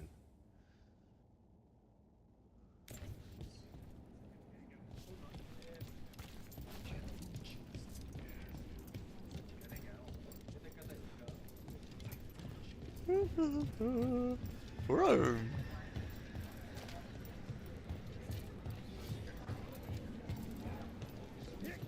A person will do almost anything to survive. That is what my people That's the spirit, Layla. Become like the Darkspawn, or be destroyed by them. Not much of a choice. Embrace thine inner dwarf. How many times have you been to the surface? I spent a year in Oxford. I didn't know you were in. Dude, I love their cloaks. Like these cloaks that the dwarves are wearing, those are freaking awesome. I want one so bad. Look at those things. That is so wicked. I always found it strange how much Orzamar's people fear the surface. Why would they strip your car? What is this?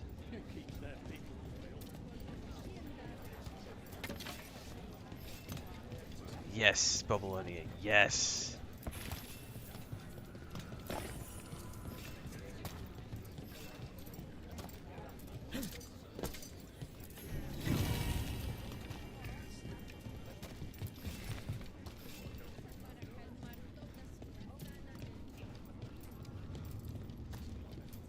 I'd like to see New Marthas one day.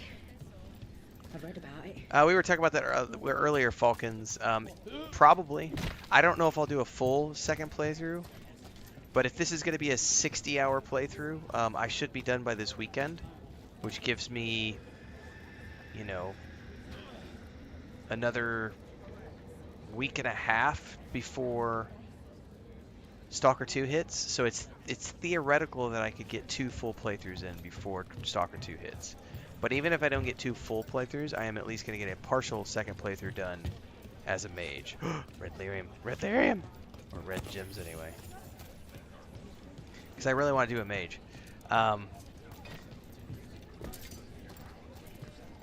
Yeah.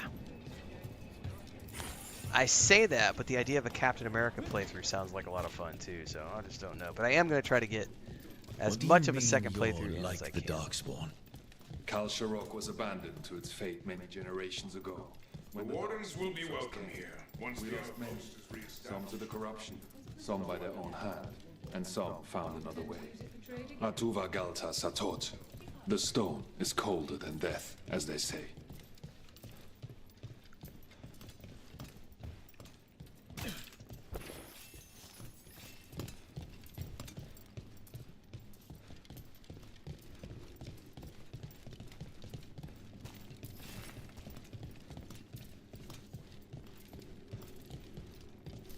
Wow, this place is impressive.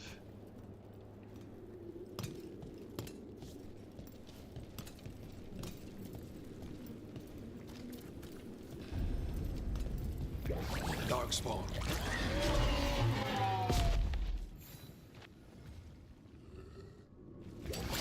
We got company.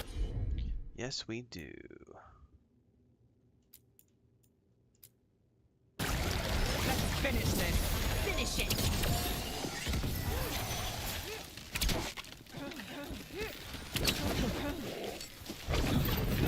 Yep, get me off this stupid lock on. Under fire. Watch it. Oh, screw this.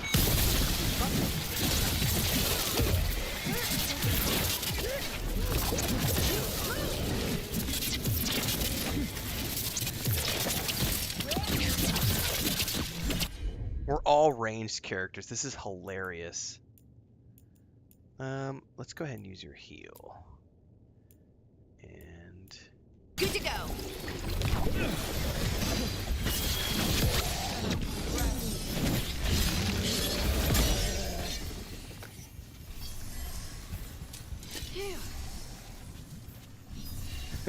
Pinball wizard.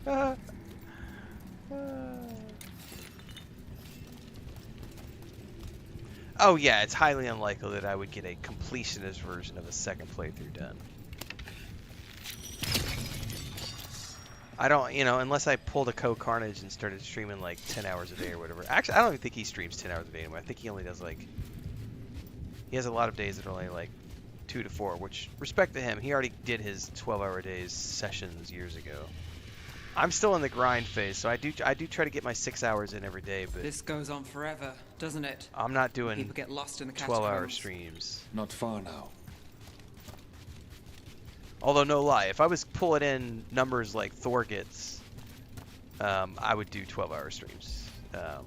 Why not? If you're pulling in 20,000 people while you're live, I would totally do 12-hour streams. That's a shitload of money. Make hay while the sun shines, do that for 3-4 years, you're good.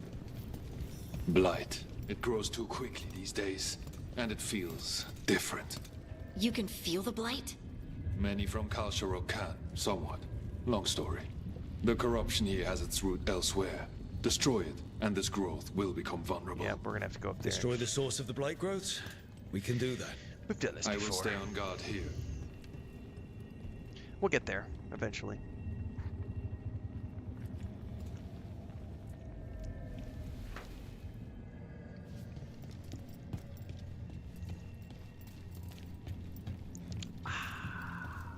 Whiskey.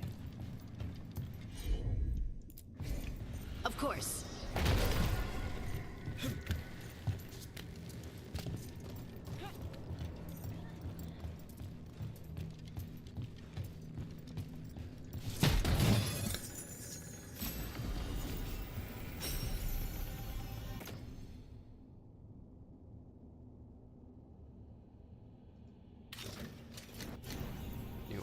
Harding.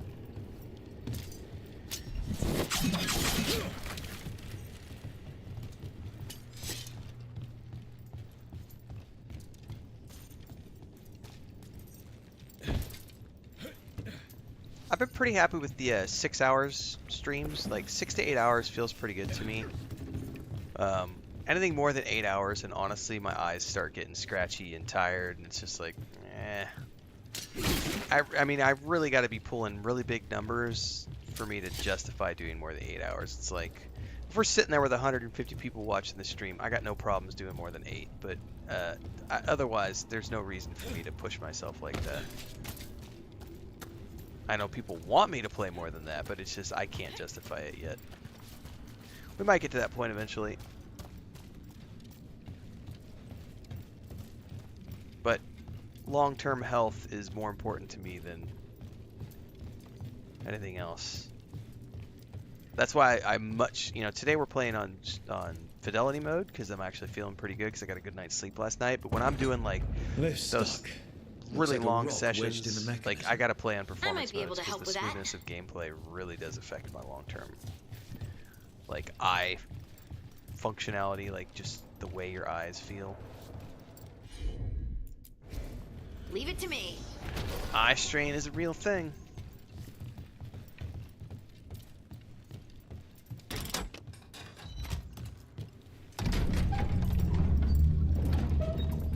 Shut up, Grandpa Boomer. You're just a big old pussy. Yep, I've heard that one before. Somebody was making fun of my gamer gloves the other day, and it's like, these are not gamer gloves. These are old man gloves. These are for when my tendonitis is driving me nuts. Gamer gloves, Jesus.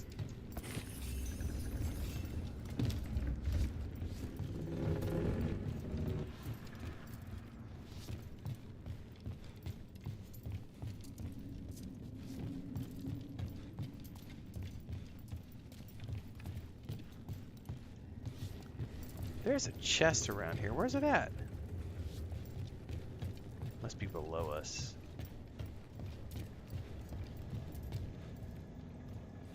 Alright, this is what we're looking for. It's over here.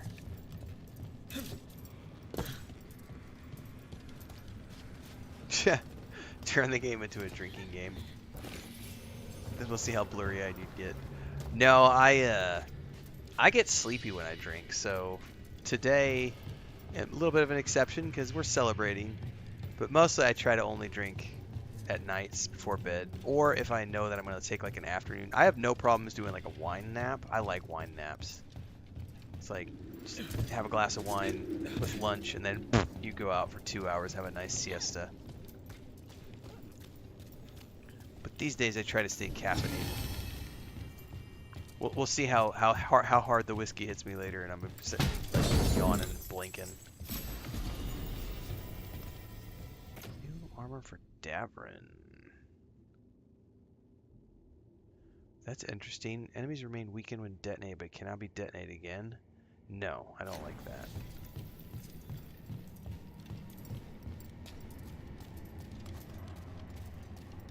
What's up, Stratica?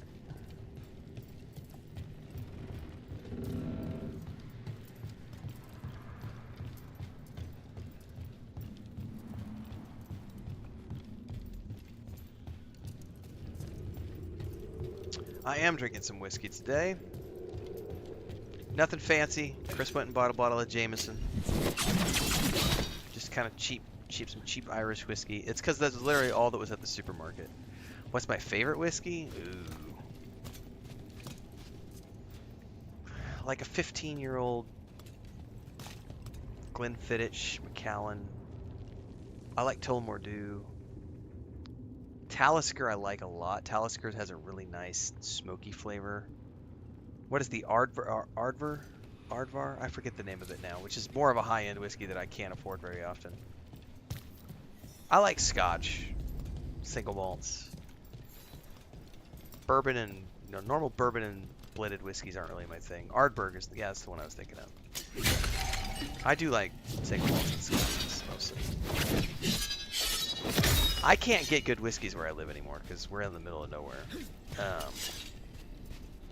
I was saying this is the first whiskey I've had in like 2.5 years. I bet it's this way. But when I was living in the city with Chris, we'd get cigars and scotch all the time. Our Facebook feed is full of us just drinking whiskey and drinking scotch and smoking cigars. But when you live in the boonies, you sacrifice some things because you can't find stuff. Lagavulin another good one. I like the smoky, peaty whiskeys. They're good, man. That Island of Skye. That smoky, peaty. It's good stuff. Seth Draw says, just wanted to drop in, y'all, and say hi. Thanks to Ren for helping to push me to get the game. As a Mega Dragon Age fan, needed this game. It's an absolute gem for me. I'm loving it so much. Thanks, man. You know what? I think everybody that I've talked to who has given this game an actual shot has had fun. The only people that are angry are the people who are allowing angry reviewers on YouTube to influence their decisions. People have had genuine complaints, and that's fair, but there's nothing wrong with finding flaws in your games that are still fun for you to play. And the key is differentiating between the two.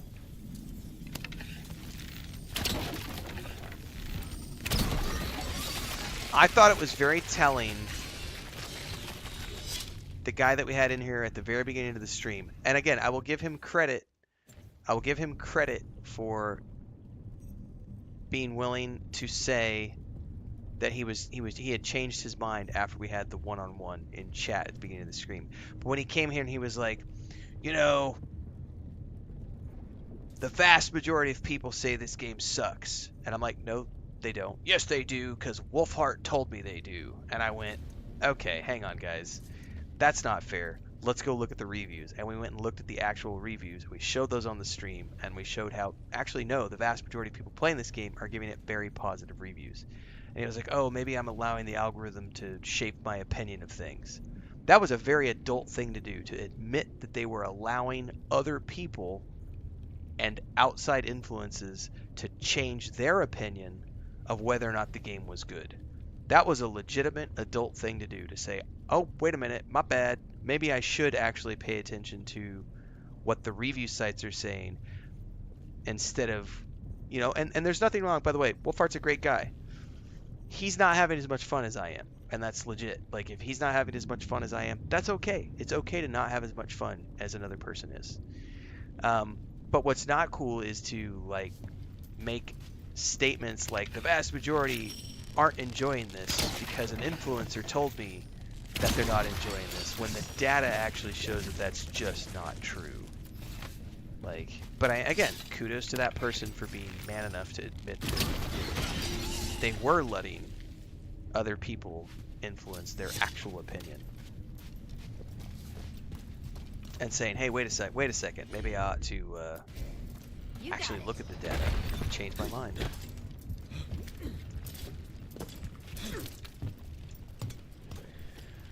Seth said, I just made it to Act 2, and oh my god, the story is so awesome. The masses ranting. This game is amazing. The companions to me are the best in the whole series. I love it too. It's a lot of fun. JV Zilla says Glenfiddich Scotch is my favorite. I love Glenfiddich. That was my go-to when we were living in Mexico City. The 12-year Glenfiddich, because it was always on sale at the liquor store we went to, so I could get it for like $35 a bottle. So that was my go-to whiskey for about 3 years.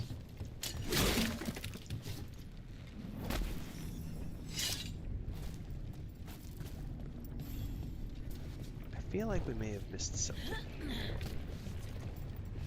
And I can't get back up for now.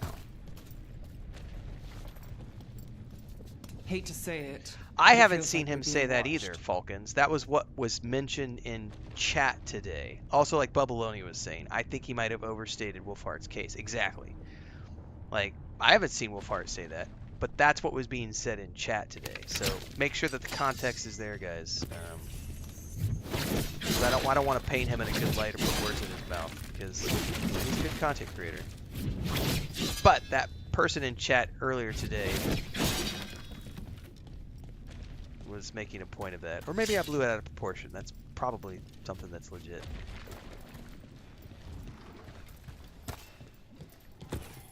Because I do get a little tired. Better be ready. Like every time we do a stream, it's usually the first thing that happens when we start a stream.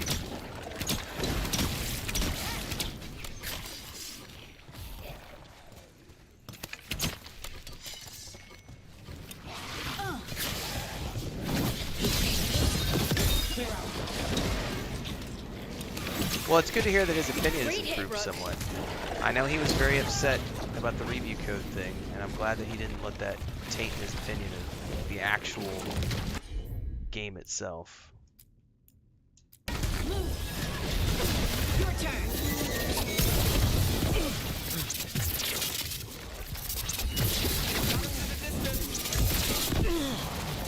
God, those guys suck.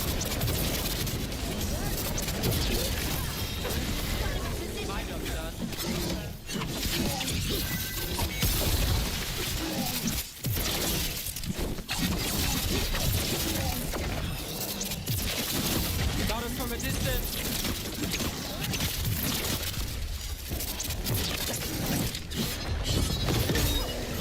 Hey, bro, nice shot. I hate fighting Darkspawn. And they're everywhere down here. What are the chances we won't see any more of them?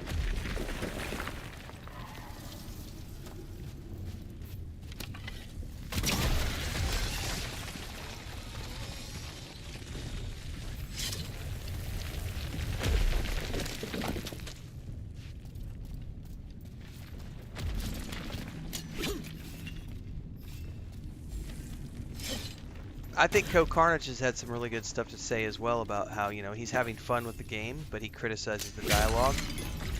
And I think that that's fair. Like today, my review this morning, my initial review, I criticized the combat and I criticized the fetch quests. Still having a great time with the game. There's nothing wrong with criticizing the things that you find aren't up to what you would personally like to see, but also acknowledging that there is fun to be had, as long as you're willing to find that fun. And that's on you as a person. If you can't find the fun, don't play games. Maybe go build model trains or something.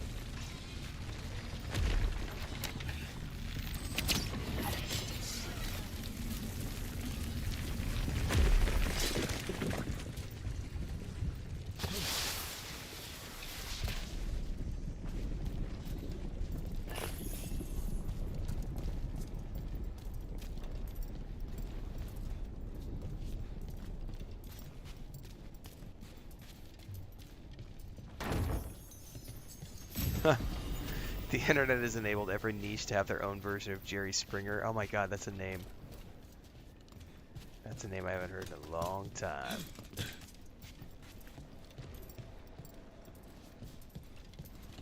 You know, I didn't know that he was... I didn't know a lot about him until after he passed, Jerry Springer. And then I went on like a reading binge one day, and I had no idea that he had done so much stuff as a politician and other things before he got into entertainment. I had no clue.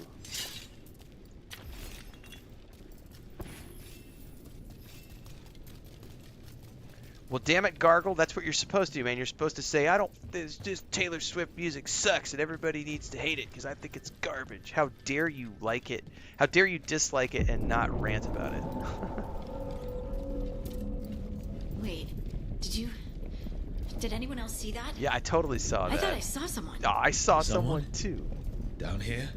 Maybe it was just a shadow. It was not a shadow. I definitely saw somebody run down the train tracks. Trouble nearby.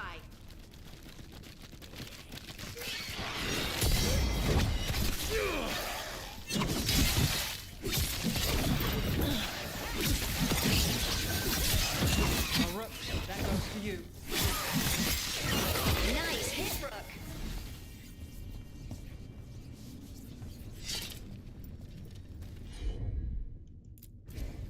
Heard ya.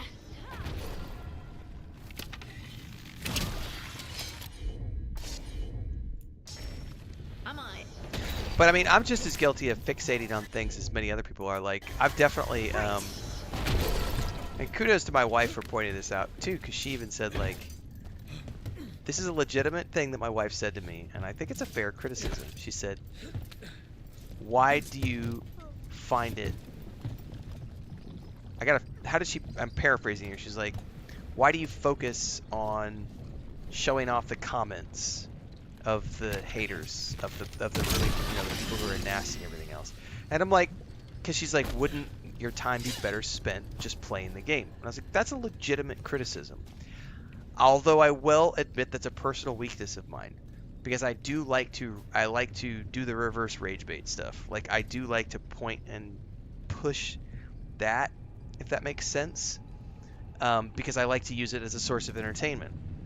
Could my time be better spent just playing the game? Probably. And at some point I'll probably get tired of it and stop doing it. But at the moment, it's really fun, and it's an easy way for me to shrug off the hate. Because it's like, look at these idiots and the shit that they post. It's just stupidity. So it's an easy way to take that hatred and turn it into something that is entertaining for everybody watching, and also just show the stupidity of some people. But my wife is also not wrong that there is absolutely a subset of people who watch the streams that are like, oh, I wish he would just play games. But that's also the same people who are like, I wish my favorite actor wouldn't talk about politics on Twitter. And it's like, yeah, but they're a human being, and some things in life they feel compelled to talk about, and you shouldn't be like, shut up and act. You're an actor. Shut up. Just act. You're not allowed to talk. And that's kind of my take on it too, Garbo. It's like, if I don't stand up and fight the bullies, who's going to do it? Like, I'm not going to sit down and take it. There was a great scene. We were watching the Book of Eli last night, which we've seen before, but we hadn't watched it in a few years, so we were looking for a comfort film. And there's a scene when Denzel's character walks into the bar, and he's like sitting down at the bar, and this, one of the goons comes up and starts giving him shit at the bar, and he's just like, leave me alone, I don't want any trouble. Leave me alone, I don't want any trouble. And the guy just kept pushing him, and he just turns around and takes the guy's head and like smashes his face into the bar and like pushes him back, and he falls over unconscious. And I'm like, honestly, that's what would happen if any of these trolls tried to say something like that in real life. That's what would happen if they tried to say those things in real life, because they've grown accustomed to being allowed to be online bullies without consequence. And that's something to me that's like a personal affront. It's like, no, I'm not going to take that laying down. But it also paints a target on your back when you do that, because, it's legit. There's good points on either side.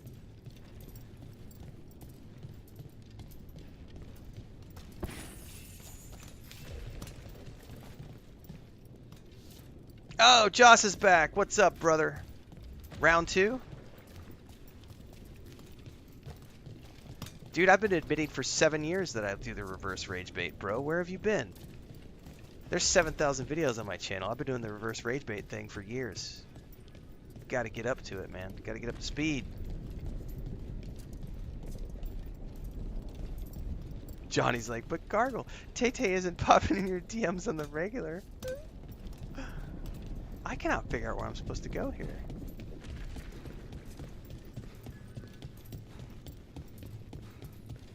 Book of Eli is a great movie. You know what I had forgot, Zilla? I had forgot about the ending. I did not remember that the book he was carrying was a Braille book.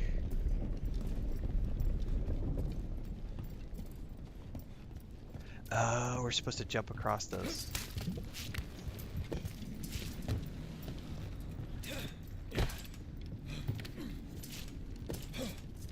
Make sure you guys go over to a YouTube and give Jasa his daily hug. Got it.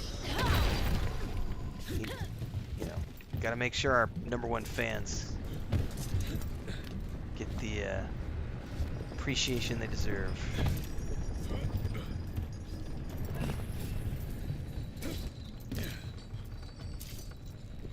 There we go. Yeah, the ending, I completely forgot about the ending, Gargle. Like, I did not remember him having that.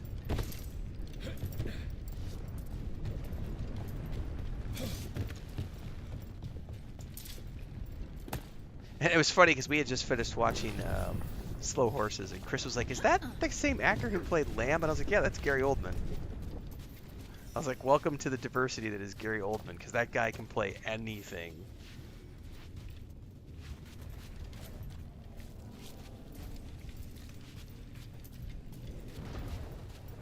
All right, it's not that direction.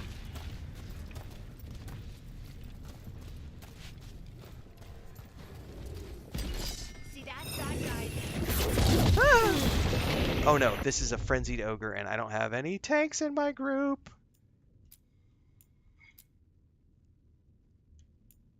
That one! Oh, he interrupted me, which means he just fucked up my combo.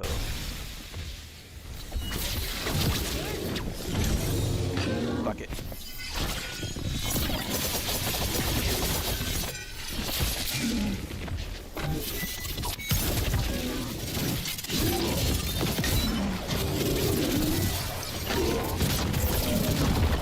I'm immune to your shit, buddy.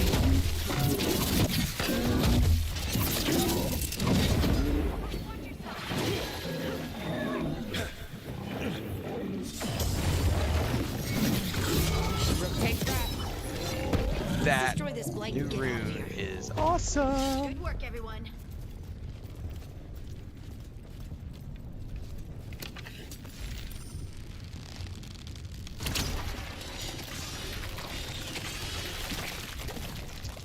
Oh, maybe Mark. I also really love God,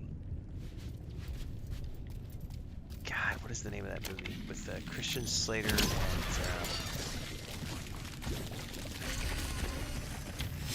it was Tarantino's first script, and I'm blanking on the name of it now.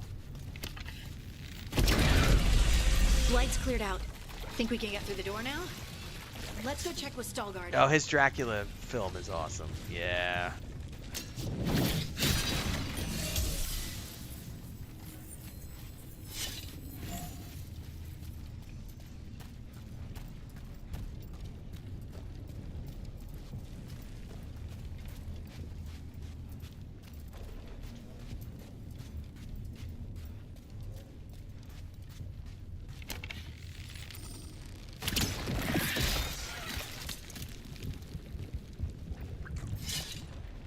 Ooh, drop through the hole.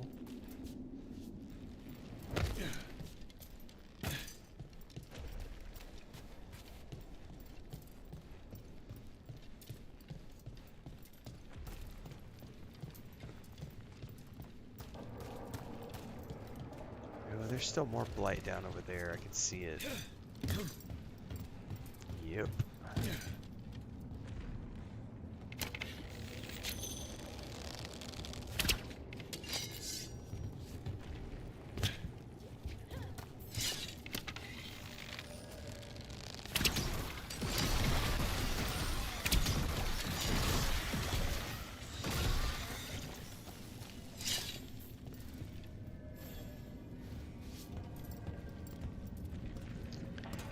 Nim says, watching the stream on my lunch break. Can't wait to get home and continue playing the game. Awesome. Not one, not three, but 5 stones. Yeah, I think, I remember when Fifth Element came out, there was a dollar theater where I grew up in Springfield, Missouri, and I went to the dollar theater and I saw Fifth Element something like 7 or 8 times in one day. Like, that film was amazing for me at that time of my life.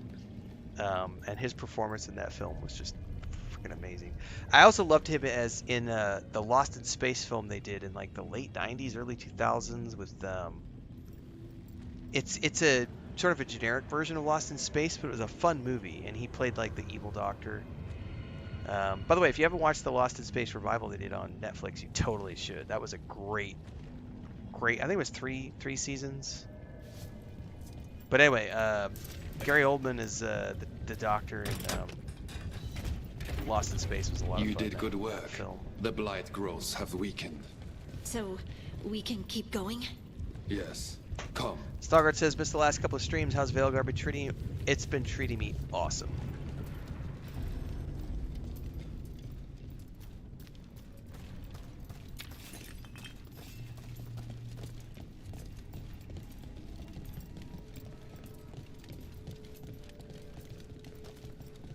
Mind yourself, and show respect when you enter the sanctum. Yes, of course. But who are we meeting? I will let her speak for herself.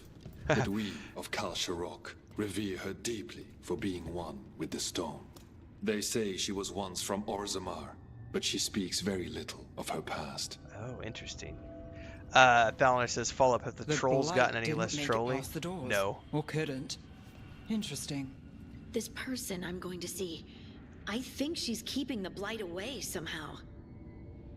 This is a cool side quest. No, they've definitely not gotten. It's a little less on the The song. Do you hear it? Coming from all around us.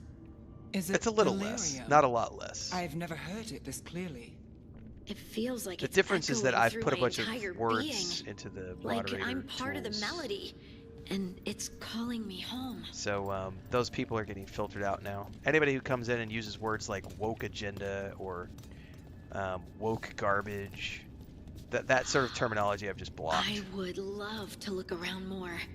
Do you think Stelgard would mind? I think he'd be fine with it. Well, I wonder if this lady's going to be made out of lyrium or something, like a rock golem dwarf. Mark Charlie says, game looks really good. Got to go on the Christmas list. Got too many others to go at the moment. Yeah, there's a lot of good stuff to play. We are living in a pretty amazing time to have so many games that we could play.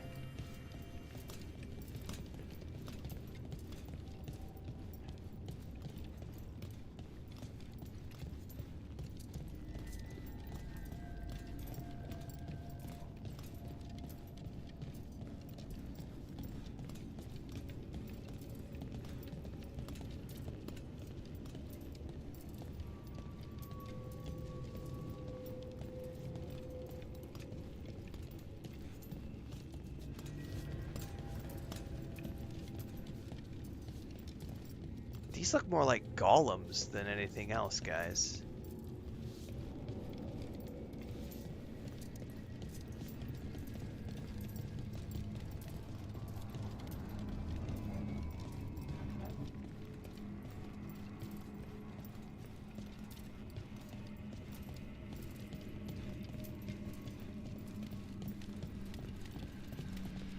But it's all good, Thalinar.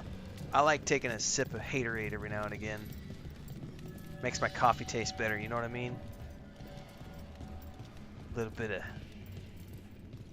salty troll tears. A little bit of Haterade first thing in the morning. Slurp that stuff down. It's like a vitamin pill, man.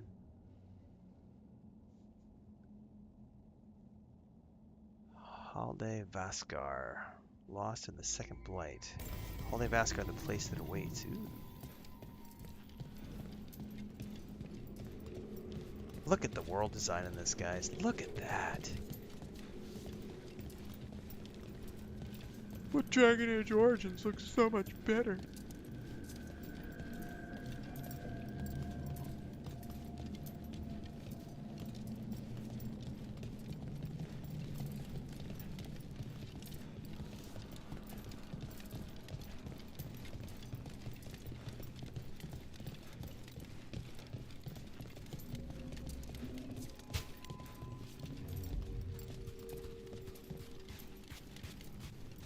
Well, I'm not running straight up there. I need to go see if there's any like goodies over to the side.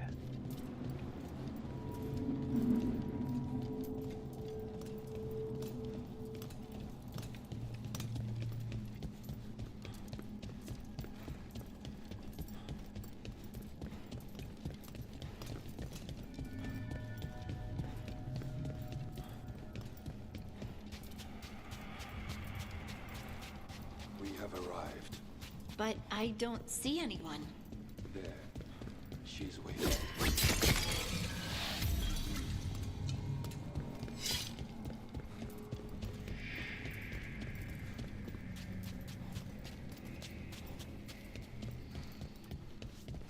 All right.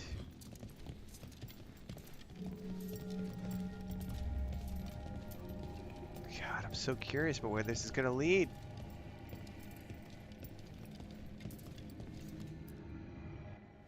Thank you for leading her here, Stalgard. The Oracle.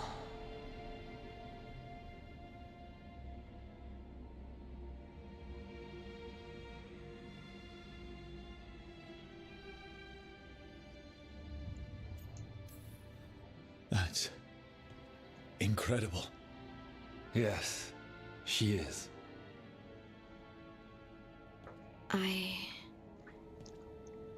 I know you. Don't I?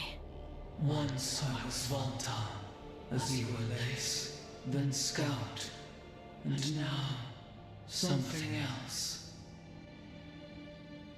All this. Ice Is this baits what I are am? awesome, guys. That sounds cool, Am Scooter. I like you? I cannot tell you what you are. Look within and remember. Remember when the Earth was alive and the Titans walked the land. In one voice they sang a chorus of creation and of connection. Isatunal.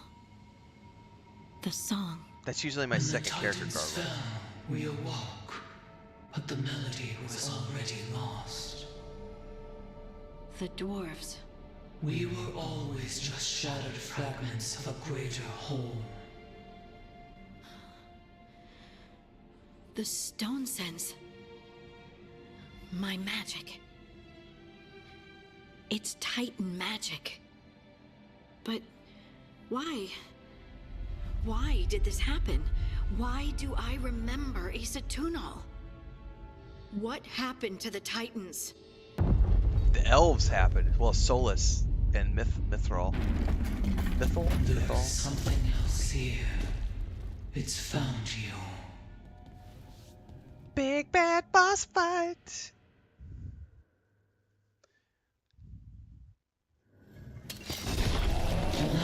Oh no! I was adjusting my headset and was not ready to get slaughtered by a wrath of stone. Oh my goodness. Doomp and Doomp and Doomp.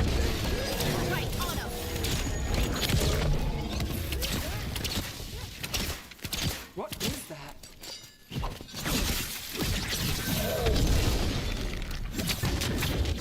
Where did it go?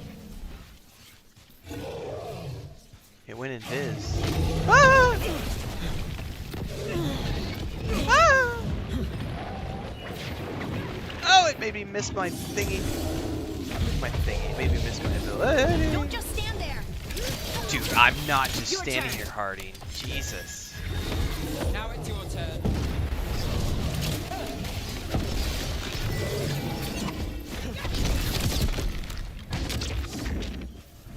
Oh, it's doing the thing again.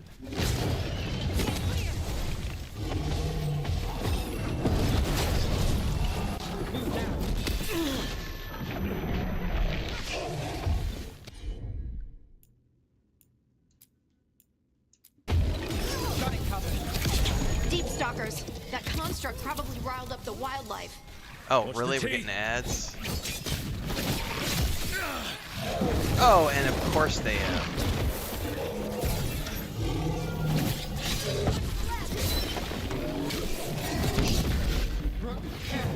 Yeah, I'm aware. Look back.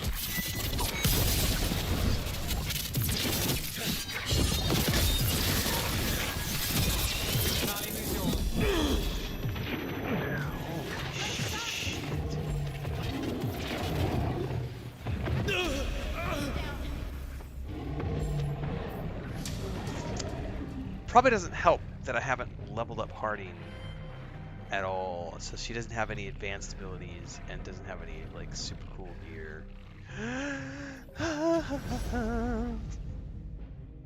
This might take a try or two.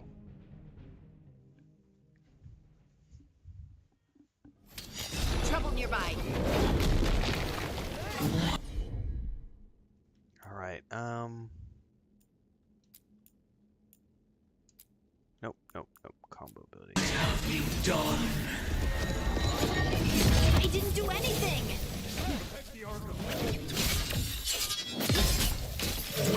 What is that?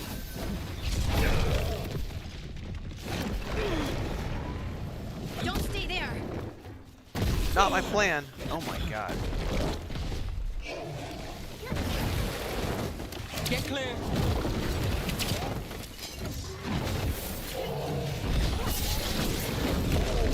Every time I use an ability, he like gets out of the way and I miss it. Move now. Finale moves yours. Finish it. Deep stalkers. That construct probably riled up the wildlife. Watch the teeth!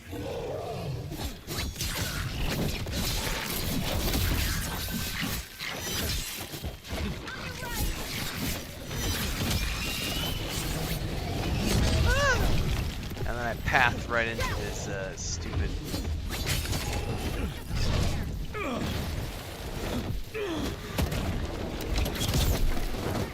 Got to move.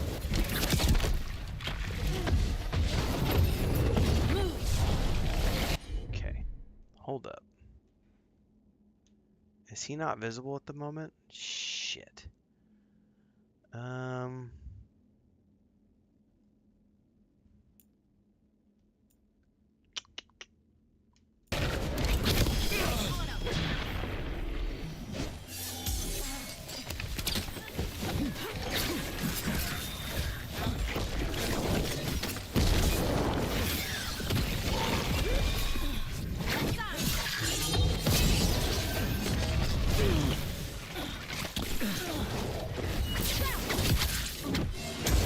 They're at range.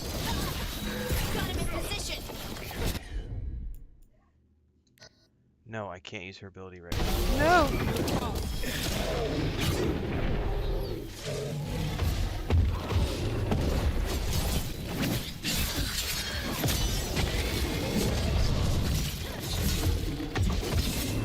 Move, move.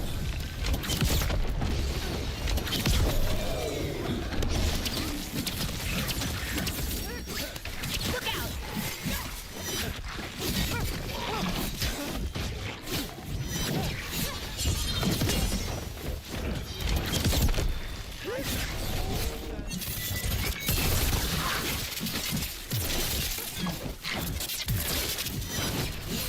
Oh no! Get out! Get out!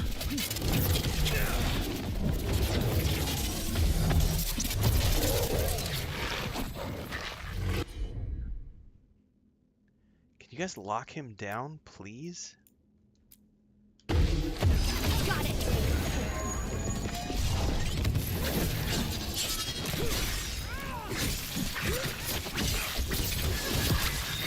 Someone follow up.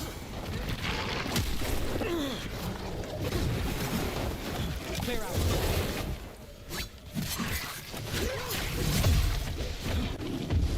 Okay. Like, you girls need to focus. Oh, and let me handle that. Get out of there. Nothing's ready. Ah! Look out.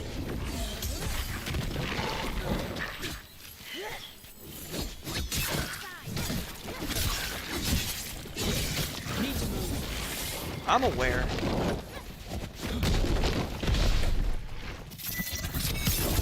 Get clear.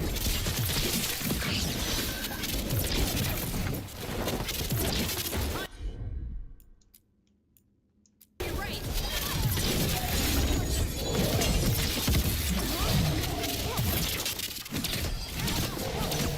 Well, it doesn't like you. No, it does not. I think this is my fault. Got him good, brother. Away! Get away! Get away! Get away! Get away! I've got the setup, you do the rest. Focus fire. Gotta move.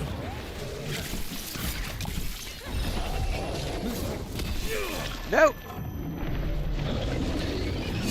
No! Ready again. And it killed my momentum. No, you bastard! I'm good to go.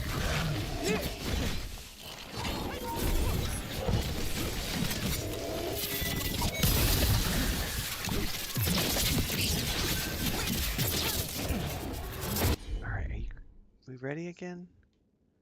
Okay.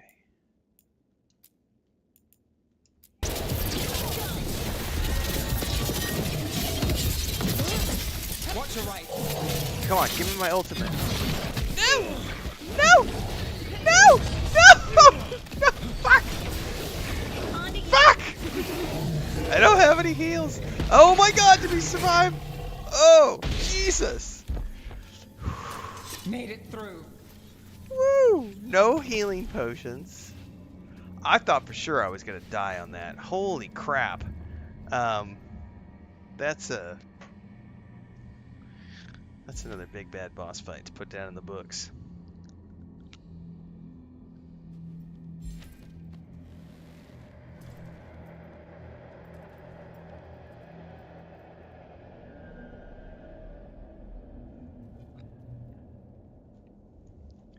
Yeah, man, that was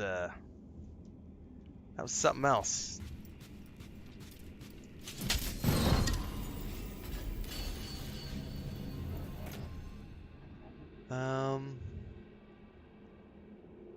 Yes, please.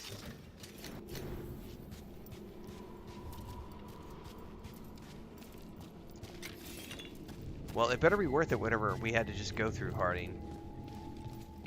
Oops, there's a ultimate vial here I want to grab.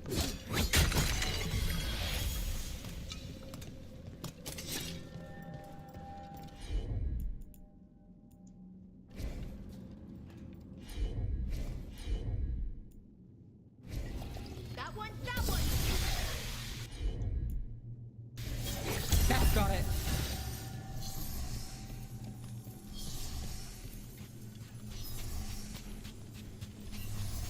Yeah, that was definitely a nail biter, Phantom. That was. Whew.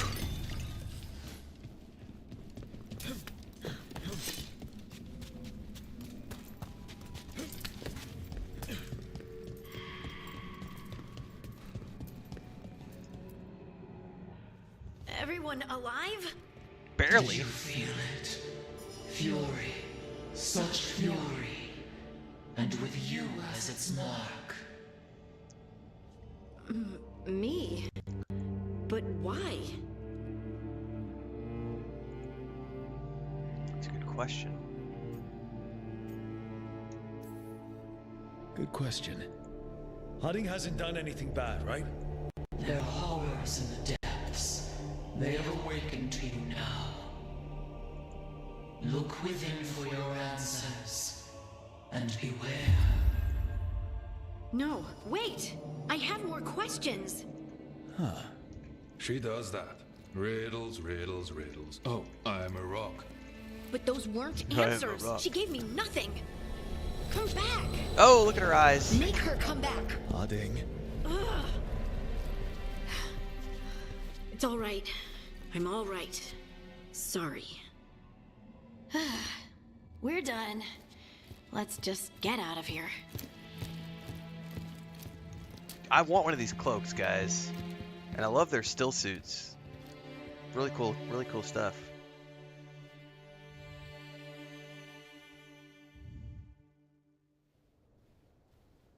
Oh, hey.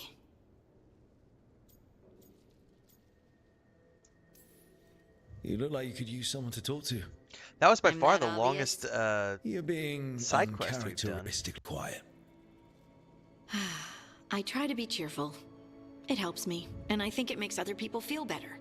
But since we saw the Oracle, I don't know. You're allowed to feel off balance. That experience with the Oracle was intense. But I got nothing out of her except vague hints and even more vague warnings. This was supposed to be a good thing. One small hurdle doesn't erase what's good about this. I just wish I knew what to do.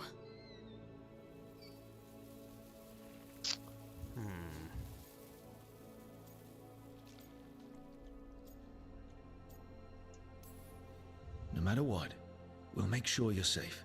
How? We watch out for you. And prepare for a fight. You think it'll be a fight? When is it not? Maybe there's nothing to do now, but wait and see. I'm grateful for all your encouragement. This would be so much harder without your support. Anytime, Harding. Anytime. Damn straight anytime. Harding left the Oracle's sanctum disappointed. Maybe she'd expected too much. Maybe there were no answers to be had. Seething with questions, she forgot the Oracle's dire warning.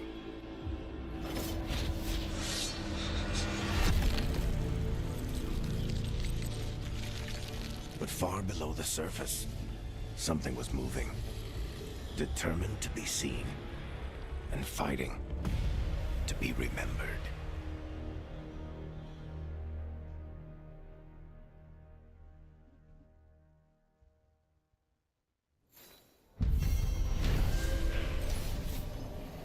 Hang on, I gotta get caught up on something in Discord real quick.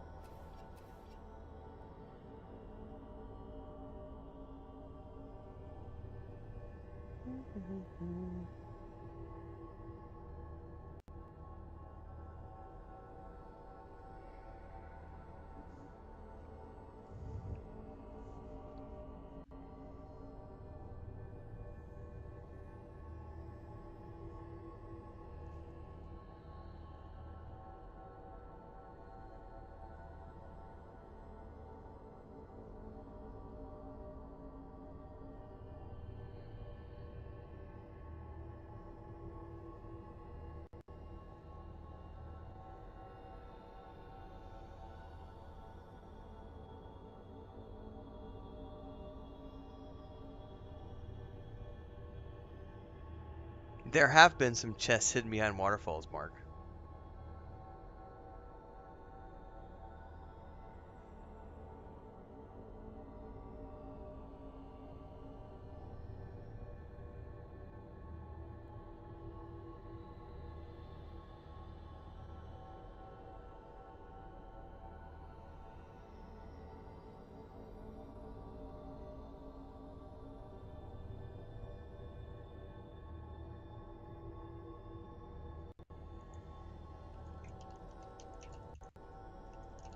I gotta answer this in Discord, guys. Give me a second here.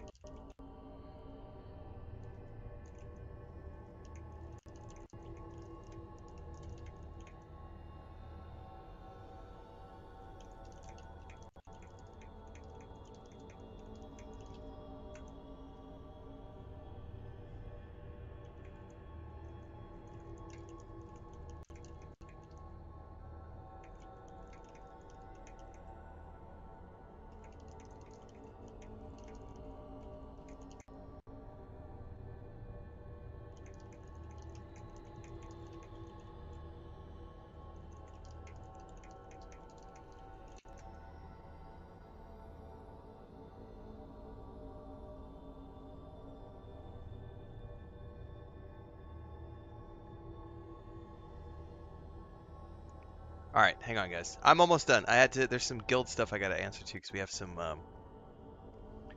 raid stuff we got to chat about for World of Warcraft. We'll get back to the game in just a second.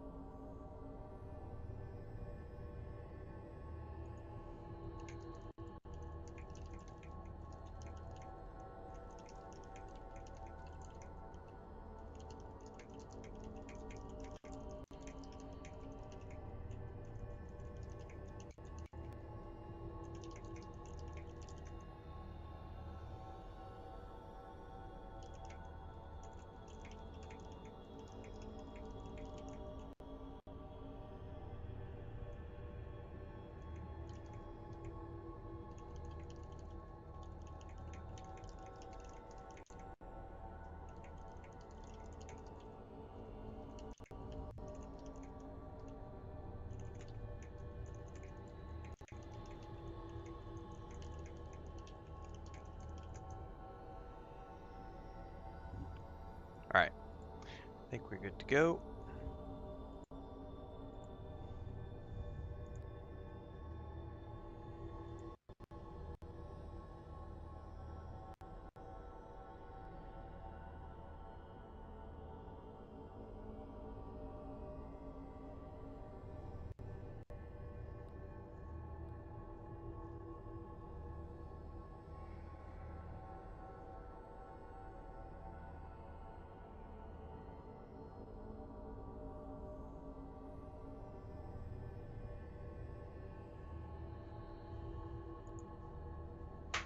All right.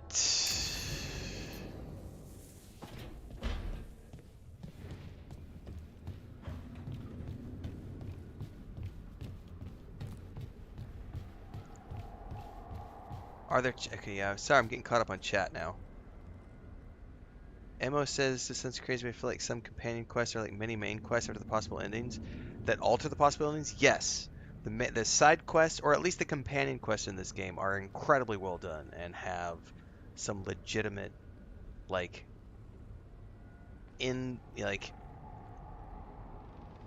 things that can alter outcomes. So, I mean, they're worth doing, and I think that they are always, especially when you come back to the main base here, always come back to the Lighthouse as often as you can to check conversations, because there's a lot of stuff that happens in between the main missions. All right, we have another side quest with Tash.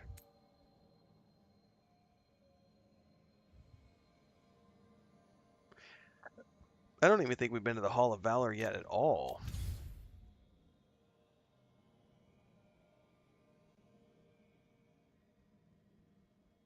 We haven't actually been back to the Hall of Valor, so we haven't gone yet.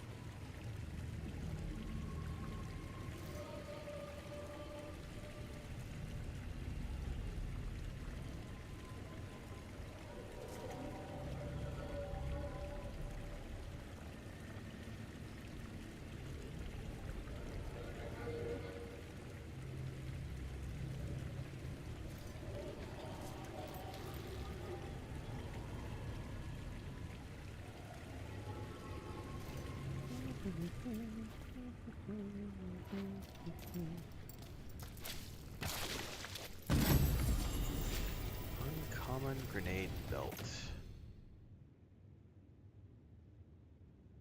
I still haven't found anything that beats my invulnerability potion. which I need to find the upgrades on.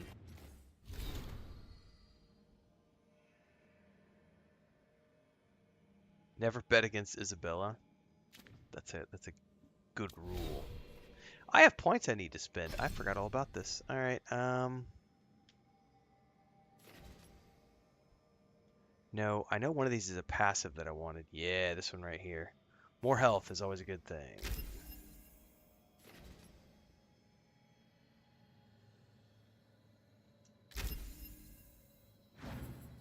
Oh, hang on. What was the next one?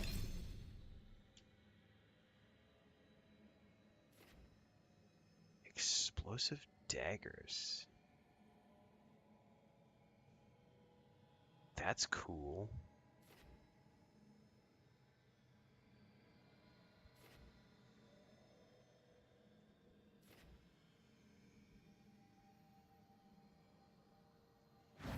Cool. All right, give me 2 seconds, guys. I need to check outside really quick to see some stuff. I'll be right back.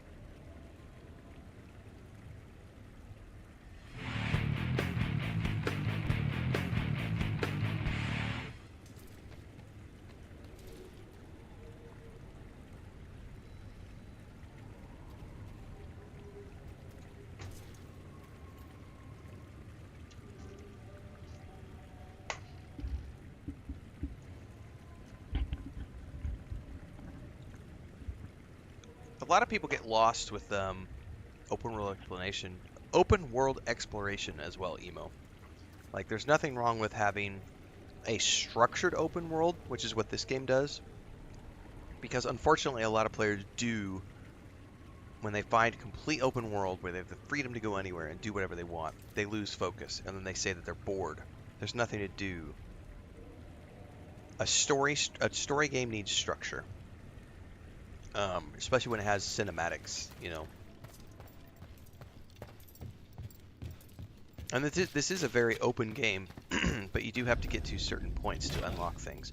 Hold up, I forgot. I've got, I think I have some more goodies for tasks, if I'm not mistaken. I know somebody got some upgraded items.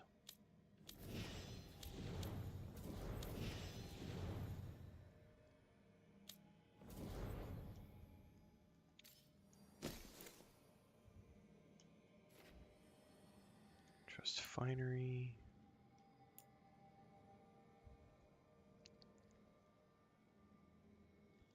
No, I think we're good.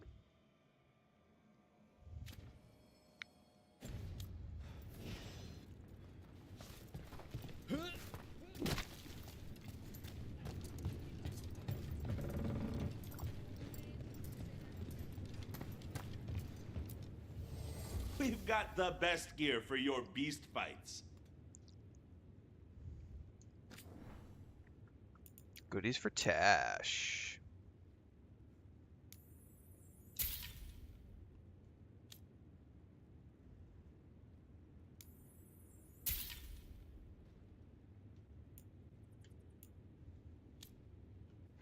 Is that a healing belt? Yeah! I was just talking about how I hadn't found an upgrade for my healing belt, kids. There it is. Cool.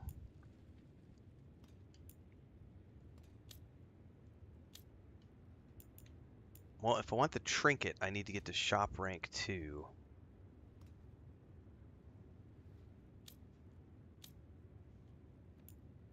That's a gift for Tash. I'll totally buy that.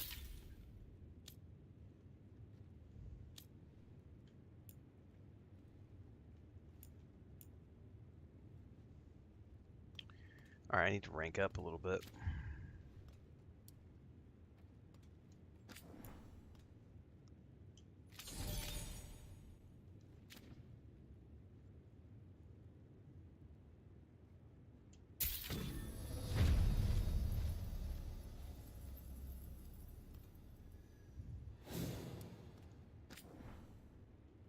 Alright.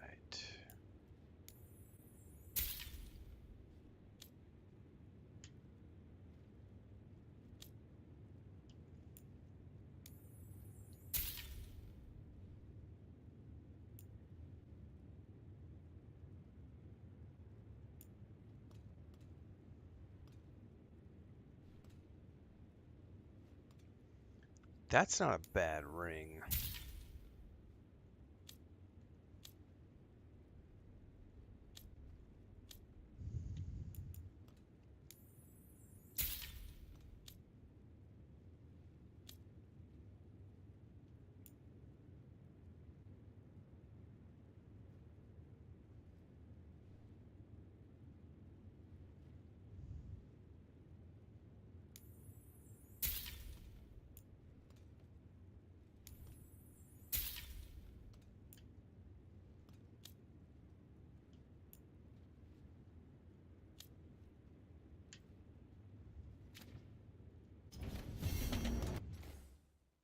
For gold and glory. Golden glory, baby.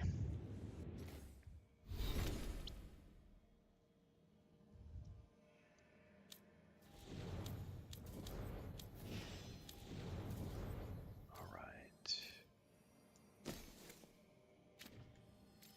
2 epic axes now.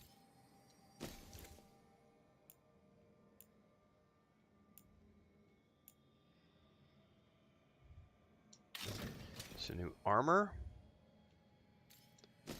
A trinket. Ooh, 100% of her abilities add burning now. That's badass.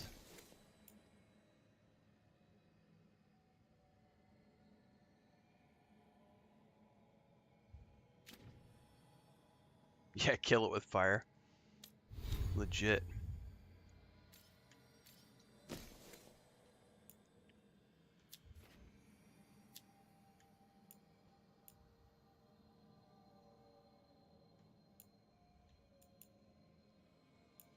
One of these days I'm gonna have to figure out how to upgrade the weapon that I'm using. Haven't found an upgrade for it yet.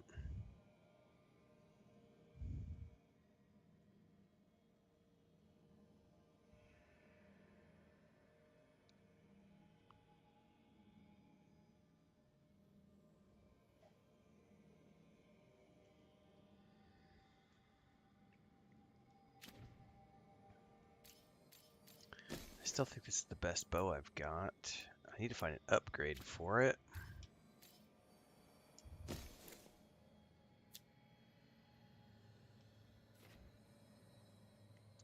Simple tunic. It's better. I mean, I'm doing pretty good on gear.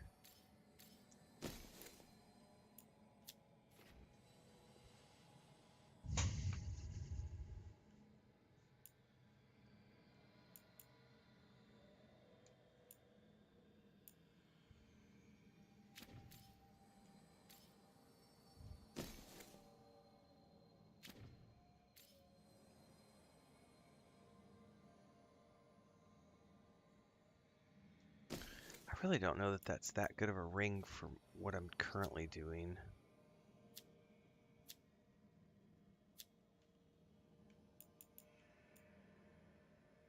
I might switch out to the momentum ring and just see how that feels. Yeah, the bond levels for companions are pretty cool. Oh, she's got 4 points available. Hold up. Hold up. Wait a minute.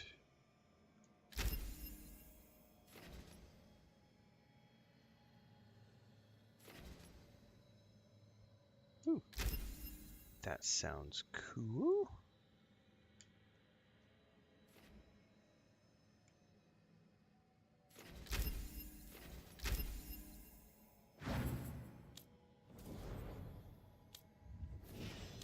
Oh, Nev's got a couple points. Gosh darn it.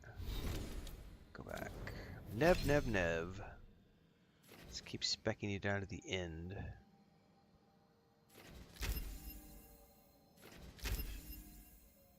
Thank you.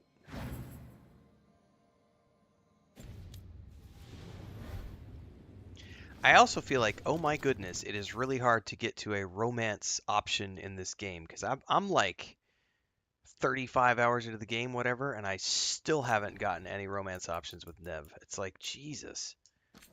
Talk about a tough nut to crack.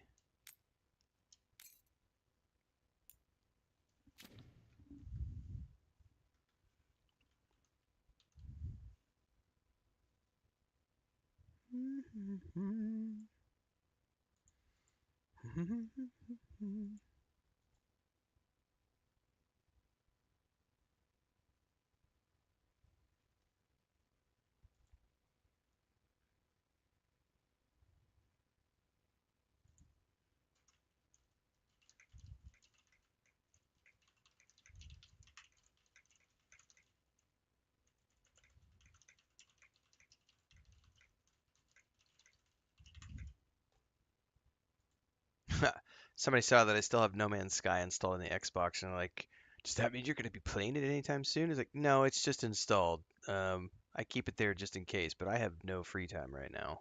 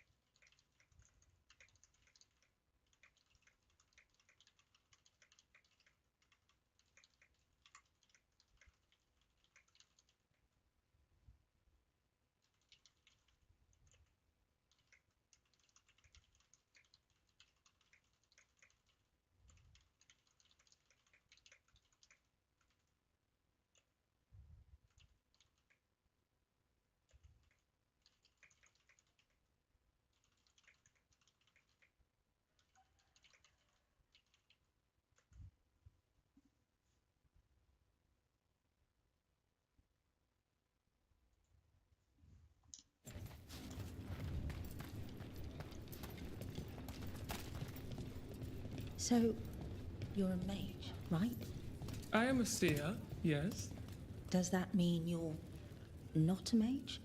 It means that my magic is primarily focused on communing with spirits, or acting as a conduit for them to speak through. Wait, you let yourself get possessed? On purpose?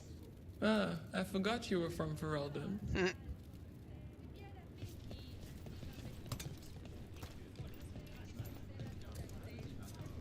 Ferelden people are a little nervous about possession. What foul-hearted spirit tugs at the corners of your lips to turn them down so? What? Oh, I'm fine. I'm just thinking about what I could do better in my next match. Oh, you fought valiantly last time. I lost to a bunch of deep stalkers, Pluck.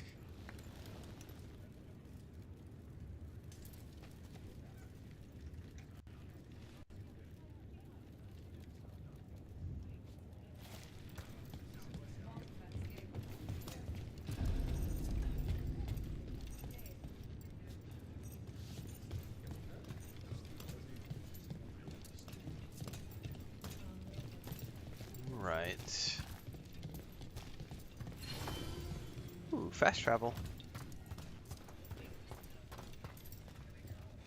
Alright, these are other quests, contrary to the ones I want to run. So let's go meet with Nev. Sorry, not Nev, Tash. Yeah, the Ferelden people are nervous about everything. Visit the Lords of Fortune Bar. Let's Tash show off her dragon knowledge. Fereldans are just... I saw the Hivernal flying by pansies. with my own eyes, big as the sky, and ready for the Lords to come be heroes. We take it down, and the village nearby will eat like kings and love us for it. It had bright red and blue scales that'll be worth a fortune, even beyond the Horde. That's not a Hivernal. You saw Calton's on. And she's acting normal. She's not one of the dragons blighted by the gods. Going after her would get us killed for no good reason. I am no one.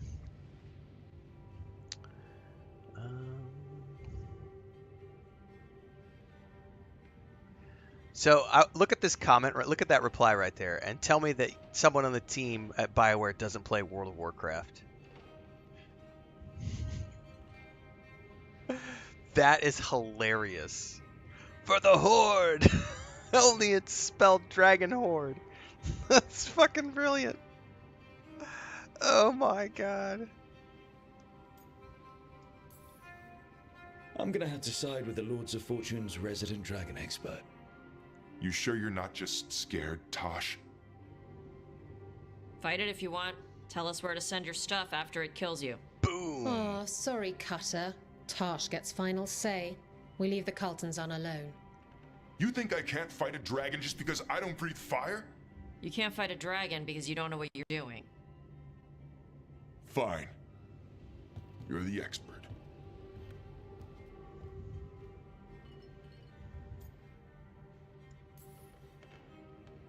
I guess Cutter's really trying to make a name for himself. Good way to get killed. There's rumors of another dragon off to the west. Heard anything, Tosh? Yeah. Not sure if it's blighted like the ones that attacked Minrathous and Treviso. But it's killing people in villages near Arlethan Forest. They need help. Are we gonna go fight a dragon? That's glory. It's a fire breather. They always have lairs with a horde. And there's gold. Tempted yet? We might be able to spare the time for a dragon hunt. Dragon Can't hunt! wait to see what you find. Now, has Tosh told you about fighting a Gamadon storm rider in the middle of a typhoon? Best time to catch him. Oh, it was glorious, Rook.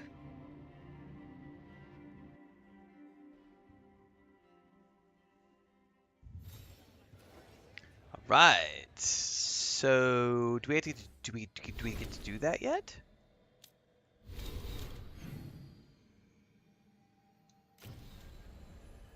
Yes, we do. Oh no, hang on. That's for the side quest. That's to give her a gift. All right. Well, I want to go kill a dragon.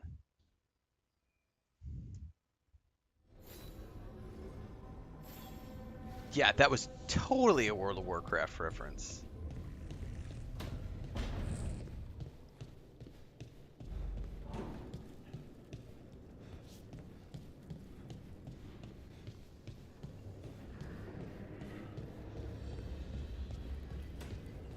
Oh, you know, we got a champion rune we can go place in the crossroads, too. Forgot about that.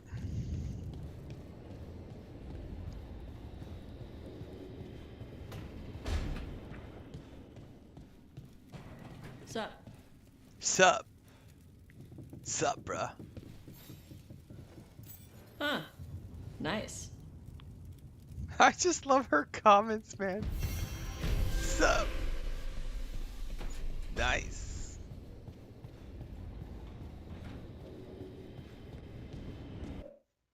Okay.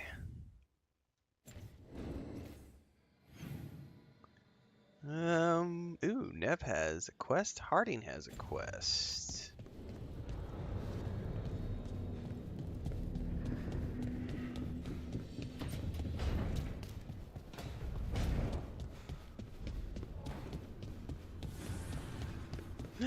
And she's with a song. You seem at home here.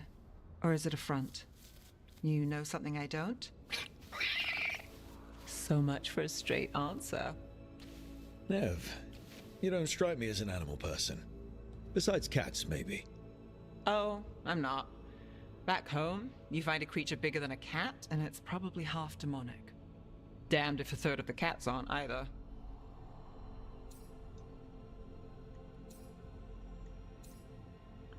Oh, the more option is not working. Like, it says there's more, but I can't click it. Interesting. Oh, this... And here I thought the cats were safe. If you think I couldn't click on some of the other ones either. Let me tell you about... Don't scare us, son. Never mind. Well, that was weird. Like, some of the conversations were bugged. I was clicking and it wasn't progressing the dialogue. Of all the nonsense we've run into, you're what's strange. A son? Really? There's been a god or two I didn't expect. But bad mages trying to make the world worse, that's not new. I had an uncle who went on about wardens and griffins. Loved the feathered things. They were always the heroes. If we're getting bedtime stories turned real, having griffins in the world again, it's not the one I'd have bet on. Were you close with your uncle? I didn't see him much, but yeah, we were. There aren't a lot of mages in my family, and in a city like Minrathous, it always matters. I learned quick who wanted to use me to step up the social ladder. My uncle wasn't one of them. He'd have talked your ear right off, Hassan.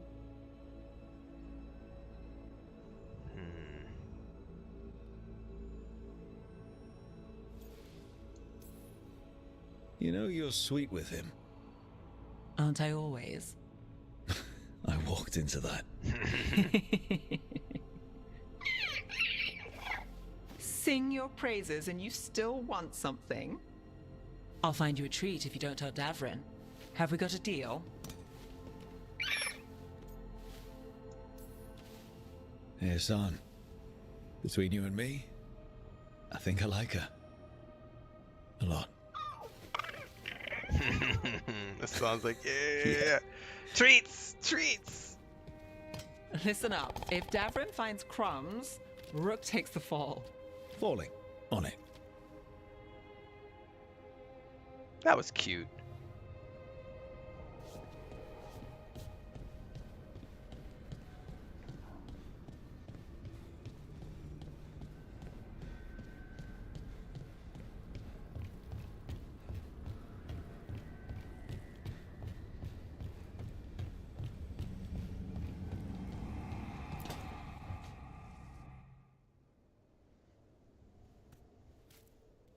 Hey, Harding?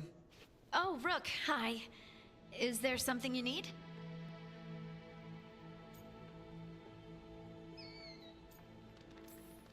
Valara made snacks. Seems like you could use one. Food always makes me feel better. I could use cheering up, actually. It's Solus's memory, isn't it? They stole Titan blood to walk the world like humans. And when the Titans didn't like that, they just took their spirits. Should I be angry or sad? Why aren't I angrier? It's a lot to handle. There's really no right way to feel. You've been through a lot. You're right. Maybe I just need time. And a snack. It's Snack strange. sounds good, guys. I don't hate I may have to go Solus grab for one. this, even though a part Chris of is me cooking thinks I should. grilled chicken I right don't now. even want revenge. Smells so good. Revenge I'm so hungry. won't bring the Titans back. It can't erase what happened. And the Inquisitor thinks Solus can be saved. And I want to try. But I just want to talk. As equals. I wonder if he's even capable. Solus was always distant. Guess it's hard to react when a magic rock's talking at you. Anyway, thanks for checking on me. I'll be alright. I know. You're Lace Harding, child of Titans. You can handle anything. Oh, shut up. That's a pretty cute reference. I like it, man. Alright, anybody else that needs talking to?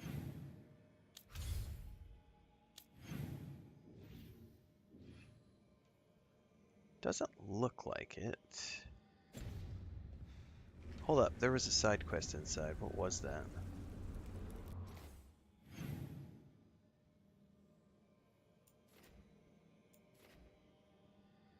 Oh, I finally need to talk to Solus, maybe? No. We have a...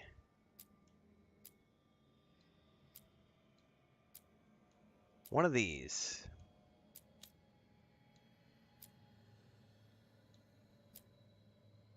Yeah. We also have these. Where did it go?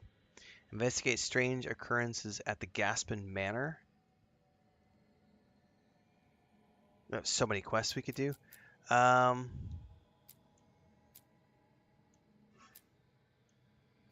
Let's go ahead and unseal the path.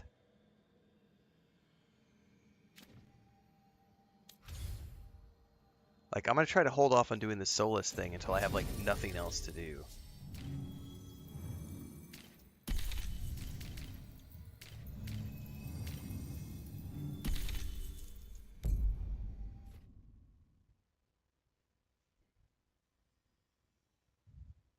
What do you mean, Janet?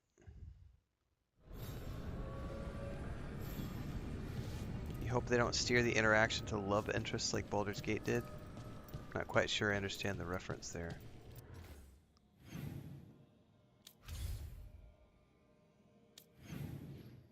Alright, this one is all the way over here.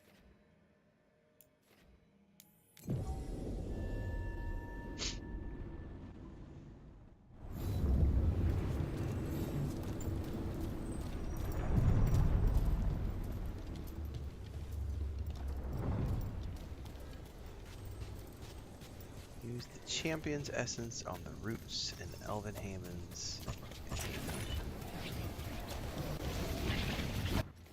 In Baldur's Gate, they had your main character seem to be interested in one or another of your companions. In which Baldur's Gate? I don't remember that. Like, I don't think I ever got that impression. Here they come. Time for a fight!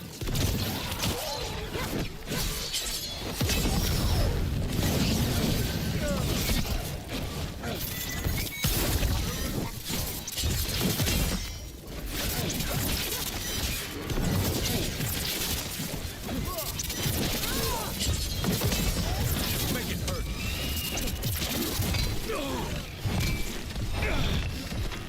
God damn, that hurts.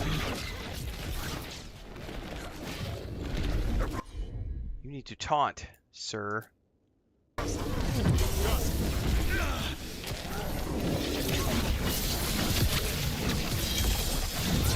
got the setup to the rest. Holy crap!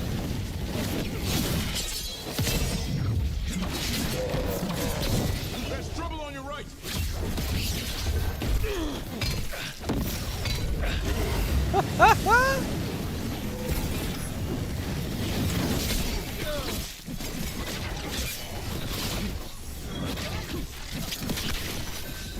Is that mage?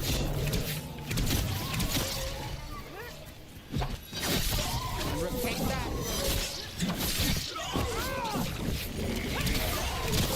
Way to fight, bro.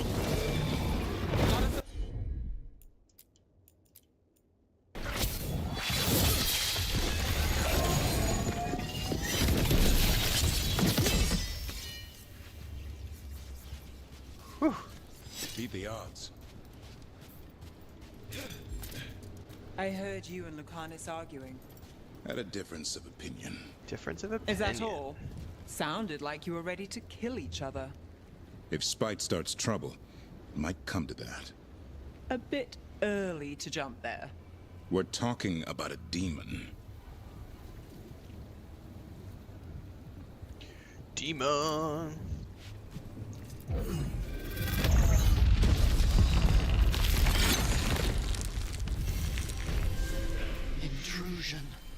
What's wrong? Is it the undead we've been fighting? Corruption seeps in, Dweller. It overflows here. Staunch it. Okay.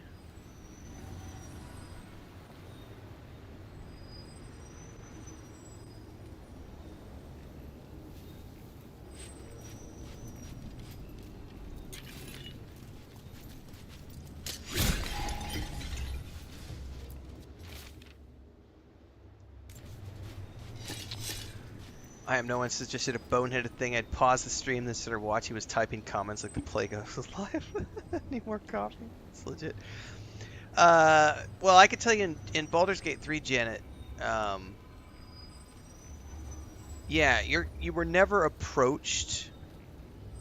Nah, I guarantee that in every single case, those characters had, like, those players had done something to influence the characters to some point, because none of the characters, at least, like Lae'zel, no. Shadowheart, no. Gale, no. Maybe Astarion a little bit. Like, Astarion was kind of flirty, but that was his character. His character was very flirty.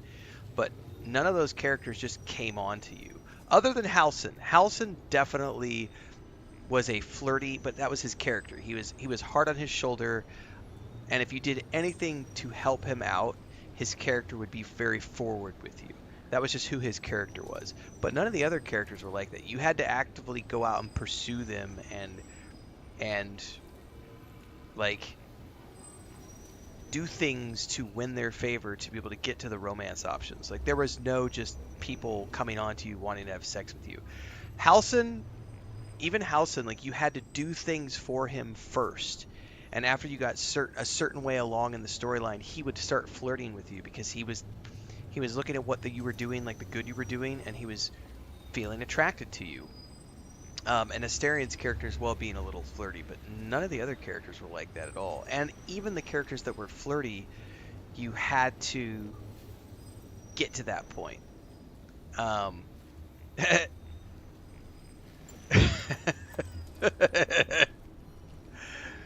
could have been a bug, Paladar. I don't know. Gale with no pants.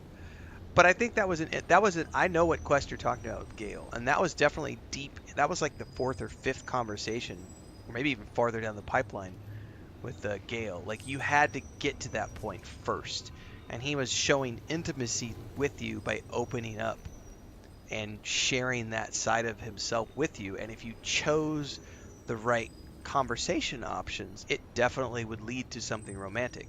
But you had to go out of your way to choose those specific dialogue options to get to the romance parts. It wasn't just like, here's the dialogue and the first action Gale takes is, I want to fuck you. No, it was, I'm going to be intimate with you. Here's this cool thing. You're cool back. And then maybe you choose. It was always the player's choice. The player choosing to be more intimate with the character, and that led to romantic encounters. There was definitely there was no characters throwing themselves at your main character trying to have sex with you. That totally is not a thing. Maybe some people blew that out of proportion, but you have to pursue those romance dialogue options to get to those choices.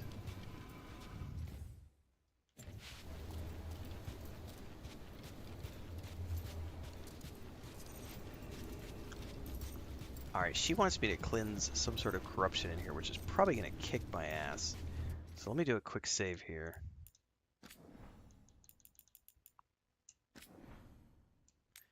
Because I also know that I never had any romantic options. Well, I never pursued any romantic stuff with Gale, and my conversations with Gale never went in the direction of romantic, but I strictly had Gale as like a platonic friend. Whereas Shadowheart, I actively pursued, and it took a long time to get Shadowheart, to the point where she was willing to accept. Yeah, none of it came easy. Halsin definitely came on to me, like, by the time we were at the camp. But I had rescued him, and I'd rescued him, I'd saved his grove. Like, I had done a lot to help Halsin out by the time he was like, hey, I have feelings. And it was like, just want to be your buddy. And even then, he was like, "Oh, sad face. I wish we could be more." And it's like, well, you can wish all you want, buddy, but oh, that's because she was like the goth princess, Janet. Like, yeah, nobody wanted Lae'zel out of the gate. Like, I'm not gonna go after Lae'zel. Like, I want Shadowheart. Like, that was like the elven goth princess. And I still, to this day, I think one of the coolest moments I've ever seen in a video game was when she converted and went from black hair to blonde hair. And I was like, oh my god, we've saved her. And she became, like, good. So satisfying. I'll be right back, guys. All that talk of snacking a few minutes ago. I need a snack.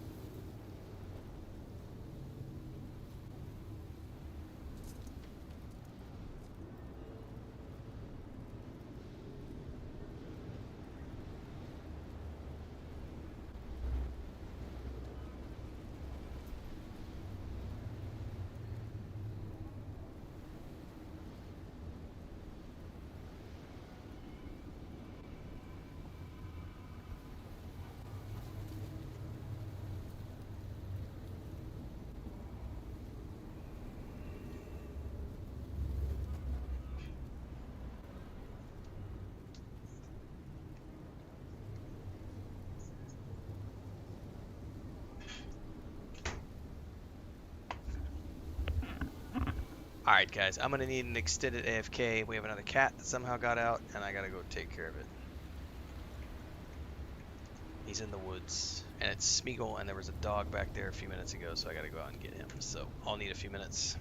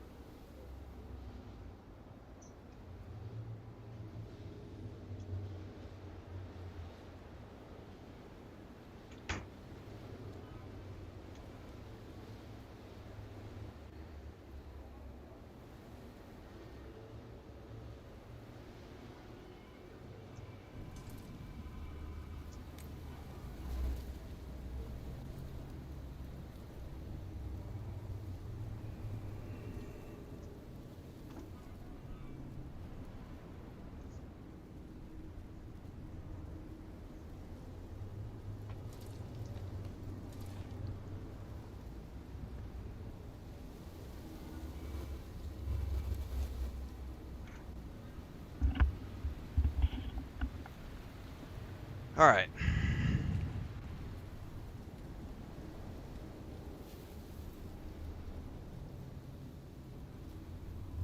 It was, yeah,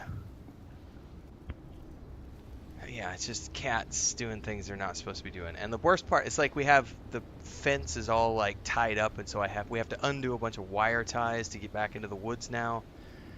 The problem is he has watched his sister climb a certain section, and he's like 5 pounds heavier than her, and he previously, this is Smeagol, he has previously not followed her, and then last week he got out, and then he got out just now.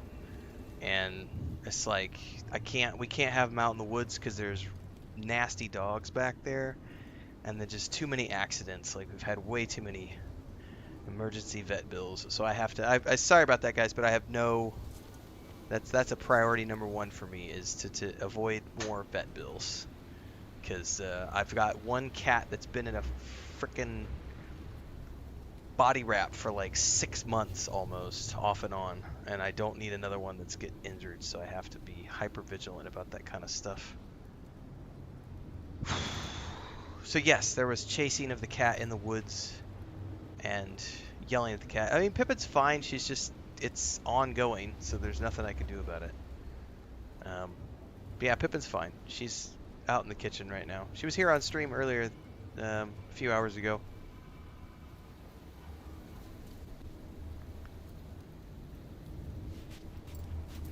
All right.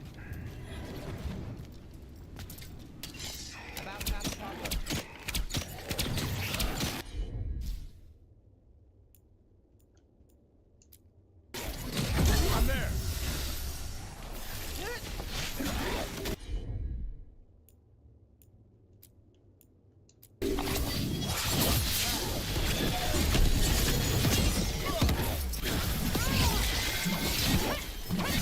Those blighted betas. There's got to be some way to close them. Well, let's wait on the cooldowns before we attempt to close those. Alex says, new to the channel, got the game because of all the good talk. Never played Dragon Age. After 5 hours, I have so much fun. It's a great game. Blood Drifter says, how's the performance? I've got a video up on YouTube talking about the performance. I would recommend giving that a peek. Do I care about Asmongold's opinion of the game? Nope. Don't give a shit. Other than to say, I've heard him talking about how he's had fun with some aspects of the game. I saw a TikTok of him last night saying he would give it a 6 out of 10. Which is fine. A 6 out of 10 is a fun game that you're willing to play all the way through. It just has some flaws that you don't personally like. But there's nothing wrong with a 6 out of 10 game that you're going to play all the way through. Nothing wrong with that. I've got a couple of 6 out of 10s that I've done all the way through. Games don't have to be 10 out of 10s to be worth playing.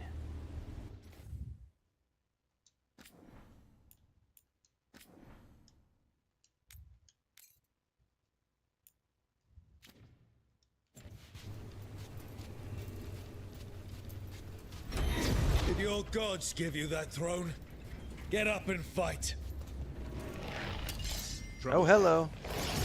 Slaughter of the Pillars. This guy's gonna wreck me.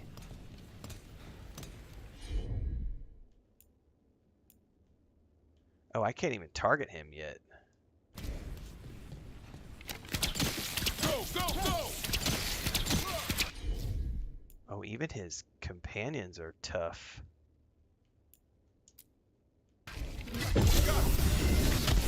Oh, he ignored the taunt. Here it comes.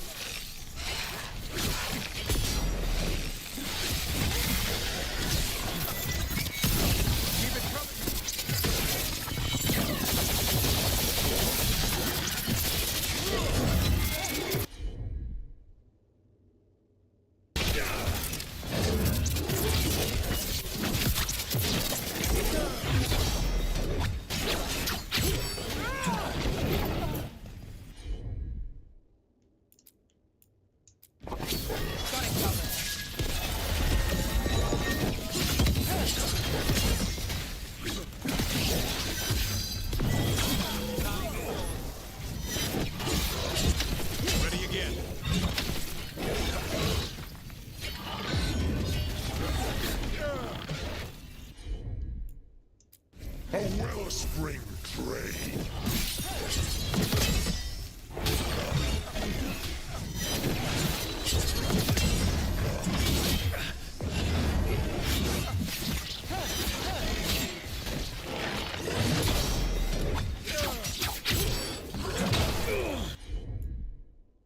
Oh, I need to probably...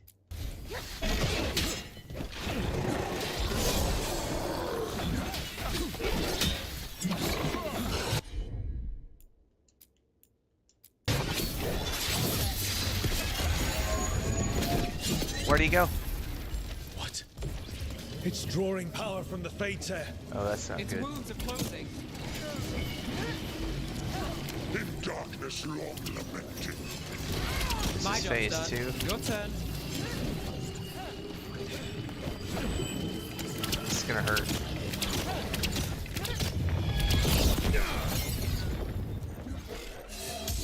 That should weaken it. Alright, unselect. He's pissed now. Under fire. Watch it. Okay.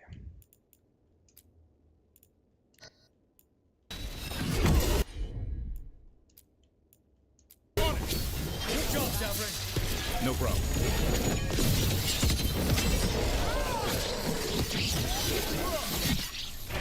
Our children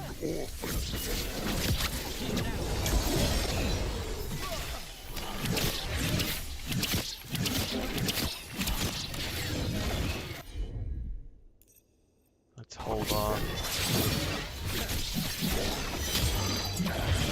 Got things ready.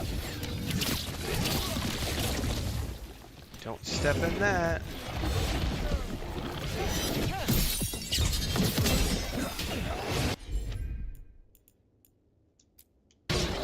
good to go again.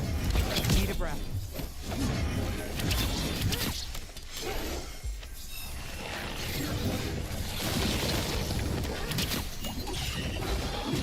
Light and soft. Oh, he got me anyway. Oh, oh, don't step in that. That was nasty. As you said.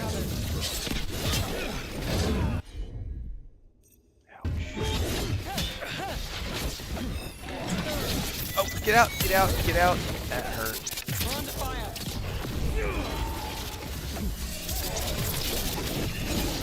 I'm ready to go again. Good, taunt. No problem. Now it's your turn.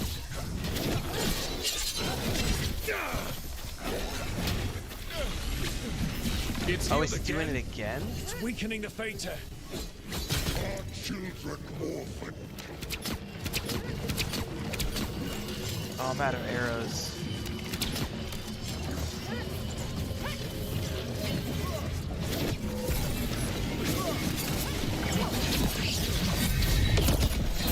This is gonna hurt.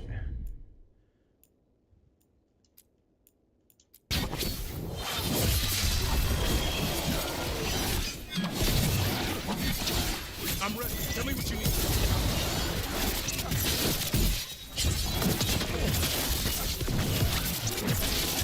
Go!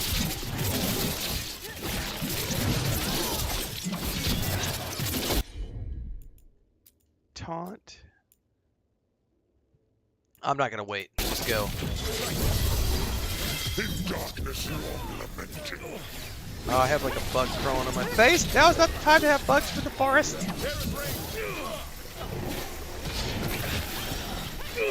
No, no, no!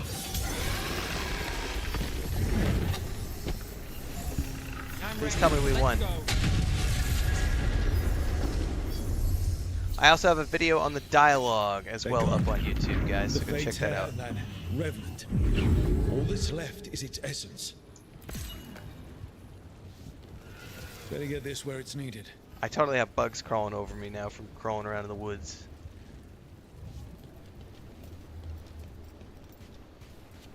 Anyway, I have a video on the dialogue as well as a video on the performance. So all you got to do, if you're watching on YouTube right now, you can check out the playlist in the links below. Take you to the Dragon Age Veilguard playlist. You'll find my early thoughts video, thoughts on dialogue, thoughts on performance, my initial review, tons of different videos to take a look at, guys. Let's go find this chest.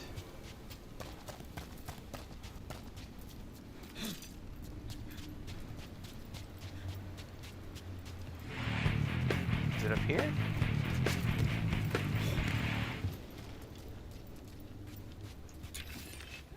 Where the heck is his loot?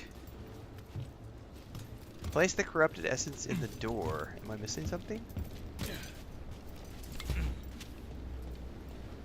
No, there's totally a chest up in here, guys. I gotta figure out how to get to it.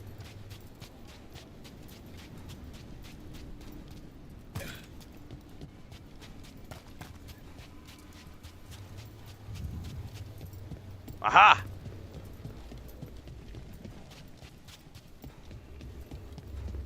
Here we go. This will be a nice juicy piece of red gear. Please be something I can use. Please be something I can use. Andraste's Will.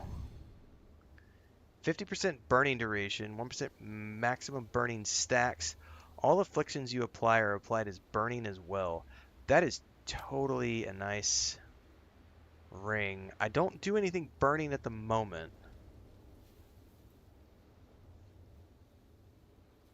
But if I did, that would be a really badass ring to use.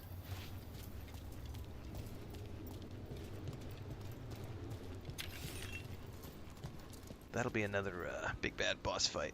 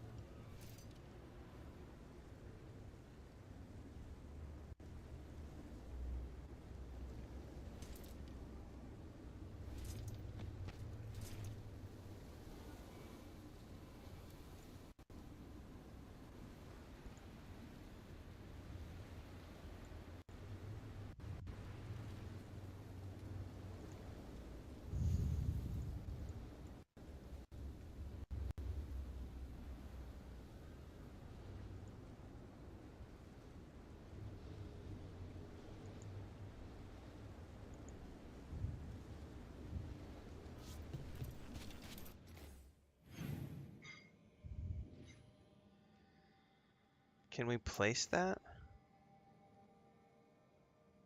Corrupt essence in the door. No, those are leading me to the Illuvians. It's got to be over here.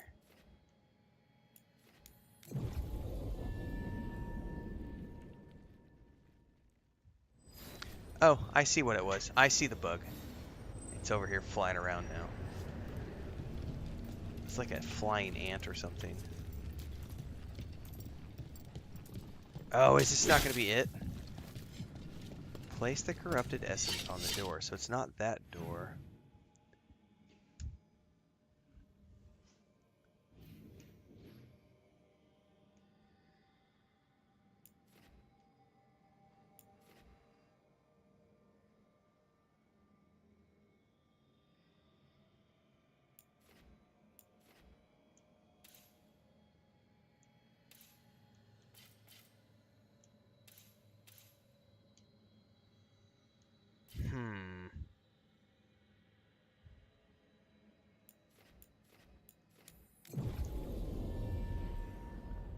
I don't know which one of these doors I'm supposed to place it on.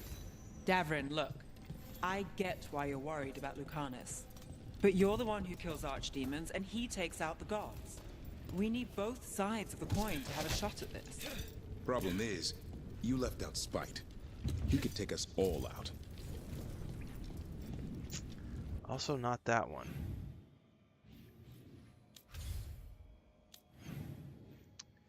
Well, gosh darn it, I don't know which one of these is the right door.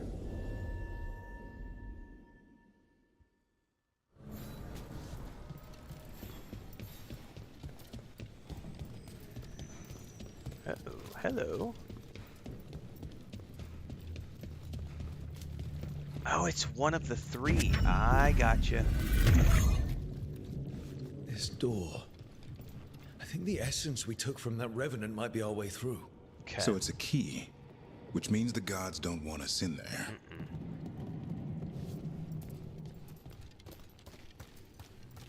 Hashtag place we must go.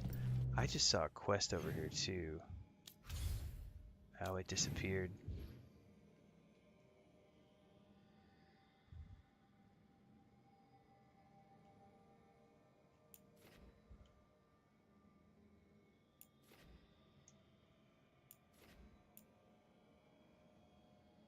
I don't know how to get to that chest either. Alright, well I have to get more of the champions.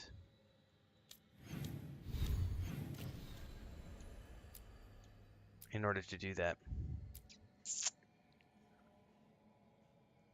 Oh, we can finally do the history of the first Krenoi Warden. Well, let's go do that.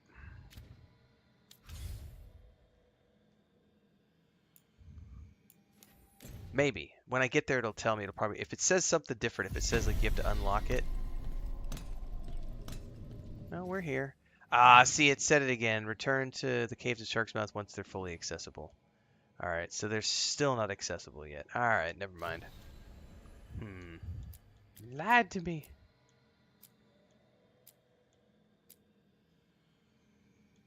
Gaspin Manor.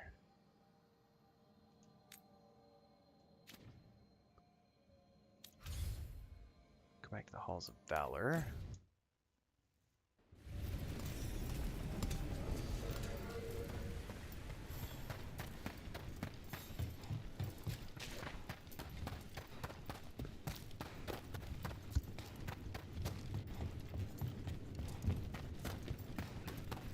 Where is the fast travel?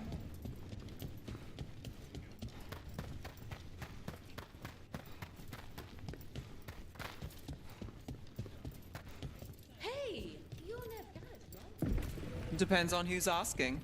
You helped us recover some old scrolls from a Venatori who'd stolen them and taken them to Minrathous. She helped recover the Amaranthine scrolls. Oh, we're in your debt. Always happy to irritate. Nice. Where's the fast travel waypoint, though?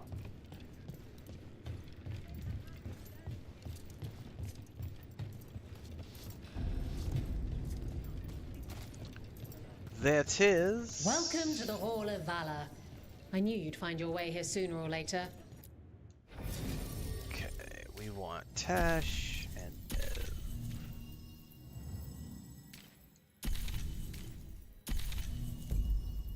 Your kind always do.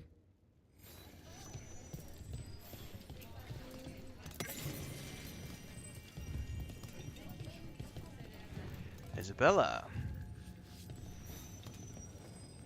Looking to fight? I have no idea. Let's try and see. Get going! Don't keep your fans waiting. Is that a chill in the air? Please give an ice-cold welcome to the darling of Dogtown, the winter from Tevinter. The winter from Tevinter. Nev Talus. Ooh, that hurt. Let's do Fire Breath. Nope, nope. Clear abilities. Let's do. Got them covered.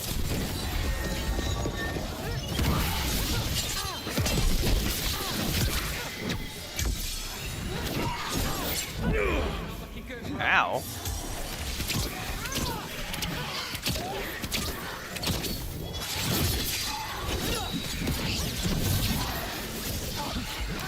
Got us at range. Watch it. My go, sir. Your turn. Rook needs a second.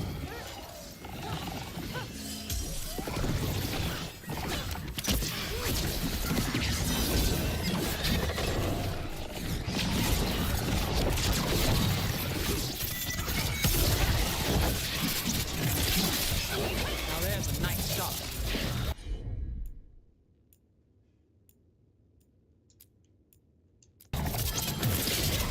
That doesn't set up the rest.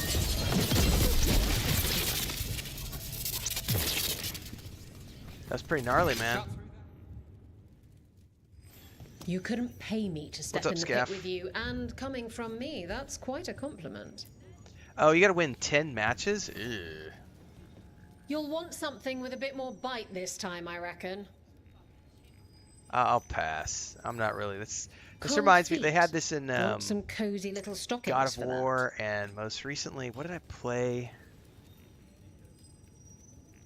God, I can't remember what I played. There was a game I played within the last few months that had an arena like this where you just went and fought over and over and over and won your way through battles, and I can't remember what it was called. This is not my cup of tea. This is something I do when I have nothing else left to do, and we definitely still have quests, so I thought it might just be a one-off thing.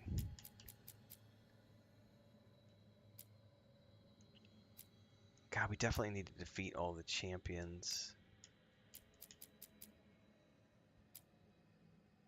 Strange occurrences. Hogwarts has it too? Interesting.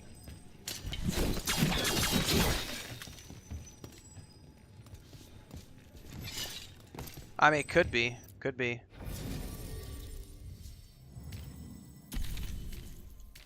Part of the original multiplayer stuff.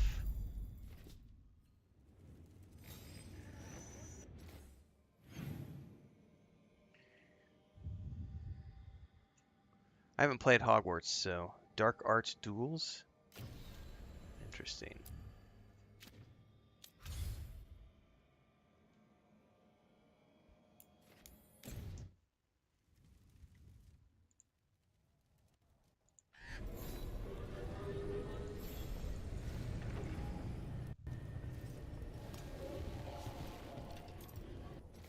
Get to Gaspin Manor.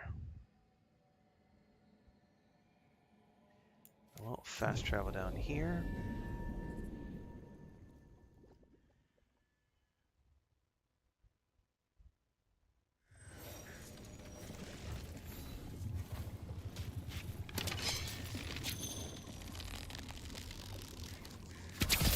Would you look at Rook?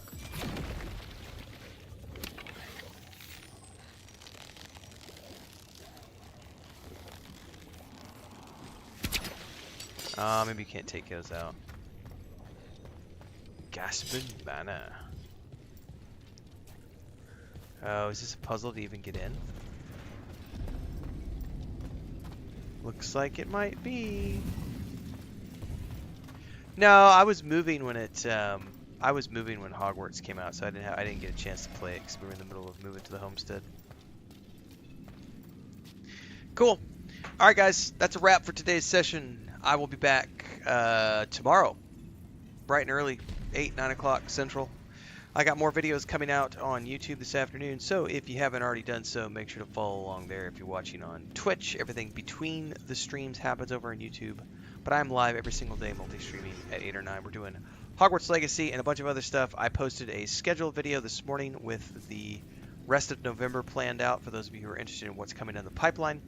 You can also check out the Discord, the Patreon, and all the socials. We'll see you tomorrow, and hopefully later on this afternoon in all of the videos coming out today on the tube. Have a great day. Thanks for being here, guys. Cheers.